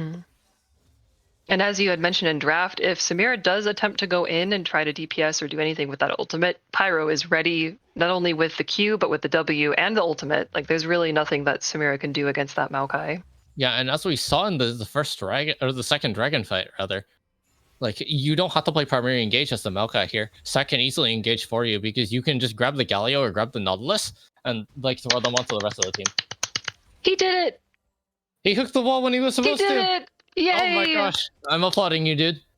So proud of you, Logros. You've learned how to hook walls. No, he's evolving. He's evolving. Yeah. It's all a learning process. You make a few mistakes, you learn from it, you grow from it. And then you just do better next time. Now hook the champions instead of the walls when it's actually a good time to do so. Hey, whoa, hey. Look at him. He's hooking him. What? That's like Nautilus Kindergarten, no?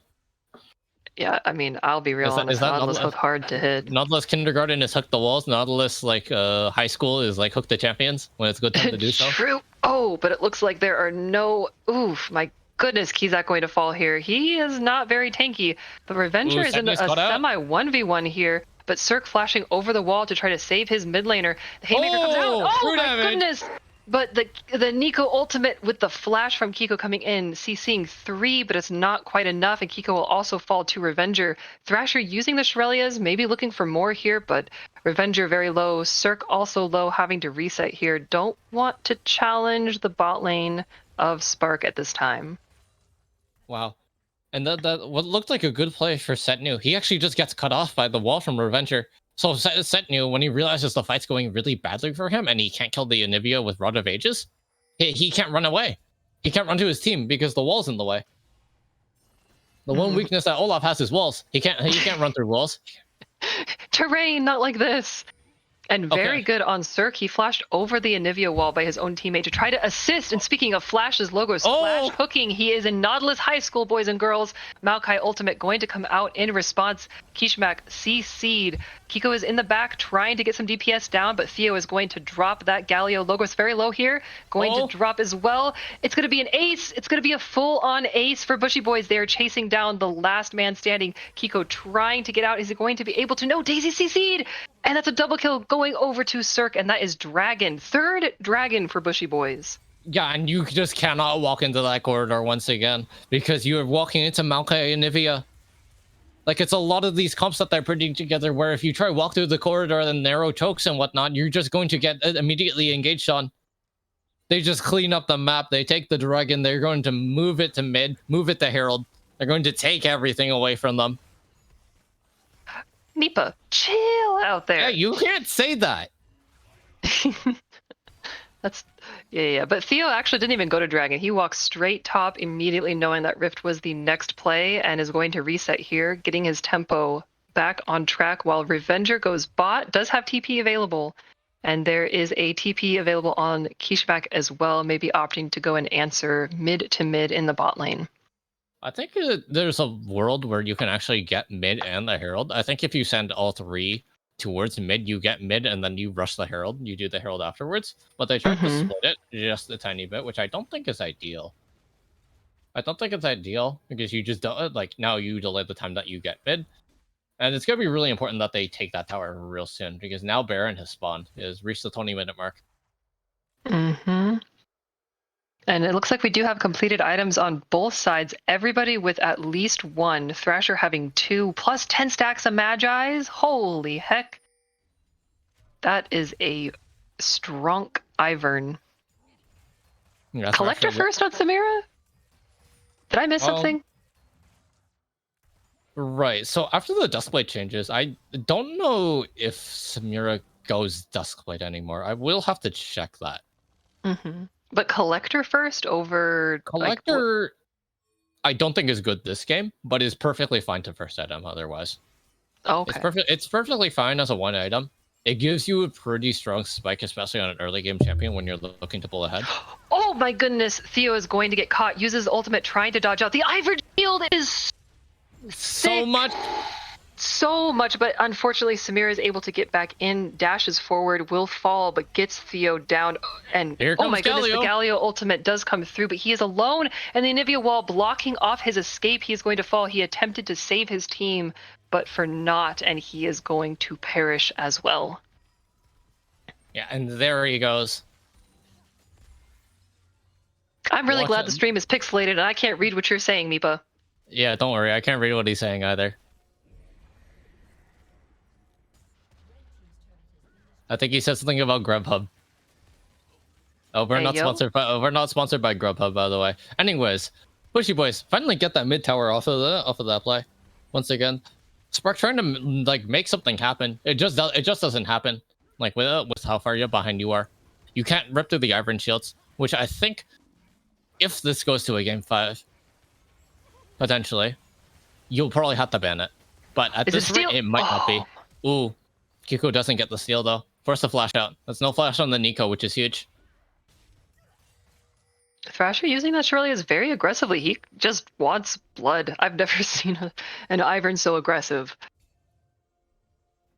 He just do not care. He's out there. He's like, hey, we see him on the map. We chase them down. Yeah. We see him, we run him down. Okay, so as we know, Spark a little bit at a disadvantage here. Not quite seeing the full span of their comp that they drafted.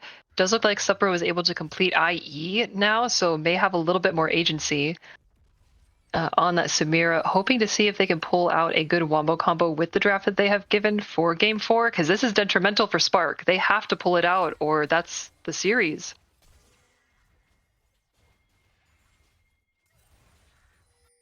Yeah, and at this point, you kind of just push waves. You kind of just farm for a bit, wait for the next objective.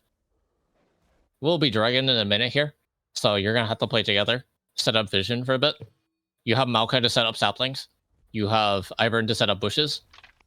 And ideally, you want your entire team here. I think if you're Avenger here, you TP down early, you sit in the Ivern bushes, and then you play off of that vision. You force wards to be placed into the bush, and then afterwards, if Logros ever resets, then you take the fight. Okay, Daisy is popped. Revenger is able to get a lot of value top lane here, while all 5 members of Spark Unknown are at the dragon.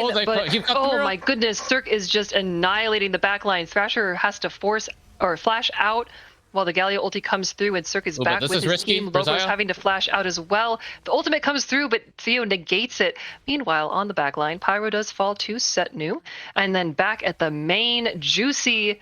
Oh, it's a Kiko! Kiko gets the ultimate out. Supro is not able to do anything, just dies there. Setnu, the last man standing, was able to get 1 on the back line, but he was not able to fight anymore. That's a triple kill coming up for Theo, and that's Dragon Soul for Bushy Boys. Yeah, and they cleaned up the map once again. Cirque playing so well this game, catches out Supro on the side, forces him out early. The rest of the Bushy Boys able to play together. Pyro distracting Setnu. So well played by the rest of the Bushy Boys. And they're able just to take the dragon, take the soul, push down mid, and this will be a tower as well. And they have Baron. This may be... Oh, well, actually, I think with just the 2 of them, they can't push any further. But Revenger's in the sideline, getting that Baron value going.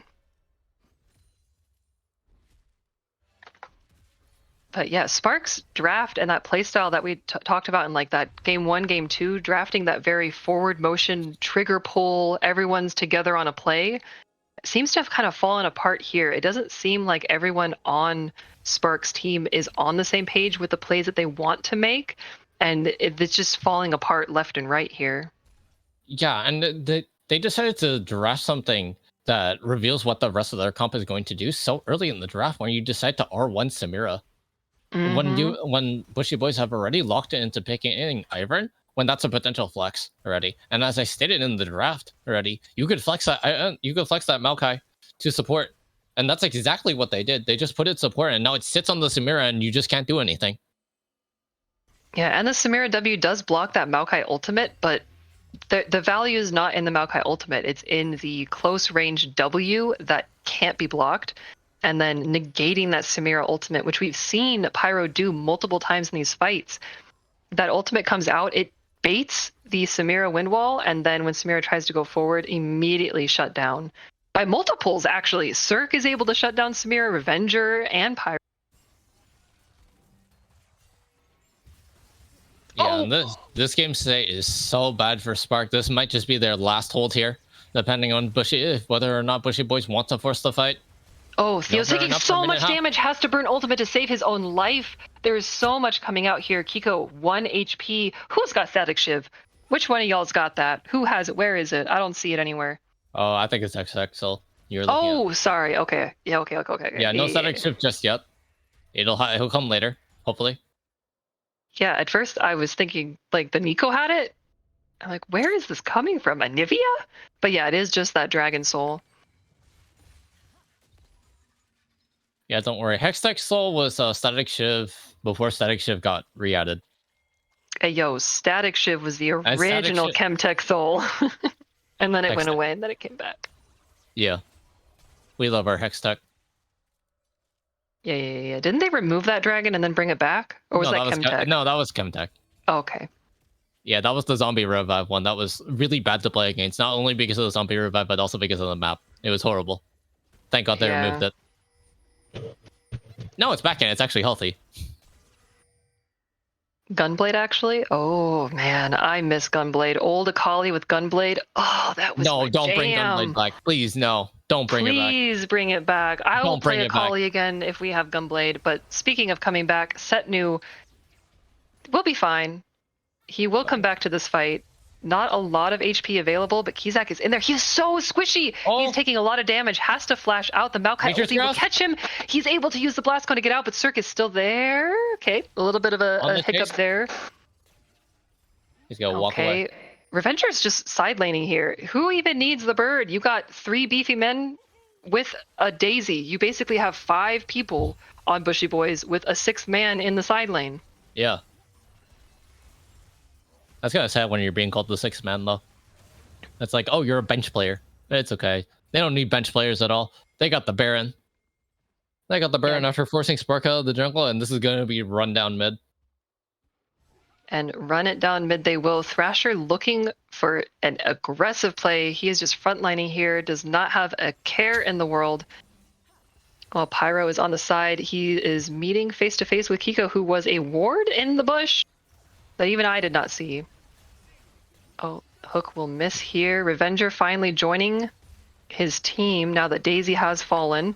Theo using the ultimate. Pyro goes in, but on the clone, unfortunately, Logros has to flash out. He is very unhealthy. Tries to hook the tower. Will miss. Back to Nautilus Kindergarten you go, but it's okay.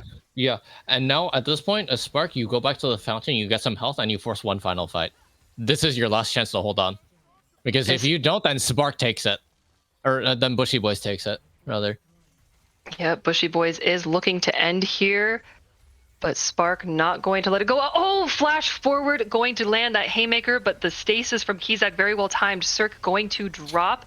Galio ultimate coming through. Pyroblitz very low, also going to fall. Kiko dropping as well. Supro is onto the back line. It is a 3v1, but oh, so There much it damage is. coming out. He's unable to. Kiko is the last man standing. A done. double kill going out to Revenger. It's done, it's done! It's done! It. The unbeatable team in regular season. The hard-fought favorites led by Thrasher, victor of ADAM, victor of Voyager Royale, and now victors of the final of season 2023. Your champions. It is Bushy Boys. What a series. They did it. What amazing League of Legends we saw out of both teams there. Hard fought from both sides.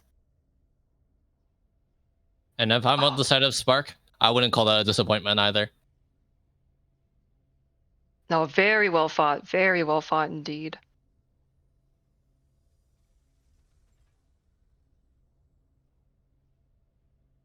I'm speechless. I don't even know what to say right now.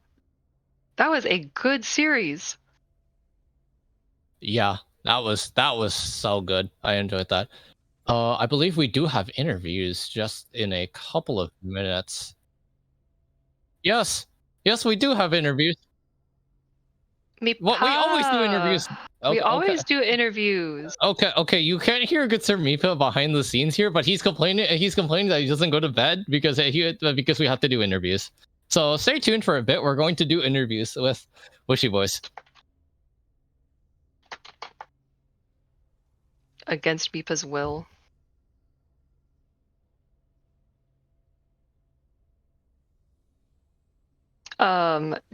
Do we end stream and then re-up it with another production who would be able to step in for interviews? Maybe, I mean, I can't speak for Talia, but maybe if Talia, if you're in the chat, would you be ever so willing to hop in for production for stream for the interviews?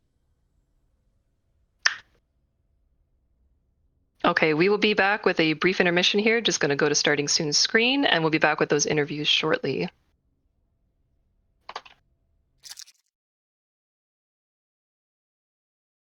You've gone too deep.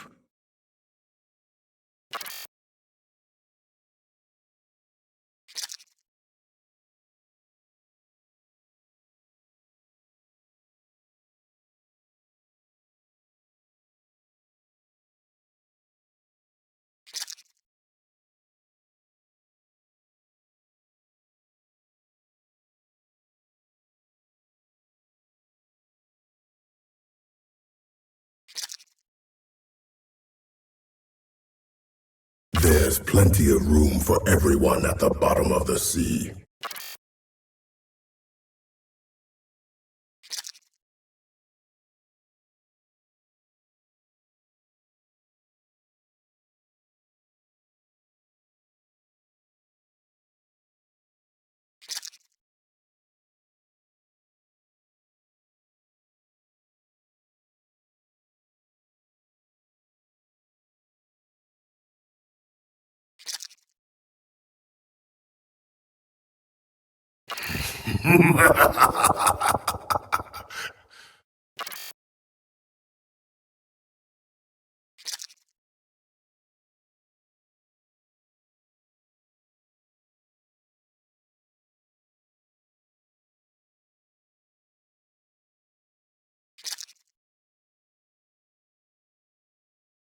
You've gone too deep.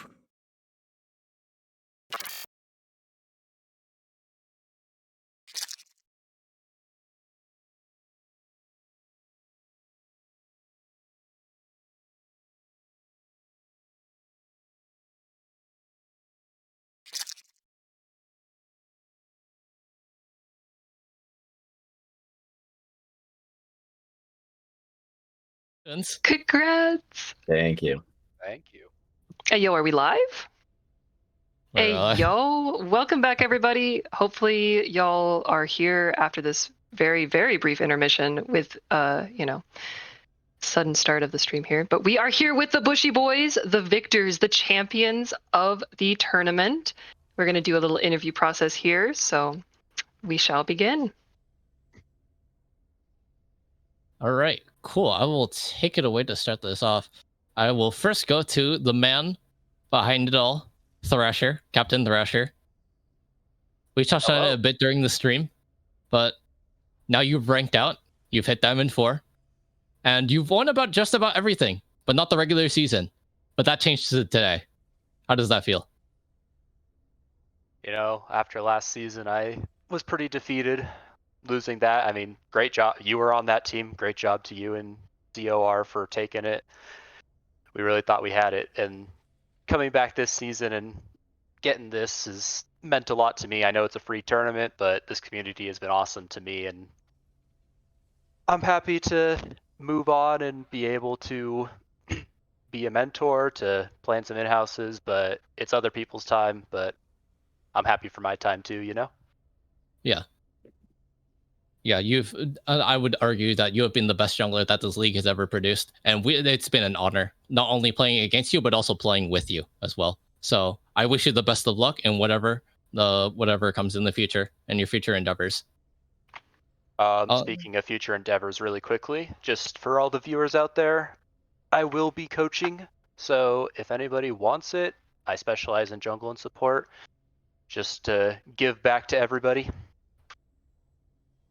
Yeah, and that's all what we're all about here. We're all about community, giving back to each other, and eventually just helping each other improve at League of Legends. So it's going to be really nice still seeing you around here. Once again, I wish you the best of luck in your future endeavors, wherever that brings you.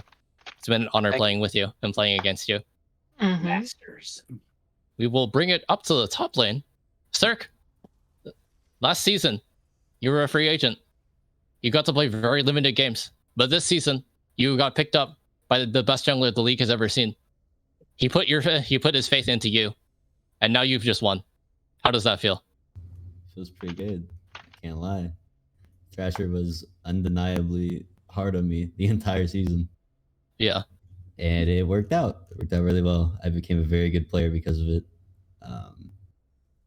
And overall, I really enjoyed the season. I was really glad when I got picked up for a team, because last season it didn't happen, and I felt kind of sad. But because I got picked up, or I didn't get picked up, even though I was like one of the only 3 top laners.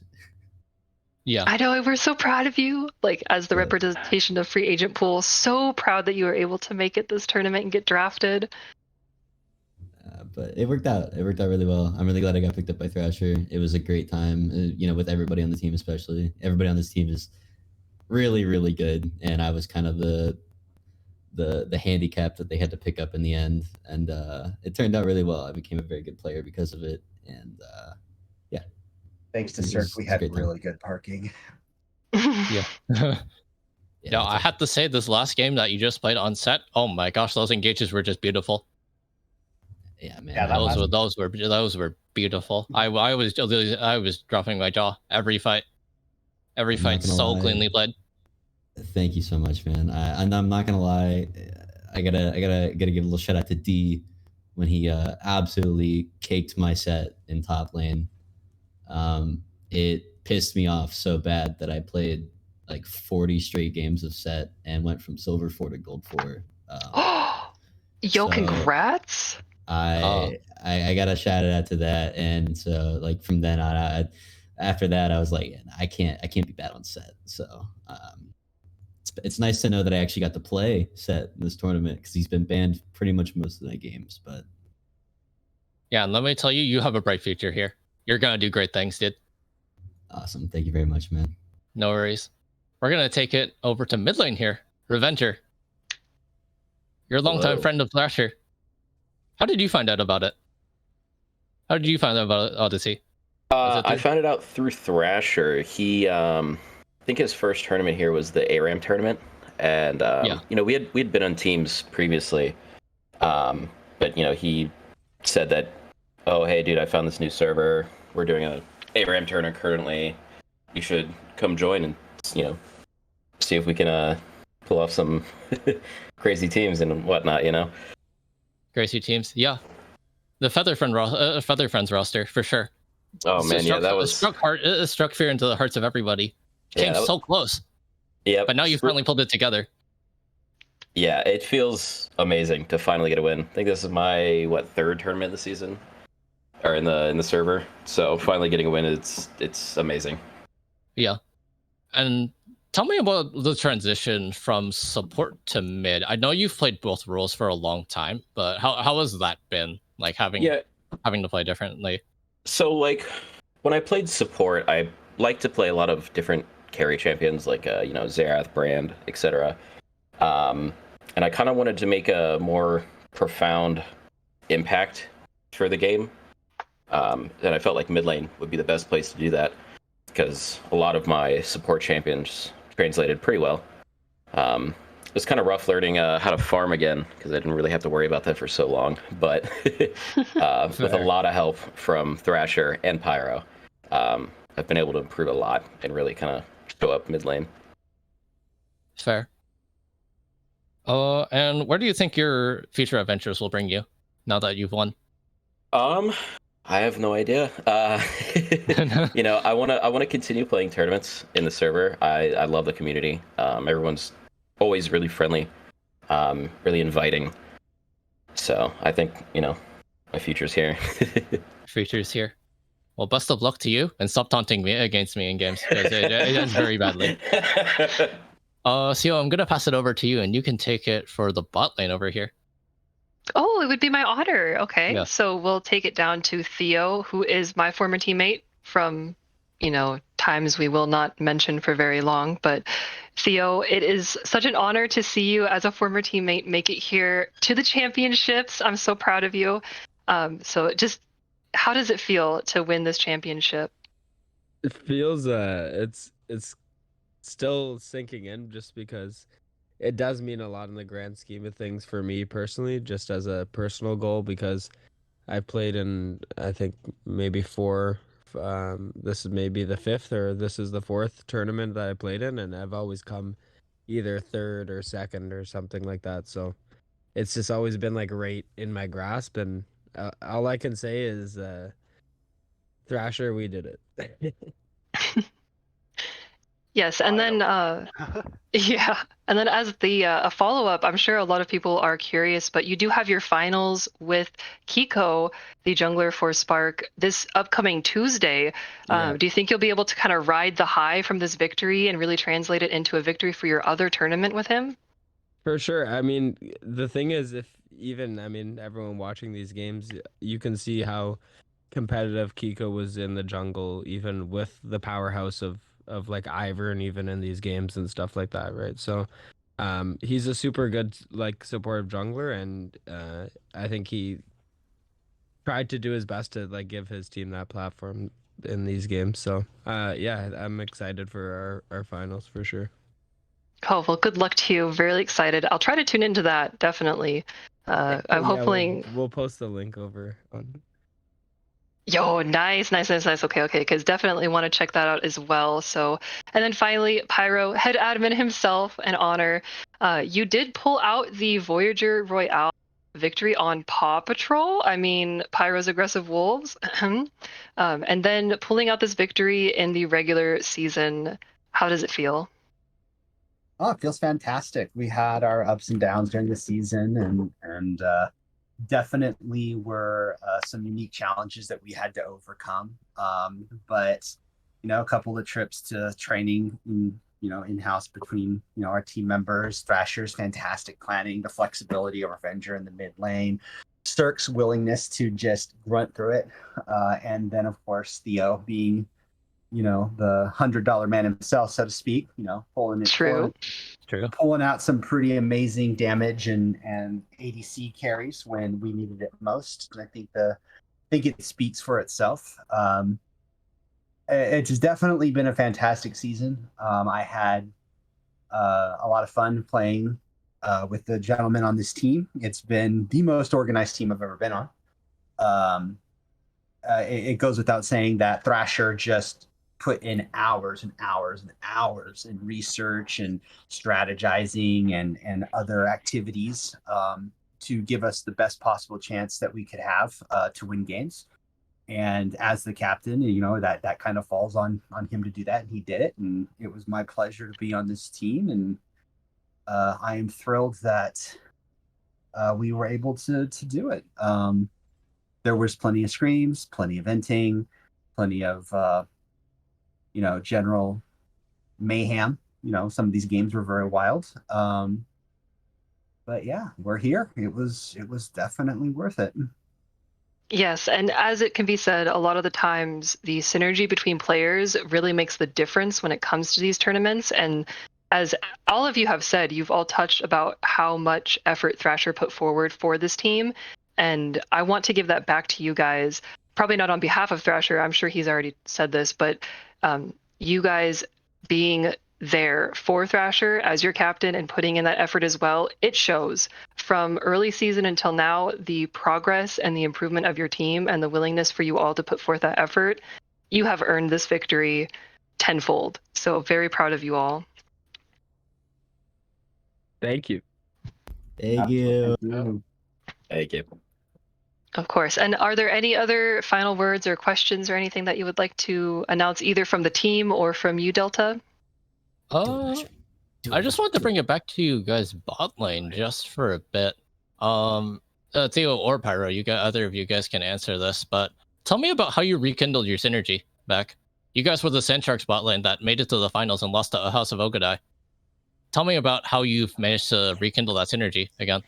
Yeah, I can tell you from my perspective, and I think we can then shift it to Pyro's, because I think it's definitely a two-person type of job to get back into that zone, especially playing on another team at the same time and synergizing with a certain play style and then re-synergizing with another play style. So I think we found what ended up working best for us was just being confident with each other and being able to pick lanes that were able to win fights, and just recognizing the ones that we couldn't, and kind of calling that out and being able to move Pyro around the map instead. Yeah, and Pyro, do you have anything to add on to that? I think that Theo is pretty succinct in what turned out to be the most successful strategy for our team. Theo is very well known for his hyper carry style of champion pool, and my job basically was to be the engage tank, go in, die, so that the team could do what it needs to do. Towards the end of the tournament, we started moving away from the staying bot kind of style and moving me around the map, like was said, and letting Theo do his shimmy shenanigans in the bot lane, avoid engages from the supports and the ADC. And I think as a team that we found a lot more success in that. So yeah, pretty much said all that need to be said. Yeah, and I definitely noticed throughout this series you were roaming a lot more than you normally do. Was that sort of like a conversation like you guys had? 100%. 100%. Gotcha. Well, that's all the questions I have. CO, do you have anything else? That is it. Cool. Okay. Well, I think that will wrap up this cast for tonight. No, stop. You have No. to shout out everybody that put this together. Like, That's true. first, Oh, yeah. I gotta shout out the enemy team. Spark Unknown. You guys played crazy. It was tough. We've lost to you guys more times than we beat you guys, actually, as a full team. Yep. They beat us in scrims. They beat us in the Armageddon. And to come back and put up such a big fight and dropping that game to them, we were on our heels a little bit. They played out of their minds. They had a great season. Kiko came out and put on a show in the jungle. Freaking set new, especially during the semis on Mordekaiser. That's why we had to ban Mordekaiser, because that man is crazy with it. He freaking he was hard carrying. And in the mid lane, Kishmak, everybody knows Kishmak. He's become a player to watch out for. Everybody knows. And then Supro, his Ezreal, must ban. We thought we could handle it. We couldn't. It was crazy. We had to get out of there. He had a great season too. And finally down there at support, Logros, aggressive style. And you know what was Supro? He did great. They all did great. SBK did really great.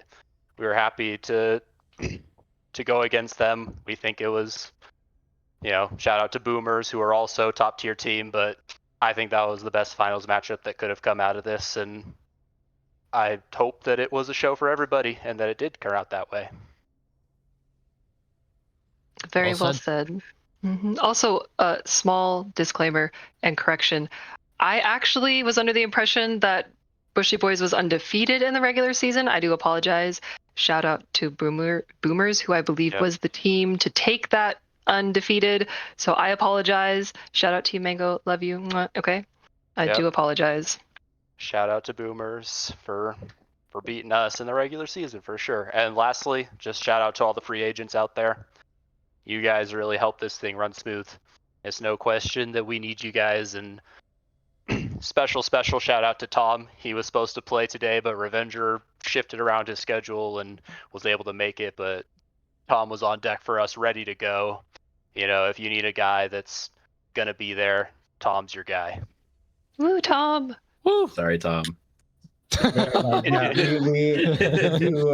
is a special consideration that we as a team want to give to Tom, because there was no less than 3 times that we had him on deck ready to go, and a member of our team just showed up out of the blue like last second. He was kind of just unable to play. So Tom, definitely special shout out to you for being available and flexible and being such a good sport about putting the time in to be available and not getting to play. So thank you. Yep. Cool. Well, gentlemen, if that's all the special considerations, I will close it out. Yes. And we do have the announcement for the ARAM tournament coming up. Yeah. So So the upcoming ARAM tournament will be happening soon. Ish. Signups are posted somewhere in announcements. You have to go find them. It's the big post by Exodus. You'll have to find it somewhere there. Sign up to be a player. Sign up to be a captain if you're interested. And other than that, what a great season we've had. We will catch you guys whenever ARAM starts. My name is Delta. Alongside me is CO. And alongside the rest of us is the Bushy Boys roster, your champions. And also, Mipa. And Mipa. before we leave, thank you again to Mipa, Talia, and all the others who have been quietly behind the scenes running the streams. Drubert. And Drubert. Yeah. All the Ivern. And Ivern, the mascot. The sixth man. Sixth man. He didn't come out to the finals. Yeah.